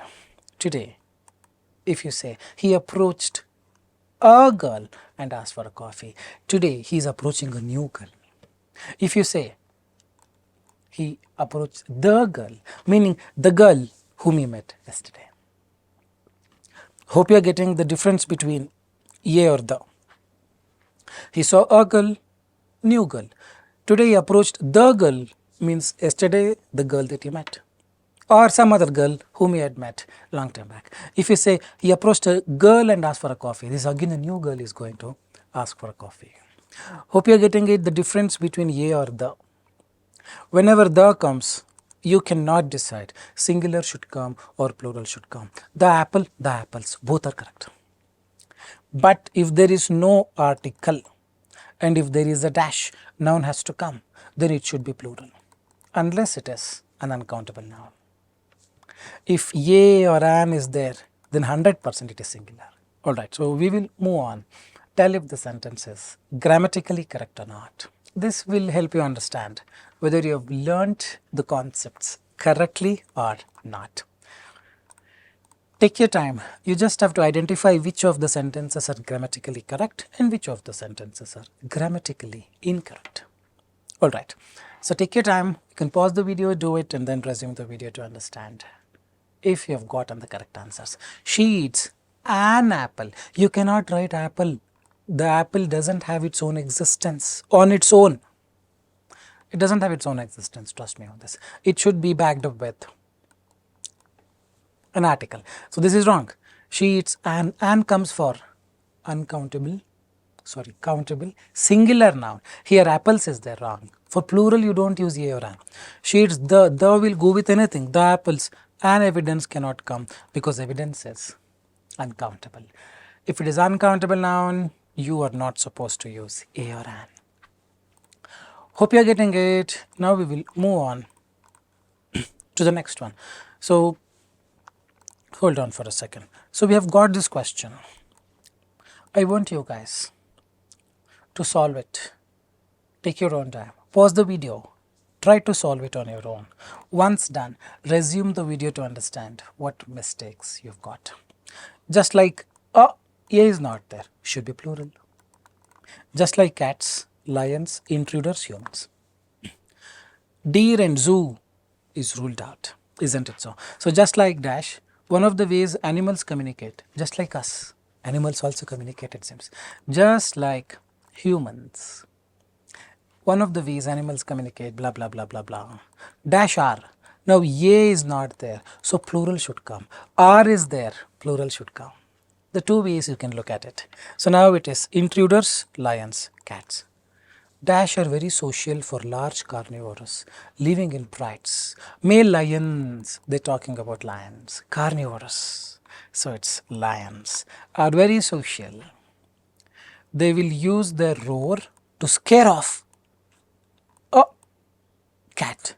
Scare off a boy. A is not there, boss. Should be plural. This is the concept, guys. This is the very concept that I'm talking about. So here yes has to come. One who realizes this will be able to write cats or intruders. Only those are left. Deer and zoo is ruled out, isn't it?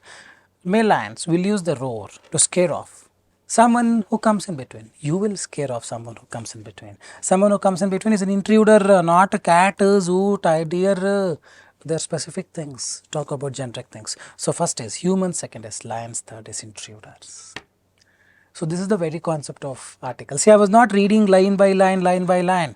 You also will get it. You just need some time, need to become more mature. In the end, I've got a very lengthy test. So there you make more mistakes, understand the concept. You will get to learn a lot of things today itself. Alright, so we'll take up a next question. Pause the video, take your time. Take your own time. Once done, resume the video to understand what mistakes you have done. Alright, this is a pure article concept. I'm not going to read anything. Using articles, I'll just fix it.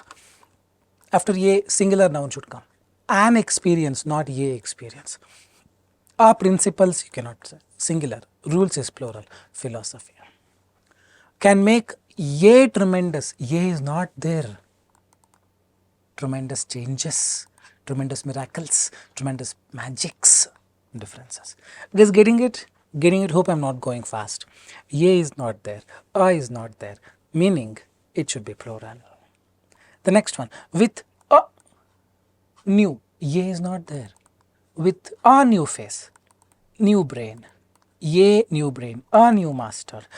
A is not there. It should be plural.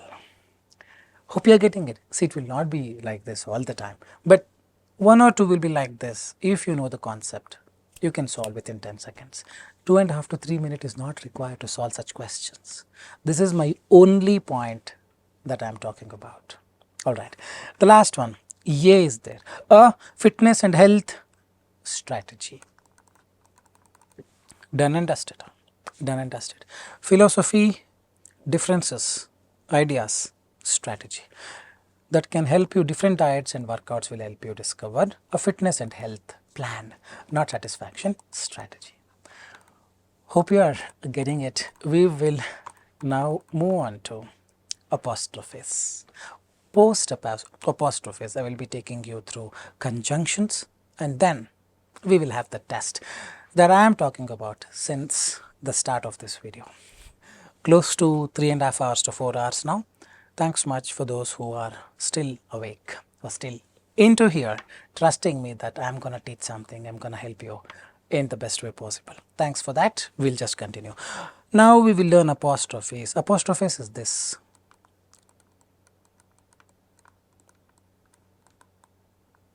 David apostrophe S car means the car belongs to David.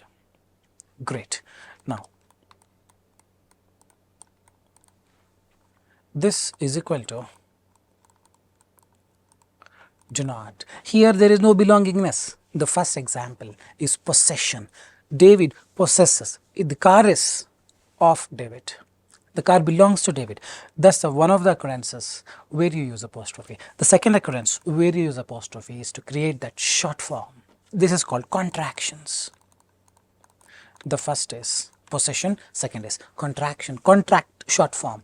Don't, wouldn't, shouldn't, didn't, or our famous Master Blaster. In India, we worship him in the sports cricket. T apostrophe kar. Now, people who make a guess as to what this name stands for, please leave a comment and show the respect to that cricket legend. So, madam. No, it is M-A apostrophe A-M. Ma'am. Ma'am is not M-A-M. 100%, 100% it is not M-A-M. It is M-A apostrophe A-M. So, apostrophes come in two kinds of instances. One is short form, second is belongingness. Short form will be usually less in the reading fill in the blanks, but this possession will be there. We'll help you understand more about it. Now, the hat belongs to this cute little girl. The hat belongs to a girl, sorry on that. In other words, it is her hat. Now, her, his, your, mine, they all symbolize apostrophe. They all symbolize belongingness. In other words, it is a girl's hat. You cannot simply say it is girl's hat. This is wrong, utter wrong. I'm telling you, completely wrong. A noun never comes after a noun. If it comes, it's wrong. In some cases, it comes like compound nouns, hospital, ambulance, London Bridge. Apart from that, in most of the scenarios, a noun will never come after a noun. It is one is apostrophe noun, other is normal noun. Girl's hat is wrong. It's plural, singular is girl. Girls is plural. Girl apostrophe S hat is the correct one. Now let's understand this. Unfortunately, a farmer has committed suicide, which has caused a lot of disruptions. A farmer has committed suicide. In a way, the suicide is done by farmer. Farmer suicide. Now, just observe closely. A farmer. The suicide belongs to one farmer. Farmer apostrophe S. Farmers have committed. 5 farmers have committed. Now, suicide is done by more than one farmer. Then you use farmer S apostrophe. First one is apostrophe S. Second is S apostrophe. Just observe this. The first is a plural apostrophe, meaning this particular thing belongs to one farmer. Second is, first is a singular apostrophe, very sorry, beg your pardon. First is a singular apostrophe, meaning this particular thing belongs to only one farmer. The second instance is a plural apostrophe, one particular thing belongs to many farmers. Hope you are getting it. Now just observe this. Farmers, farmers, apostrophe, yes apostrophe. It is usually actually this. Then it sounds like farmers, it doesn't sound good. So what they have done, if it is already ending in S, then don't have to put one more S. For example, children, it's a plural, apostrophe S. Farmers, it's a plural, apostrophe. One more S is not required because already it is ending in S. But hope you got the context. Singular apostrophe, plural apostrophe. Singular apostrophe is, it is her hat. Plural apostrophe, it is their hat. There is this plural apostrophe. Apostrophe S, S apostrophe. Apostrophe S, S apostrophe. Hope you now understand the clear-cut distinction between the two. All right. We will move on. Now, ITS is equal to his food. Let's say the food belongs to a cat. You will say its food. Cat's food. Pay more attention. Please pay more attention. I'm trying my best to give you a clear idea between ITS and IT apostrophe S. These three are the same. The word ITS already has apostrophe inbuilt. You don't put apostrophe there. His, its, cat apostrophe S. All these are the same. But what do you mean by this? Is equal to it is. Don't is equal to do not. Because getting it, ITS will not have that apostrophe mark. ITS already means belongingness. His hat, its cat, its not cat, its tail, its food. Is getting it? Getting it, its roar. ITS tail is the correct one. Its food, cat's tail, cat's food. All four are correct. But if you write, let's say, cat has apostrophe here, so I will write IT apostrophe S, tail. No, it means it is tail, it is good, it is nice, this is something. Hope you are getting it. Only for the word ITS, it just changes. But now what we understand, after apostrophe, there has to be a noun, unless it's a contraction, correct? David. Apostrophe S, car. After apostrophe, there has to be a noun. If there is a blank after apostrophe, it is a noun. This is the only concept that we need to solve the reading fill in the blanks like this. Hope you are getting it. Hope you are getting it. This is the only thing that I need. Now we will continue. Take your time. Try doing this question. Pause the video and do it. This is purely apostrophe, noun has to come. Apes, old, yellow, noun has to come. David's, David apostrophe S. David's, great, good, old looking, dash. David's car, good old looking is before a noun adjective. So here noun has to come. Here verb has to come. His stingy hair, noun after noun, verb has to come, noun has to come. Try doing it. Please try doing with this approach and see how quickly you can solve it. In the beginning, definitely it will take time, but over the period of time, it becomes easier. Pause the video, do it, and then resume the video to understand what mistakes or what kind of mistakes you have done with respect to the approach. All right. So Ethan's house. Now let's do some observation. The house belongs to Ethan. Downstairs lives his uncle Abe, who takes advantage of his sister's hospitality, apostrophe hospitality. Uncle Abe is living free, living without paying rent. Okay. Ethan's dash prevents him from entering Abe's apartment. Something is preventing Ethan. Ethan's what? Ethan's kill.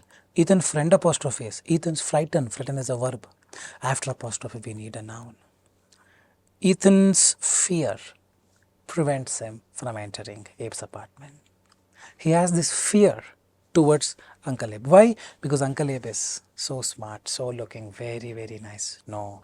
Uncle Abe has old yellow dash. We'll understand. So this is fear now. Abe's after apostrophe noun should come. This is a noun.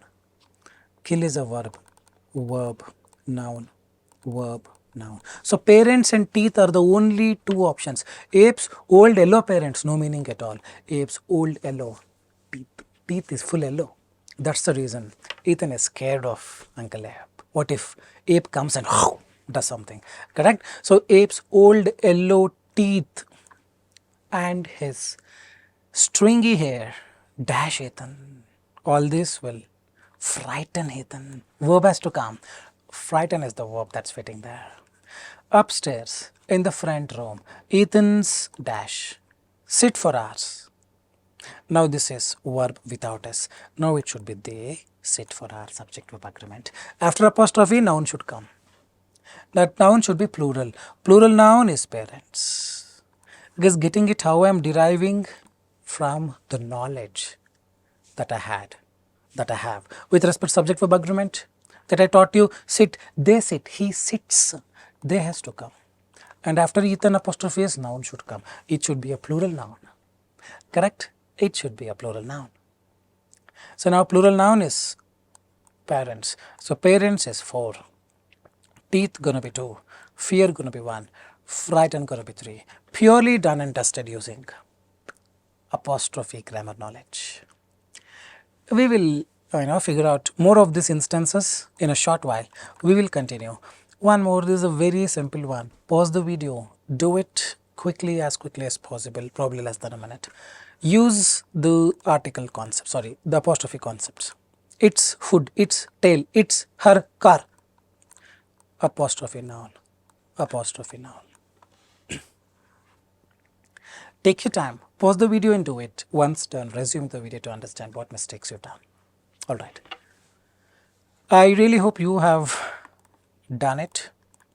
Let's understand how to do it now. The dog was very excited to see the neighboring place hosting tiger. Its dash didn't stop. Wagging is this. ITS noun should come. Gun is a noun, cat is a noun, tail is a noun, ice is a noun. Roar, he roars, he eats, verb.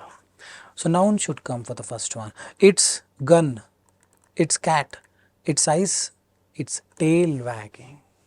Did not stop wagging. So first is a tail. Wagging, you should know the meaning. The tiger's dash echoed. The sound will echo. Roar, I told, is a verb. The roar, he roars. Roar is both noun and a verb. This is the second one. Tiger's roar echoed through the trees and frightened everybody. This brought zookeeper's gun eyes. This brought zookeeper's eyes. And then he brought his gun. Not this brought zookeeper's gun and he brought his gun. No. This brought zookeeper's attention, zookeeper's eyes, and brought his gun to stable situation. It's fine, but what I'm talking about is after apostrophe there has to be a noun. After ITS there has to be a noun. After apostrophe there has to be a noun. In the exam, one blank will be like this. Rest of them will have verb, verb, verb, verb, let's say adjective, adverb, whatever. One verb is there, let's say, and you figured out after apostrophe. Noun should come. Close your eyes, take a blindfolded cloth and go with the noun and put it. If there are 3 nouns, then it will take time. What if there is only one noun? Then it happens like this. Isn't it so? So now we finished the apostrophes as well. I told you I'll add conjunctions as well, so I've added this. Let's quickly in 5-10 minutes finish this off and then take up the actual questions.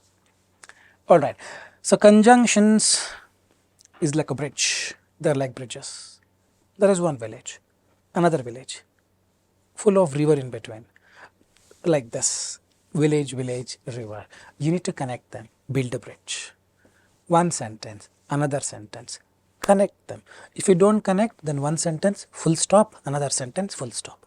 If you connect, then first sentence, conjunction, second sentence. The same way we have coordinating conjunction, subordinating conjunction. Coordinating conjunction is what we use in summarized written text. First sentence and second sentence, or fanboys, for, and, nor, but, or, et, so. They are coordinating conjunction. They are not tricky, it's very simple. Take one full independent sentence, another independent full sentence. Between them, add a connector, done and dusted. In the end, put a full stop.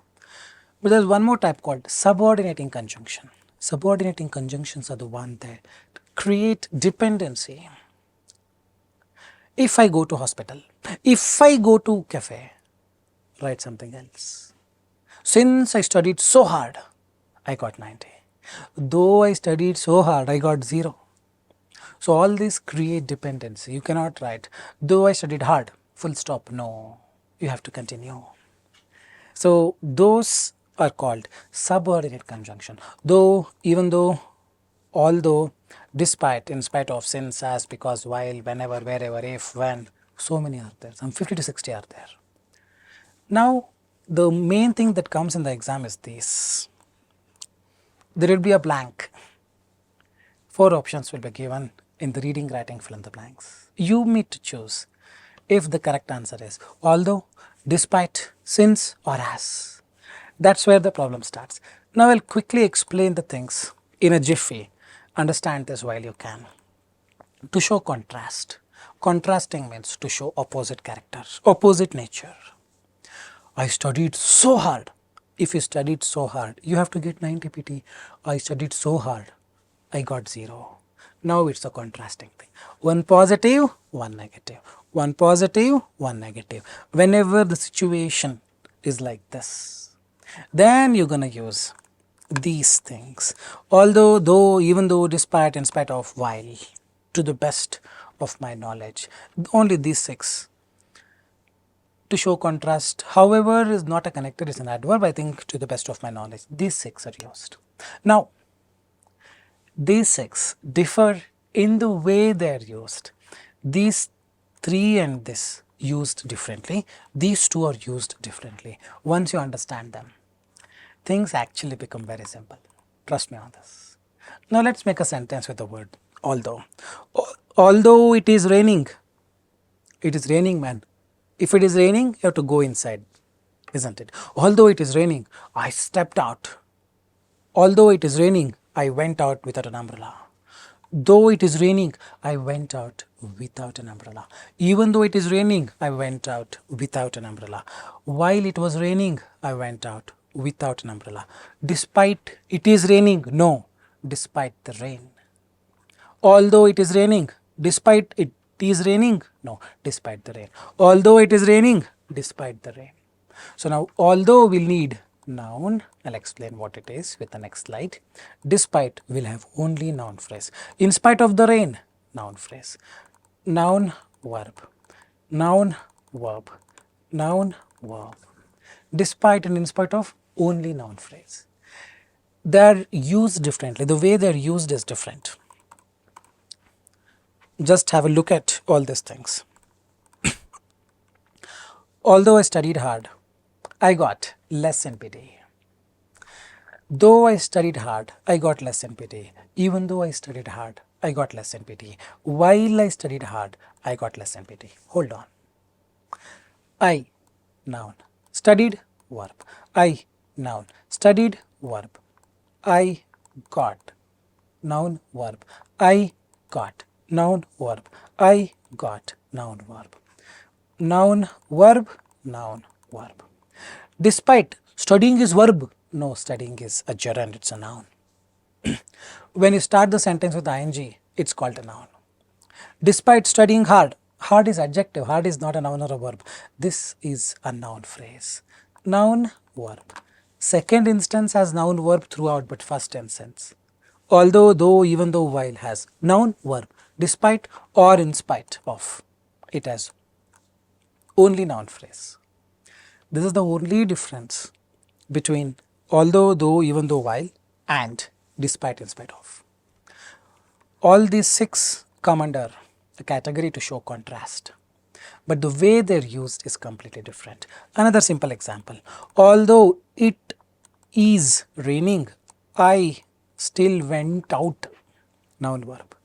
Despite the rain, I went out. Although, noun, verb, noun, verb. Despite, noun, no verb. Or in spite of the rain. The word despite and in spite of are the same. There is no word called despite of. It's just despite or in spite of. It's 3 words. In spite of is 3 words. Hope you are getting it. Very, very crucial. Definitely from 4 to 5 marks or 3 to 4 marks will definitely be there based on conjunction concept as far as your reading, writing, fill in the blanks is concerned. Alright, we will understand this as well as since, because as I was not well, I couldn't attend the exam. Since I was not well, I couldn't attend the exam. Because I was not well, I couldn't attend the exam. All 3 are the same, oh? Isn't it so? All 3 are absolutely same. All 3 will come under reasoning.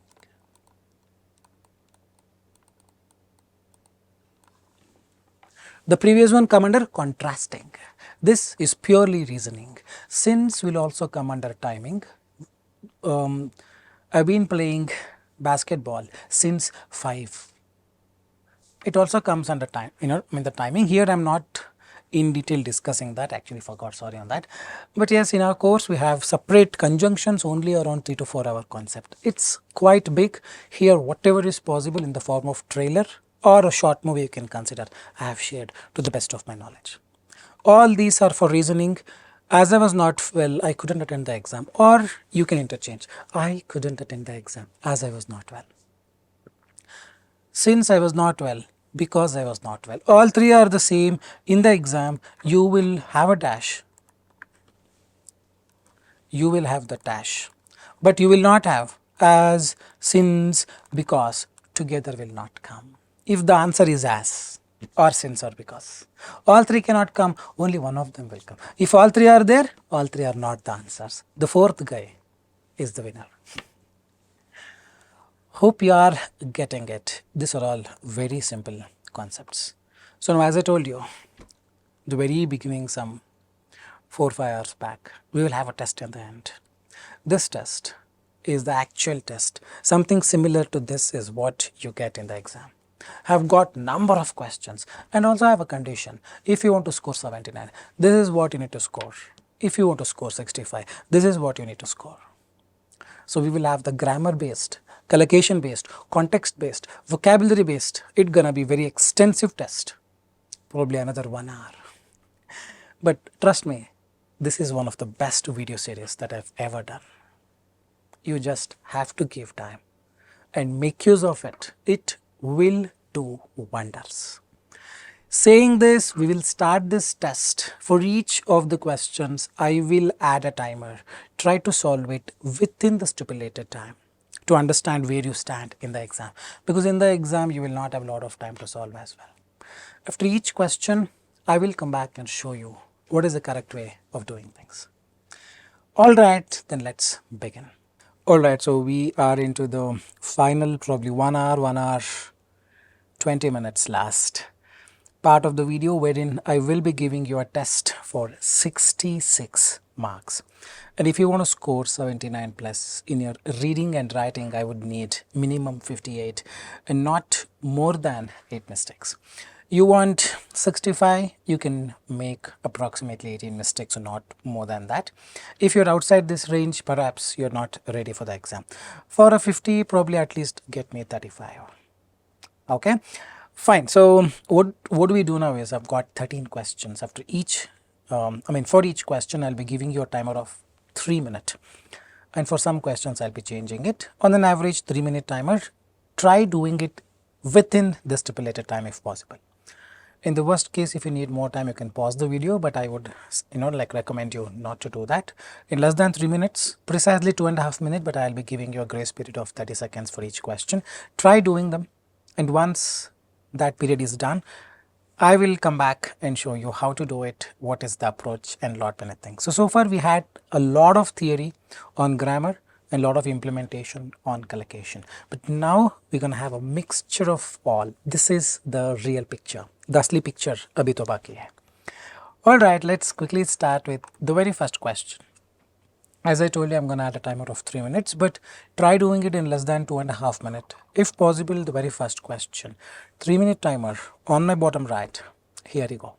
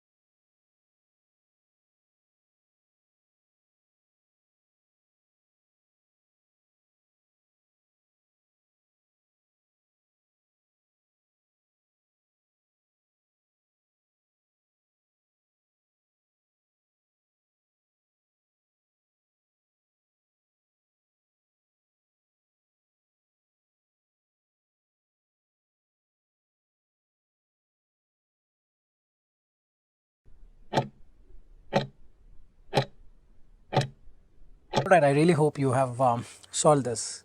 It's a very simple question. For decades, now we need to add that pinch of salt which we learned in collocations, right? Contextual skills. A little bit of context is definitely certainly required so that you don't fall for the traps. See, any reading fill in the blanks, there would be a lot of traps. Your job is not to pick those traps. It's like you're walking here. There's a beautiful girl. Yes, you're watching the girl. I'm not saying don't watch, but be aware of the big pit, big hole right in front of you on the ground. You keep watching the girl, you will fall into the pit. That should not happen. Correct? If possible, don't look at the girl for some time. That's the only strategy here. For decades, India's energy landscape has been a story of dash hope, collocation. Frustrating is there, the next word means this probably is a negative word, this is the logic. Simply doing doesn't make any sense, isn't it? It will be difficult. I'm not saying it will be very easy, it will be difficult. If it is easy, everyone gets 90. It is difficult, but it is not impossible to crack it. We need some hope which is going up and down. Flickering hope is a collocation. Has been a story of flickering hope and frustrating dash. And frustrating singular if A is not there, plural. Correct? Frustrating, probably S has to come. This is what I told you in the article section. And a frustrating limit and a frustrating something. But A is not there, it has to be plural. So this is going to be frustrating limitations. We have chased the dream. Chasing the dream is a collocation, by the way. Clean, reliable power. Battling the dash of rising fuel costs. Battling the negativity of rising fuel costs. Here again the negative term. It's dash of, collocation, kids of. Beacon means light. Hushed. It has been hushed away. Shh, shh, shh. That is hushed. Ignited is a verb. Hushed is a verb. After that we need a noun. Employee is a noun. Demons is a noun. Battling the demons of rising fuel costs makes perfect sense as per the logic as well. This is going to be 3. If you see one by one, layer by layer, we are trying to find the clues, find the logic, and then deciding on the option. I basically am not listening to my heart, I am listening to this brain, because this brain is capable of finding the clues. Correct? But a recent report by the Central Authority of after has what has to come? Grammar. I will not be able to go all the way back to the grammar PPT, but after have had verb 3. Correct? You have verb 3, hushed, ignited. You ignite a spark, isn't it so? Collocation. This is going to be 4. A dash of possibility, a ray of possibility, a ray of hope. Story of beacon hope you cannot say, a ray of hope or a light of possibility, a ray of possibility, a hope of possibility or a beacon of possibility. All these are collocations. Now write them down so that you learn them and do not make the mistakes again if this happen to come again in the reading fill in the blanks. So the first one is flickering hope, collocation. Frustrating limitations, collocation. Demons of something, collocation. Has ignited a spark, this also is a collocation. A beacon of hope, a beacon of possibility is also collocation. All the 5 are collocations. Probably frustrating limitations was not a clear-cut collocation, but yes, none of the words are fitting in as per the article. A or an is not there, the is there, not there, so it has to be yes. And limitations we went with. But the point is, see, it's not just about doing the question as like a lot of people do in the internet. They log into some xyz.com, keep on practicing, keep on practicing. I'm not saying don't practice. All I'm saying is practice it rightly. You practice with an approach. There you don't get the approach. Here you are getting the approach. In our course like this, more than 10,000 questions are there. 800 mocks like this, which has question followed by approach on how to do it. If 1 + 1 = 3, you're doing every day, day and night. Do you ever think you will progress even by an inch? No. It's the approach. So here I've given you the approach. Here yes has to come. This was collocation. Dash of is a collocation. Dash of spark collocation. A dash of possibility collocation. So when you know, okay, oh, it's a collocation, your mind will start to think towards the right direction. Next question, your mind will automatically think of the possibility of collocations. Oh, this could be collocation. We are now looking into this particular of dash of spark, dash of rising, dash hope, frustrating dash. We are now looking at both ways. Few of the words that go with few of the words, grammar and lot many things. When you go with this, absolutely there will be a progression. It may take time. It's, see, the Rome was not built overnight. It was not built in a day. It will take its own time that it needs, but in the end it will definitely be successful. So I'll just write down the answers. Keep a track of the mistakes that you have done. Flickering hope, frustrating limitations, battling the demons of, ignite a spark, beacon of possibility. Where people would have gone wrong. Beacon, I don't know the meaning. So dash of possibility, employ or hushed of, kids of possibility. Randomly writing. Dash hope, they don't understand this flickering hope. Probably they would have written hushed hope. I'm 100% sure many would have written hushed hope or frustrating, battling the hushed off. Random, because you probably don't know the meaning of the word hushed or bacon. Now the only thing that helps you is, apart from whatever I shared in this video, you got to read 1 hour of novel. You can consider that this is a kind of influence. It is and it should be in this way. You got to read every day because that's the ultimate thing that is crucial. 1 hour of reading activity from any source is a must, apart from whatever you do for PT. If you do that, automatically things will fall in place. So write down the number of mistakes. First question, I got 5, or you can write it down. First question, I made 2 mistakes, 1 mistake. So this way you can just write down the number of mistakes. In the end, add all the mistakes. 66 minus the number of mistakes, or whatever you have got. I got 4. Second question, I got 5. So this way you can count all, or write down the mistakes, add the mistakes, subtract from 66. You will get to know whether you are ready for 79 or 65 or not.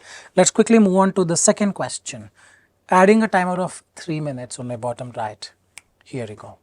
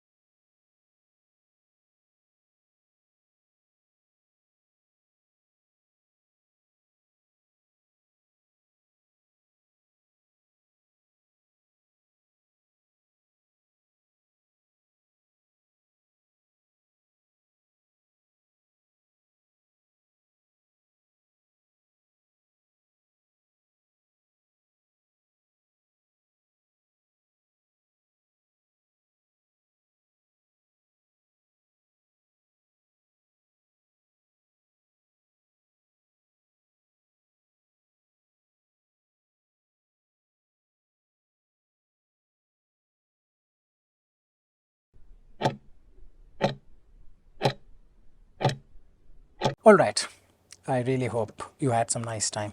Understanding this, very few did. See, what I mean is, very few actually enjoy reading the paragraph. Very few, countable. The rest would have made their face like this.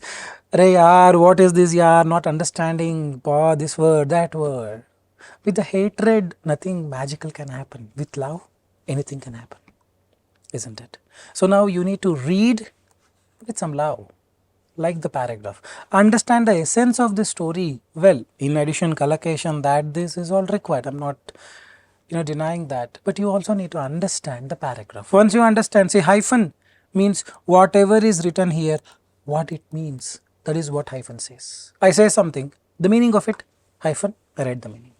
That means the practice of planting trees on non-forest land, what do you call that? Practice of planting trees is afforestation. Practice of cutting trees, deforestation. So now hyphen is the clue which says the practice of planting trees. So this should be afforestation. This is purely clue based, no grammar, collocation or that, this will not work. There is a clue, you understand the clue, write it, that's it. Throughout the video I have explained your collocations in grammar, but purposefully I did not explain the approach because the approach is relevant to a particular question. Every question has different approaches. So in every question today, 10 questions. It's quite huge. I will be talking about approaches which vary from question to question, questions to question. The more mistakes you make, the more you learn, the better master you become in the exam. So now fifth has to be afforestation. The approach is this hyphen. Now never forget this, write it down somewhere. Whenever there is a hyphen, what it means is the previous to hyphen, whatever is there, the term, what it means, the meaning of it is given right after the hyphen. Dash for collocation, acted for, she has acted for this movie, she has acted in this movie. Regime for, afforestation for, grow for, overhauled for, cornerstone for, compensate for this, compensate for. So this is exactly what I was talking about at the very beginning when I did the collocation in this video. See, I don't need to read. This is probably luck by chance, some people will say, but when you know them, it will definitely happen this way. Most of the times, 33.33% of the times, collocations will be there. Dash for, compensate for. I'm not reading. Even if I read, I put the same. Because I know compensate. Hey, please compensate for this. Compensate for your act. Isn't it? Planting some trees doesn't begin to compensate for the costs that we've incurred while destroying the forest. You destroyed all the forest, now you plant 2 trees and say, Opa, I washed all my pap, I washed all my sin. No, it will never compensate for this. That's the point they're trying to make. Planting some trees doesn't begin to compensate for ecological costs over the last few months. The legal, it's a collocation. The legal system or the legal regime, correct, that covers India's forests has been, after has been, what has to come? He has been killed. Active voice, passive voice, you have to, in a flash, in a jiffy, that should come. It should happen. Has been, verb 3 or I have been waiting, she has been waiting. ing is not there, verb 3 is there. Now we will not look into this. We only look at acted and overhauled. Isn't it so? So this is what we gain with the help of this grammar and collocation. Over the last few months, the legal system that covers India's forests, the legal system has been dashed with, this system has been replaced with something else. Dash with is a collocation, replaced with, not acted with, it's overhauled means to replace. Put this over something, overhauled, replace, probably. Hope you are getting it, the logic that I am talking about. There's going to be 3, compensate going to be 1, regime going to be 2. The dash of this new forest law, after the noun should come. The acted cannot come. The grow, to grow, the growth. Now the afforestation, the cornerstone, these 2 will fit in. So during such cases, when you're not really sure which one has to go, then don't make this costly error by simply choosing whatever you want based on your heartbeat. Tuck, tuck, tuck, tuck, afforestation, Afforestation, please, please. I am pretty much sure people do this. There is a feel, Nakul, it just comes out and tells me afforestation. And you write afforestation here, cornerstone, you go with fifth with 3 out of 5. Gone case. The cornerstone, the benefit of this new forest law is compensatory afforestation. Hope you are getting it. Hope you are getting it. One moment. All right. The cornerstone of this new forest law is compensatory afforestation. Afforestation meaning the practice of planting trees on non-forest land. Hope you are getting it.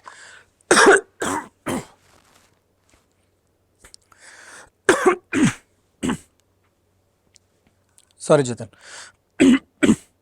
Ready. So the questions were not that difficult. It's just we who fail to understand, who fail to identify the clues, identify the strategies, and just went with our heartbeat, intuition.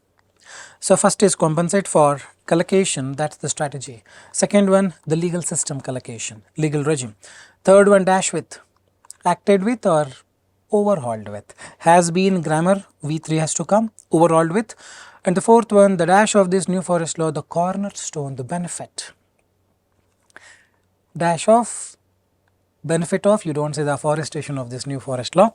And the last one is compensatory afforestation. To compensate something, you take up an activity called afforestation. That's called compensatory afforestation, meaning the practice of planting trees on non-forest land to make up for is also collocation. Now keep a track of the mistakes that you've done. It's very, very important that you acknowledge it, accept it, and then work towards it before giving exam. Here you're getting 2 out of 5, 79 is very far from you. But I'm not demotivating you that you cannot get it. You will get it. It just needs some time. Alright. Quickly we move on to the third question. 3-minute timer on my bottom right. Here you go.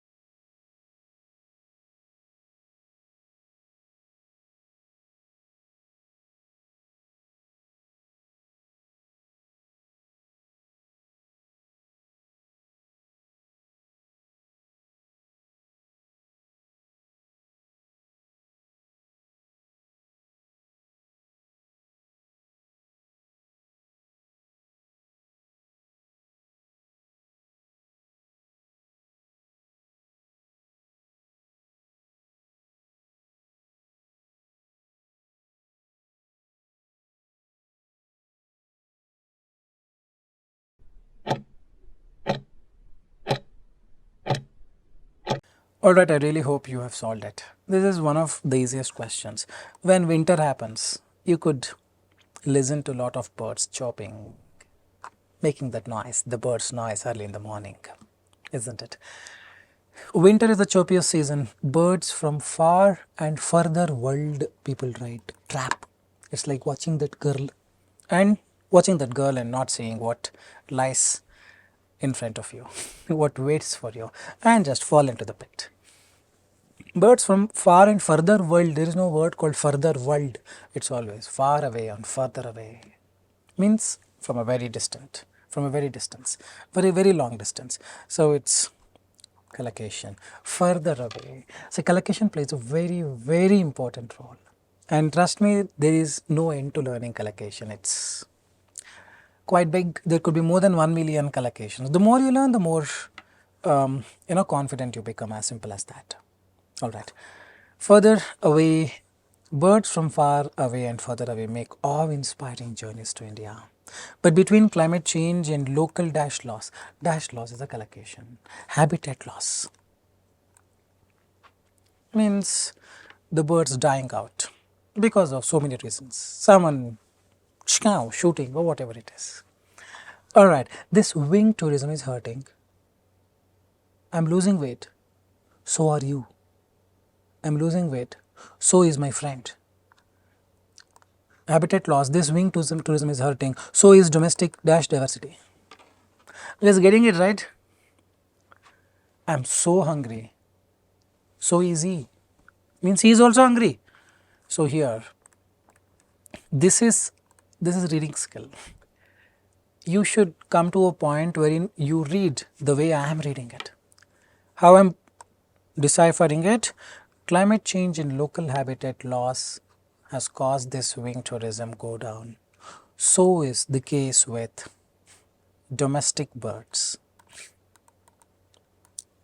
So is domestic bird diversity is also collapsing. Habitat loss, wing tourism is hurting, so is domestic bird diversity collapsing. I am hungry, so is he. Means he is also hungry. Here it is hurting, habitat loss, this domestic bird diversity is also collapsing. Now domestic diversity, flora and fauna probably you would have heard. Flora, plant biodiversity, fauna, animal biodiversity. Now AV fauna, AV is related to birds. So it's bird diversity or AV fauna diversity. That's how you do it, as simple as that. Hope you are getting it. True, there are credible efforts. Dash to be. Credible efforts. There are credible efforts. Now, this kind of blanks, you need to go with a pure reading skill. Because it's very confusing. True, there are credible efforts. Dash to be more hospitable to birds. There are credible efforts to be more hospitable to birds. It's all the reading skill. Now people get confused. How do we fix this? One is you put every word, brute force method. This word, one of them will make sense. Second is a very tricky method. This method is where you forget about this. You don't see any of this. I repeat, you don't see any of the blanks. You see the blanks, gone case, I'm telling. It's like seeing the girl. Or the vice versa, for a girl seeing that handsome guy. Correct? Alright. So, try to put it on your own. True, there are credible efforts happening to be more hospitable to birds. There are credible efforts in the process to be more hospitable to birds. There are credible efforts underway, means right now happening. There are credible efforts which are happening right now which needs to be more hospitable to birds. Probably when you look into that particular aspect of putting it on your own, you will come to a conclusion that underway is the correct answer. Credible efforts world, credible efforts guide, credible efforts away is over, credible efforts harmful to be more, credible efforts not fitting in. So using brute force also you can do it, where you put every word and find out the one that best suits, best goes with it. Otherwise you can put it on your own and then decide the synonym of it. Underway means happening right now. bridge construction is underway. Don't take this path. Correct? This is going to be for program. Good program, bad program, systematic program. Adjective has to come. This is a noun. Countrywide program is a noun, compound noun. Before that, there is a blank. Ye noun, here adjective. Systematic program is a collocation. Further and far and further away. Habitat loss, avifauna. Keep a track of the mistakes that you have done. Any doubts, you please leave your questions in the comment section. At the earliest, we come back and answer them. Keep a track of the mistakes that you have done. Third question is done. Another 10 more questions. I'll not leave you that early. You have to bear my torture for the next probably 45 minutes. Let's continue. See, I've been standing and teaching. It's been close to 5 hours. I've taken 2 cuts. Only 2 cuts. You can observe. Because of this throat problem, I had to drink the water. Rest of the times I'm just speaking endlessly, continuously. When I am putting that effort, why can't you put that effort and learn from these things? Just give a thought. All right. So now what I've got is 4th and the 5th are both one question. They're both the same paragraphs. 5th is a continuation. This is the 4th question, you can see, by the way. 5th is a continuation of the 4th. They both are same paragraphs. But I'll not be able to put both of them in one slide because it's just small screen. So I have made it 2 different questions. So for this I'm going to give you 4 minutes. For the next one I'm going to give you, or for this I'm going to give you 3 minutes. For the next one I'm going to give you 3 minutes. It's just 5 questions each. 3-minute timer on my bottom right. Here you go.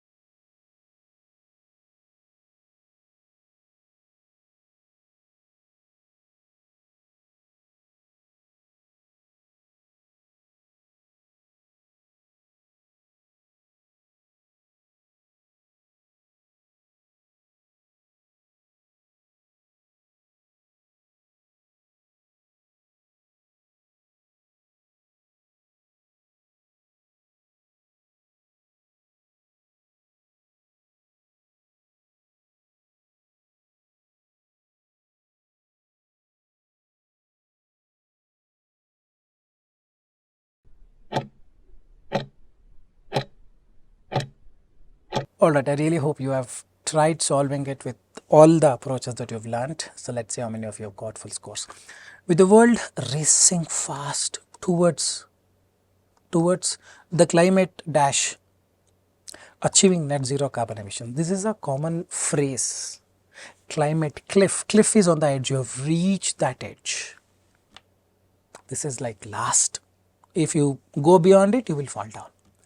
With the world racing fast towards climate cliff, climate change has done and dusted everything it has just occupied. This is causing all problems, and if it continues, we are already in the cliff. With the world racing towards this, fast racing towards the climate cliff, achieving this is a vision dash in the Paris Agreement. You don't seek a vision. Seek is you want. I seek help from you. You dash your vision. Sought is the past tense of seek. This is a wrong answer.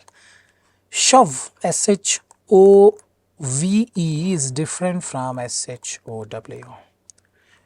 S-H-O-W is show it. Show your face. Shove is, let's say this is the cap. I am trying to shove the cap inside this box. To put it forcefully is a shove. This is in any way not fitting in.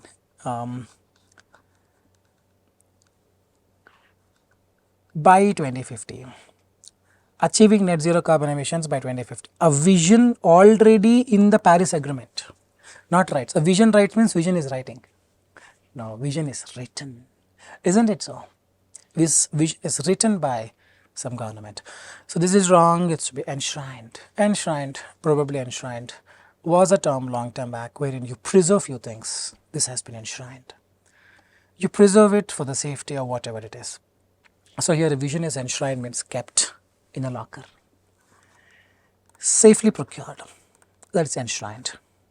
Okay, cliff. Achieving net zero carbon emissions by 2050, a vision enshrined in the Paris Agreement has become the rallying cry for climate action agendas worldwide. Achieving net zero carbon emissions has become the rallying cry for promoting the climate action agendas worldwide. Now pay more attention. If you want to achieve the net zero carbon emissions, it has become the rallying cry for working towards the climate action agendas worldwide. You need to work on this climate action. You need to have some actions for this problem. That is called combating the climate action. You never say. You don't combat the plan. Isn't it so? Fight, combating is fighting the climate action worldwide. If you want to achieve net zero carbon emission, you need to promote working towards these actions that you have set. You should not combat. Order. Accruing is a financial term. Accrue interest rate, accrue the interest. That's a different one. It is galvanizing, means to support. You need to rallying cry for galvanizing this agendas worldwide. You need to promote it, support it. That's galvanizing. Purely vocabulary based. However, humanities, climate as a factor. Now, climate action, we are not talking about climate action, we are talking about climate problem. Aggregation means aggregate average. Not climate sequences, rather climate consequences. Climate consequence or climate problem or climate conundrum. Vocabulary based, but even if you don't know the meaning of conundrum, you can solve it using elimination method. Pay more attention. I am eliminating this, I am eliminating this, I am eliminating this, because the first three I know the meaning of it. And here I know what has to come. That is the base. This is reading skill. I am trying to put the answer on my own. However, humanities climate problem as a factor. Climate action aggregation sequences is not fitting and it has to be conundrum as a factor. However, existential, it exists. Regrettably, doesn't exist outside. However, existential, it seems existing but doesn't exist outside the socio-political equation that influence everything else. So here, whenever you see the word does, already S is there, you cannot have one more S. Remember this, straight turns exists is ruled out. He does eat, he eats, he does eat. Remember this please. Does not, straighten is no meaning, does not exist. However, existential, regrettably does not exist outside this norm, outside this equation. So it's all the logic, and the logic is derived by reading skills. Reading skills meaning vocabulary plus understanding the story. Apart from this, collocation, grammar. So answers are very simple. Cliff, enshrined. Galvanizing, write down the meaning of it is very important. Conundrum, write down the meaning. Exist. Keep a track of the mistakes that you have done, but like I told you, the next question is the continuation of the same paragraph. The same story just continues. Try doing it. 3-minute timer on my bottom right. Here you go.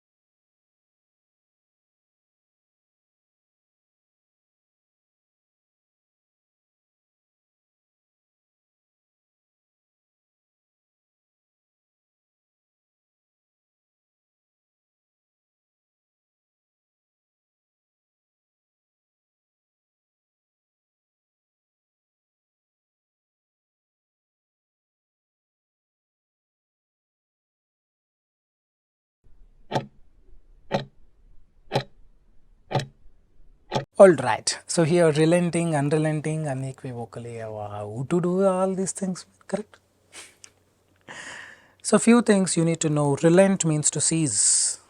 It relented, it stopped. Relentless. Sun is a relentless source of energy, continuously burning. Means no end, that is relentless. Unrelenting, unrelent also means relent. Relentless, unrelent, both are same. Relent, to stop. Relentless, don't stop, continuous. Unrelent is also opposite, continuous. Considering our dash dependence, continuous dependence. So it's not relenting, it is unrelenting, pure vocabulary. Unequivocally means unequivocally, yes. Assured, yes. Confirmed, that is unequivocally. Considering our continuous dependence on fossil fuel, we depend on fossil fuels, petrol, diesel completely. Do you really think we can achieve net zero carbon emission? I don't think it's possible. That is the context. Considering our unrelenting dependence on fossil fuels, does this appear, won't it appear overly ambitious to the extent of being an illusion. This looks like illusion when all this achieving net zero is not possible. It just looks that we are completely overly ambitious to do it, but it's just an illusion. Because getting it is pure context. In fact, some reports that fossil fuels currently continue to dash the demands, meet the demand, collocation, meet the energy demands. Now the next one is a conjunction. Remember, despite, though is for contrasting, as is for reasoning. I was not well. As I was not well, I couldn't go to school. Though I was not well, I went to attend exam. Despite not being well, I went to attend the exam. From is not a conjunction here. Alright, so from is a preposition. Alright, so let's understand. Also remember, though needs noun, verb. Despite needs noun. The record growth of renewable energy adoption. The record growth is just a noun phrase. So if you decide it's contrasting, then answer is despite. It cannot be though. It cannot be though. Hope you are getting it. Hope you are getting it. Hope you are getting it. So now, 80% of the world's energy demands. Fossil fuels currently continue to meet 80% of the world's demands, despite the record growth of renewable energy adoption in the wake of the pandemic. Because of the pandemic. Because of the pandemic, in the wake of is a collocation.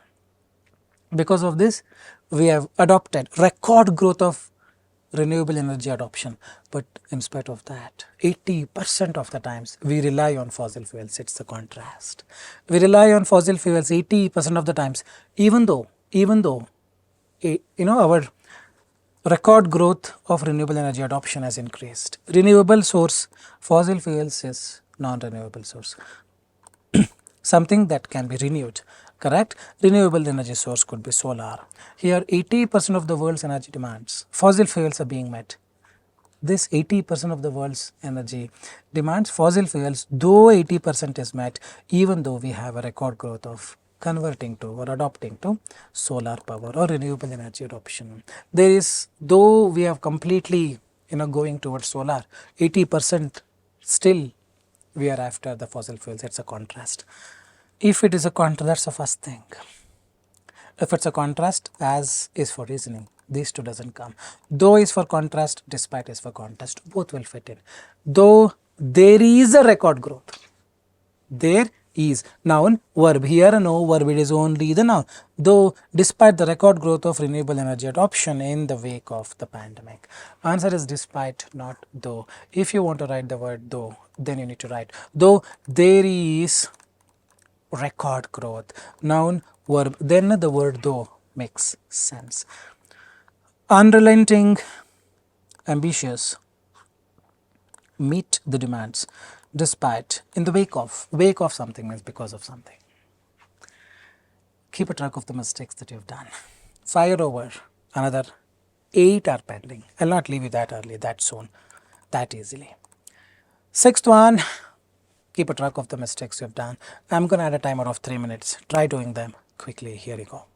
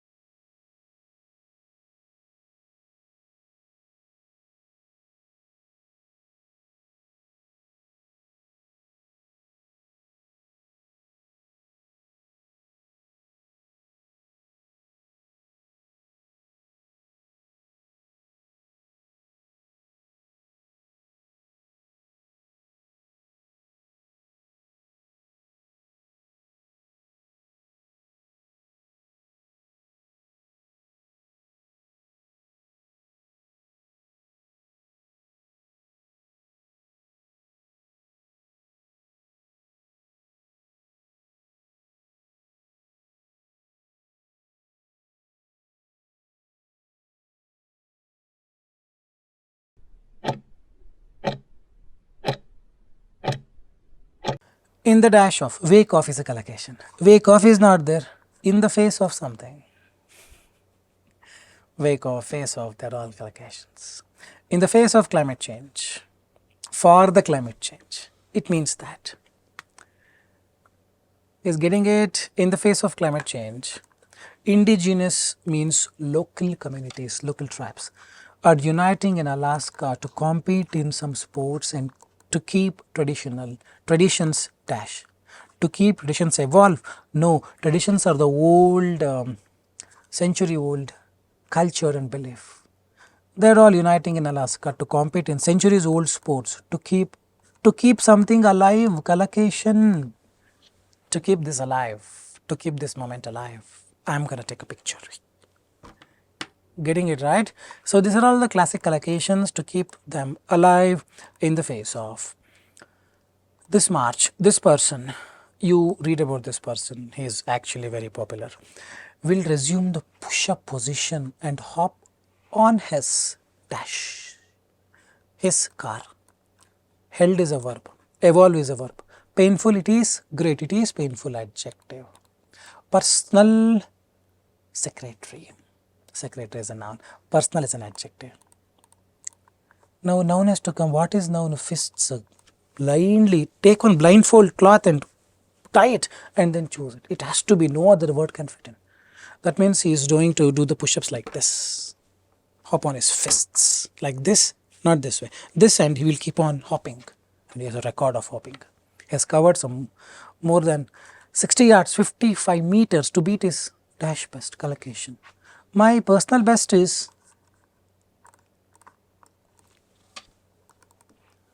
and the world record is father. World record is father dash for decades, held for decades.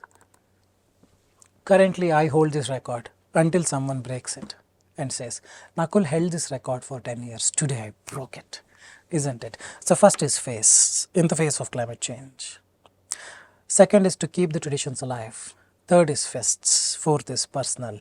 Fifth is held. Keep a track of the mistakes you've done.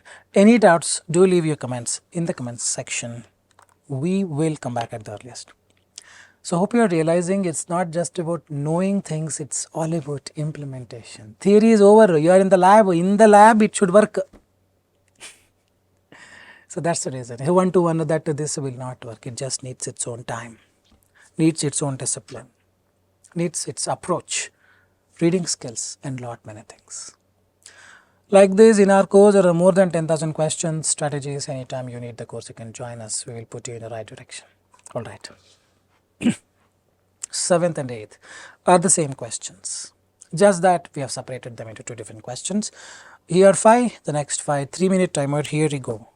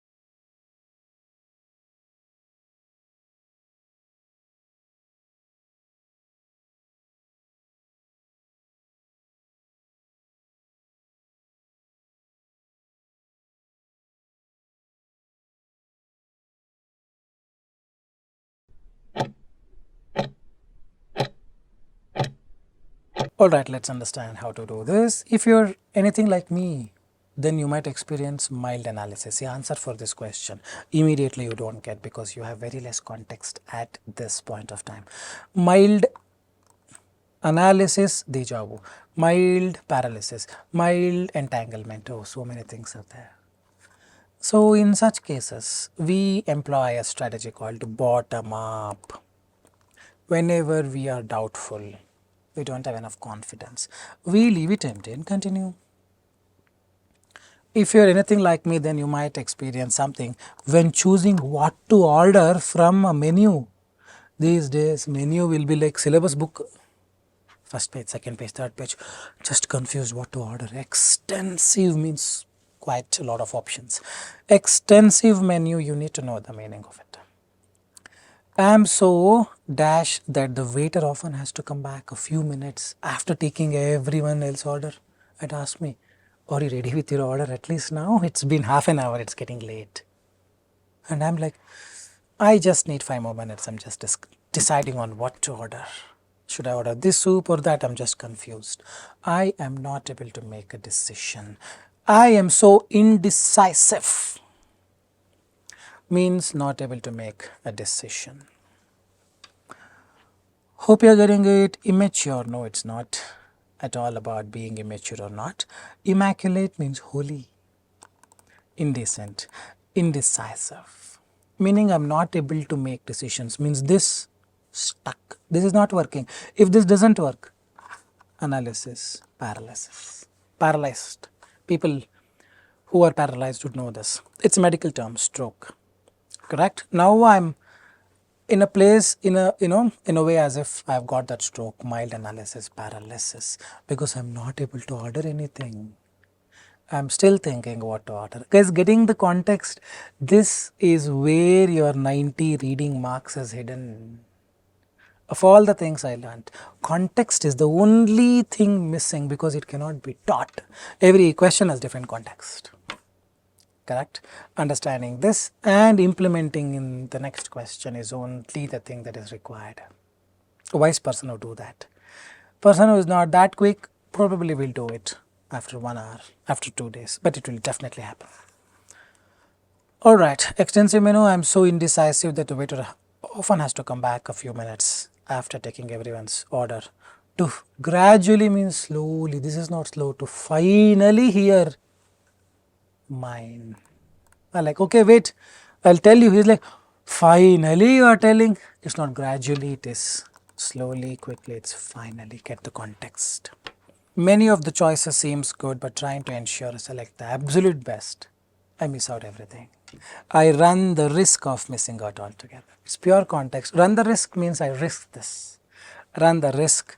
I happen to be missing out, happen to miss out. Happen to be missing out or happen to miss out. Happen to missing out is wrong grammar. Give away. Give it away. Give it away, throw it. This is not correct. I decide missing out. Decide to miss out, not decide missing out. It's run the risk of missing out. Run the risk of is a collocation. Run the risk of finally. Indecisive means unable to make decisions. Extensive, paralysis. Keep a track of the mistakes you've done. Another 6 questions. We're going to finish it off like this. Alright, we move on to the 8th question. 3-minute timer on my bottom right. Here you go.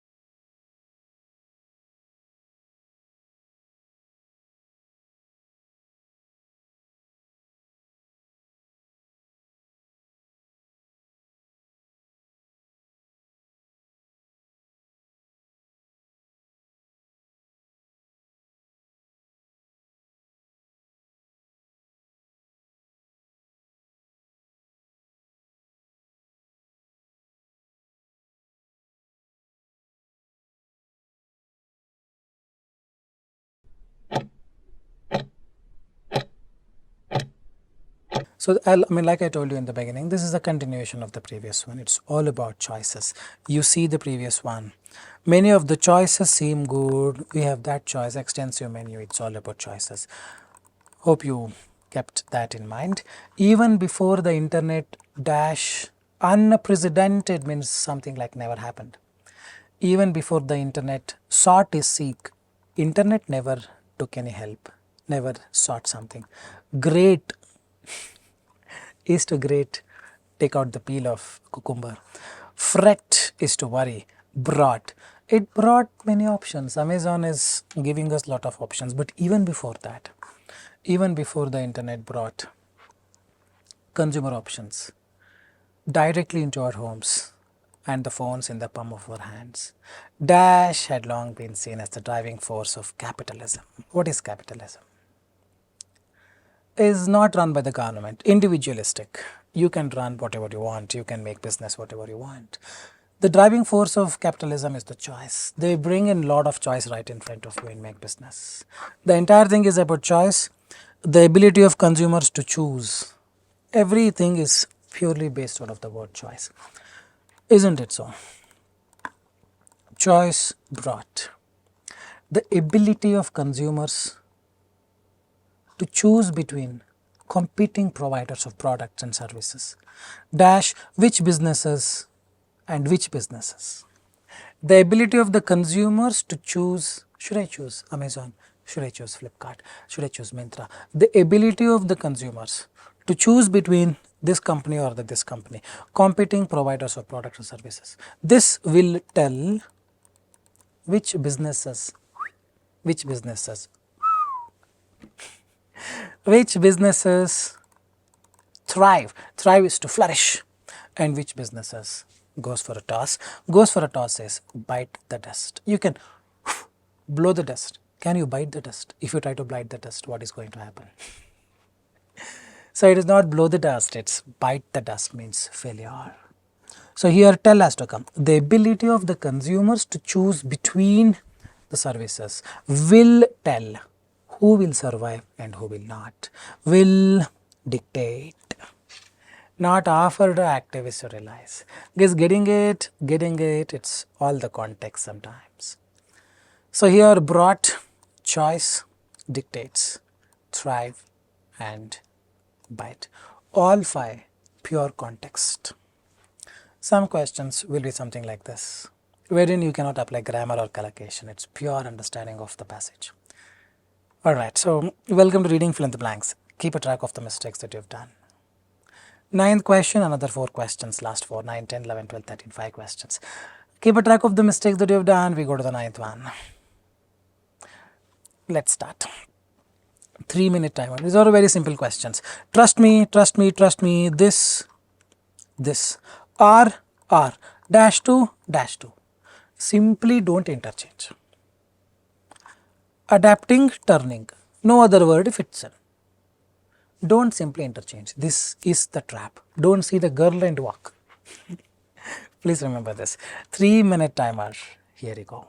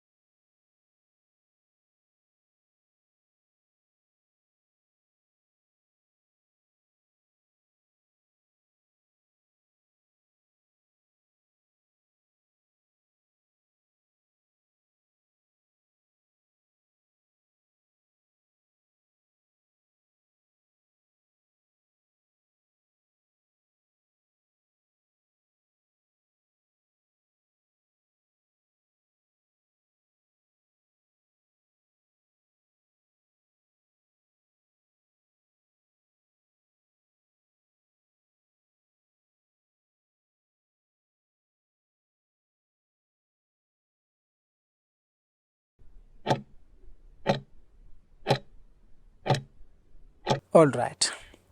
Arctic foxes are dashed to cannibalism. Cannibalism is a very cruel thing. It's in India we have this Rakshas who like ruthlessly kill people and eat. Arctic foxes are, after our verb 3 or verb ing, they are playing, they are killed. Killed is not there, ing is there. Adapting means adjusting. They are adapting to cannibalism or they are turning to cannibalism. Turning to means I am turning to this, means I am choosing that. It's not adjusting or adapting. It focuses on how these animals are adapting to a world rapidly changed by the most dominant mammal. Guys, getting it? So here adapting will come. First is turning.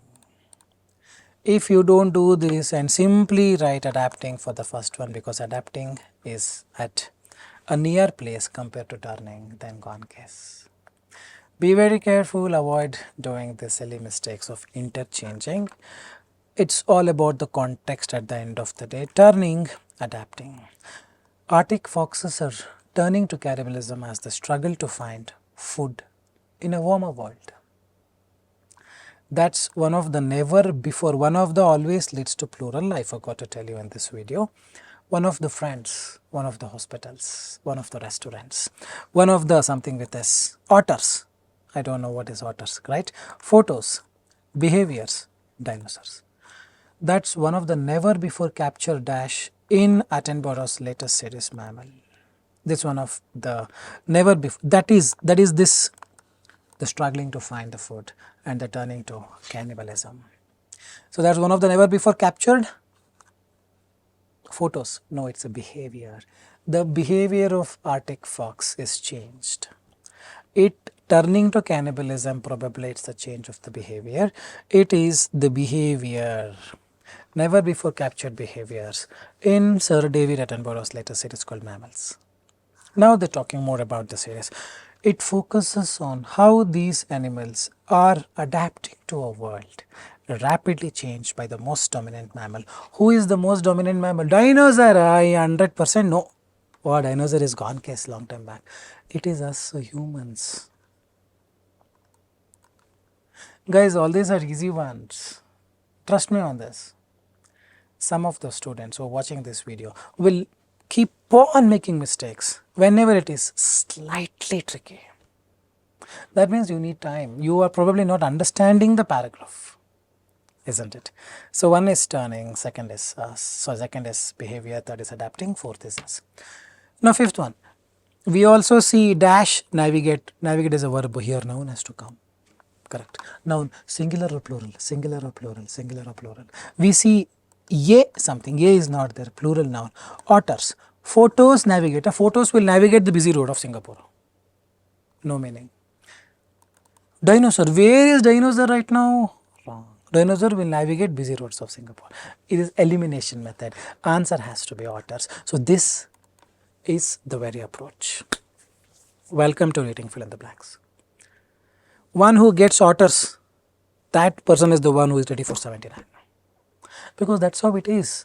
Photos cannot come, dinosaurs cannot come, behaviors is over, no other noun with us, it is otters, elimination method, no other option left. Otters, I don't know the meaning, that has to be the answer. Otter is an animal, you can check. It looks like a squirrel, probably a bigger version of squirrel. They are trying to say all the animals are coming to the road because we have taken care of all the forests. Alright, so answers are Arctic foxes are turning to never before captured behaviors, adapting to the world rapidly changed by us, otters. Keep a track of the mistakes that you have done. Simple ones. With this we will move on to the quickly one, 10th one. This is a simple one, most of them are collocations. Keep a track of the mistakes you have done. And my energy is coming to slowly dying out, so let's finish it off quickly because I don't want to take time, take break and continue. I'm in the flow, let's finish it off. I hope you are also in the flow, let's finish it off. Another 3 more questions.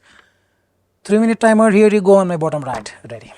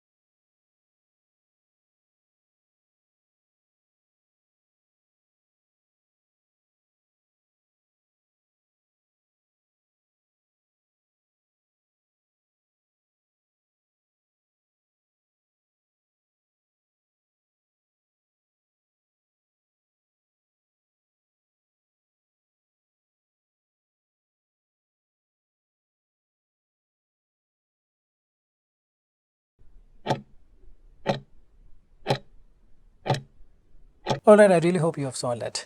In Australia's Yarra Valley, new battery technology is helping dash is helping dash the country's residential buildings. Pay more attention. You read till buildings and commercial ventures. You will be able to crack this word. If you're very impatient and you're stuck, helping the country, helping, you will never get that word. New battery technology. Why do you want battery? To charge something, to power the residential buildings. A simple man, you got to think, isn't it so? Without using lithium. Okay, lithium batteries are not that great because it involves a lot of, like a very big procedure. So they are replacing lithium batteries. These batteries rely on sodium salt, Na, an element found in table salt. And they could be another step in the dash for collocation. Quest for. Quest is to search. Quest for truly sustainable battery. Quest for a truly sustainable battery. The global demand for batteries is surging, increasing as the world looks to, after 2 verb 1, extract, leap, recycle, electrify. All these 4 will fit in. Solar is adjective, transition is noun, the transition. Leap is probably leap, I am not sure, we will see how to fix this. The global demand for batteries is surging as the world looks to rapidly dash vehicles, electric vehicles, electrify the vehicles, not leap the vehicles. Alright, so this and this many people will interchange. Let us see how many of those hero and heroines have done it. And store renewable energy. Lithium ion batteries, which are typically used currently in the electric vehicles, are difficult to dash. After 2 verb 1, difficult to recycle, difficult to extract, and require huge amounts of energy and water to recycle. You don't need energy and water to recycle, you need lot of energy digging this to take it out. To extract is the fifth one. Recycle has to be the 4th one. Guys, getting it? That's how you do it. Simply writing recycle or extract here will definitely make the other one also go wrong. One mistake costs you 2 marks. Are difficult to recycle and also require huge amounts of energy and water to extract. Dash to collocation, transition to. I made a transition to this level, transition to, no need to even read. So answers are 1 is power the residential buildings, quest for, electrify the vehicles, to recycle, to extract, transition. 6 were there, keep a track of the mistakes that you have done. Last 2 or 3 questions. We will quickly finish it off. Here you go, 3-minute timer on my bottom right. Ready.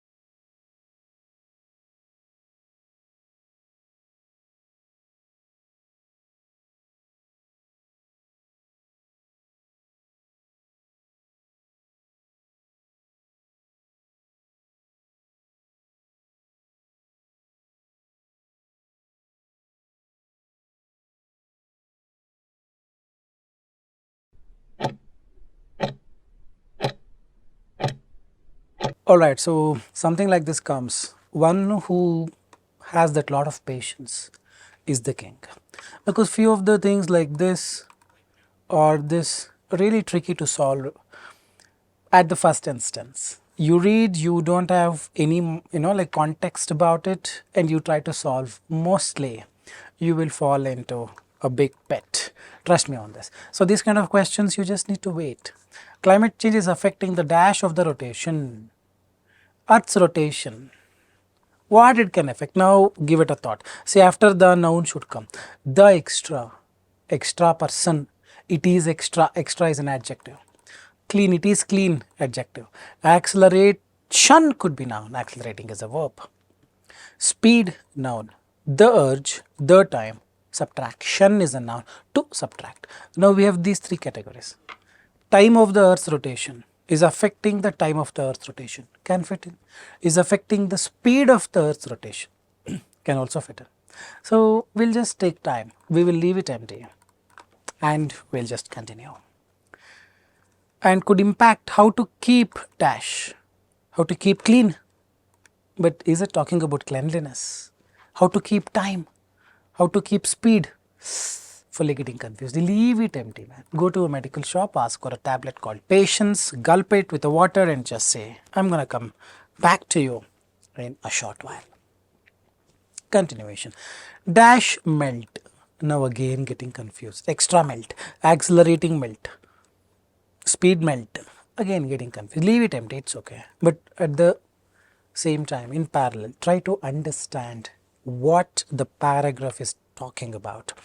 Dash melt from Greenland and Antarctica is adding, when something melts, ice is there, ice melts, it will convert to water, is adding dash water, good water, great water, adjective, extra water. Correct? Isn't it so? Now this is very easy. The fourth is easy. Now dash melt, we will see. From Greenland and Antarctica, melting of ice is adding extra water to the world seas. Now get the context. This is where the context is given. Once you understand this, first, second, third becomes very easy to do. Hope you are getting it. So this is where the approach lies. Now extra is 4, we'll continue. Redistributing the mass. Okay, that is very slightly slowing the rotation of the earth. Rotation is slowing, means it is affecting the, it is slow, it is fast, speed of the rotation. Guys, this is what I am talking about. This is pure approach. You just have to patiently wait for it and continue. You would know. One is speed. How we keep, we will continue. But the planet is still spinning faster than it used to. Now the earth is rotating a little slower than it used to, it seems, slightly slowing. The effect is that global timekeepers keep time. You have plenty of clues. Keep up the time, keep the time, keep up the time, maintain the time. Global timekeepers may need to dash a second from, subtract it from, collocation. This from here is a little far away from the blank, but that is the clue. Subtract from our clocks means you need to subtract a second. Could impact how we keep the time. Now it all is very clear, isn't it? Now we are left with 1, 2, 4, 5. 3 is left. Dash melt. Dash quick melt from. We need an adjective. Clean is not an adjective. Too clean. Accelerating, ing or ed can act as an adjective, testing purpose, isn't it? Accelerating melt, the melt is very fast, so this gonna be 3. Remember, ing or ed can also come as an adjective. Developed project, tested cycle, because getting it ed or ing in some cases can act as adjectives. So its speed of the earth rotation could impact how we keep the time. Accelerating melt from these 2 continents is adding extra water, as a result redistributing the mass, and you may need to subtract a second. So going forward, this 24 hours may not be 24 hours, it could be 23.5. 24.5, we don't know how far or how less it increases to or decreases to, but 24 hours will not be there. That's the context. Keep a track of the mistakes you've done. These kind of questions, they're actually simple to do, but only point is you just need to wait for it until you get the context. Once you get the context, the story is all here. Intro, end is all very easy there.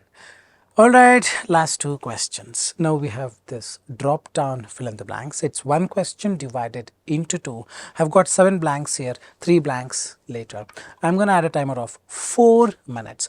4-minute timer. Here you go. Ready.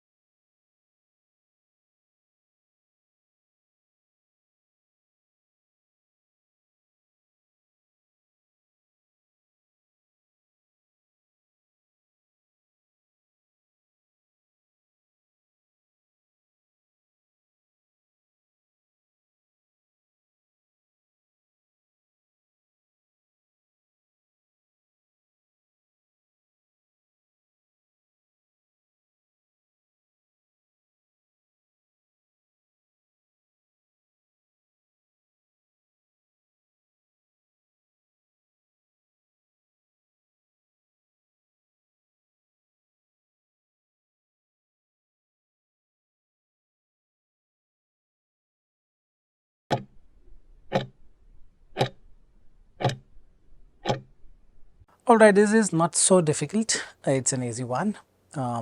If you're traveling and you want to book a place, you don't want to go to a resort, you don't want to go to a homestay, Airbnb stays, because they're very costly. Instead, you find a new way, a unique way to save, or not to save some money. What is that? That is this paragraph is all about. Dash travel costs. Remember, it's usually a noun that the sentence has to start with. Travel cost is a noun, adjective has to come. Usually the start of a sentence is a noun. Travel cost is a noun. Now we need adjective. Great travel cost. High travel costs. Rise is a verb. Rose is verb 2. Risen is verb 3. Rising is verb ing. And I just told you in the previous slide that ing can act as an adjective. Guys, I'm telling you these kind of questions, you need a grammar. At any cost, you need the grammar. You need to take a newspaper, word by word, try to understand if it's a noun, verb, adjective, adverb. Keep on trying it, it will come within a week. Trust me on this. Alright. Rising travel costs. Have more people looking to book dash stays via home and pet sitting sites. Okay, at the moment we don't have a clue as to what the story is all about. So, trying and venturing with an answer, resort, luxury, quick, free is risky, but you can give it a thought. The first line is rising travel costs. Travel costs are at the peak. Have more people looking to book quick stays. Resort, luxury, it has to be free stays. In the later part of the paragraph as well, we will figure out if the word free, keep costs down, traveling via pet, we will see. We will read it, but that's how it is. If you are very sure, go with it. If not, then leave it empty and tell that blank, dude, I'm going to come back to you in some time. And continue. So, rising travel costs have more people looking to book probably free stays via home and pet sitting sites. Traveling can be expensive, and the combination of high inflation and a global post-pandemic travel dash. Post-pandemic travel, now traveling is like booming. It's booming, isn't it? Everyone is traveling, especially after the COVID. So, it's post-pandemic travel boom. Not a travel site or website or laws has caused costs from airfare to hotels to soar, means to increase, to go high over the last few years. But as prices rise, globe trotters, means people who travel, trottering globe around the world you travel, are finding dash ways to keep costs down. Confidential lists. Surreal is peaceful probably. Abort is not an adjective, it's a verb. Inventive is probably new ways. I think inventive ways is fitting in, but like I always tell, leave it empty if you're not confident. We will find the clue for the word inventive. Traveling via pet and house sitting sites is on the go, is on the process, is on the rise. Is on the rise means everyone is going to this. Pet and house sitting sites. You go to pet and house sitting sites. How can you save money? On the rise, on the go, they're all collocations. In the process, in process is a collocation, not on the process. These are exchanges in which a visitor dash for, looks for, searches for, cares for, unleashes for. Looks for, search for, both are same. I look for this, I search for this, mostly the same. I care for this. Okay, you need to get the context. All are collocations. I unleash for this is not fitting in. Let's understand. These are the exchanges in which a visitor dash for a home with basic tasks such as watering. Watering plant is I am taking care of the home, isn't it? I care for a home. Because getting it means you go to a place, random site, owner will be there. You talk to the owner and say, I will work for you. I will water the plants. You give me a place to stay. This is an exchange. Exchange word is also there. I care for home, meaning this is the very first question whenever there is a hyphen, afforestation. You remember, care for a home means this. Whenever there is a hyphen, whatever is before that, the explanation of that is given after the hyphen. Care for a home meaning in the basic tasks such as watering the plants, bringing in the email, as well as typically the home owner's pets. You take care of the pet as well. They are designed to be mutually beneficial to both those who need their home and animals looked after. I look after your pet. Correct? Those who need their home and animals looked after. Look after my house. Look after my animal as well, please. I'll give you a place to stay. You don't have to pay. You just book it. You work for them. They will give you a place to stay. That's it. You don't have to go to luxury resort and spend your hard-earned money. So things are simple. Look after. Looked after is a collocation. Is getting it. Looked after. Care for. On the rise. Inventive way. Now we come back here. It is not a confidential way. It's inventive way. You're inventing. You're trying to find a new, novel, unique way. Post-pandemic travel boom and free stays. It's a free stay or probably a very less cost. Rising travel costs. 7 are done. 3 are pending. Keep a track of the mistakes you've done. The last 3, please give your best. The last 3. I'm all energetic to finish this video the way I started. The last 3, I'm gonna add a timer of 2 minutes. 2-minute timer on my bottom right. Try doing your best way possible. Here you go.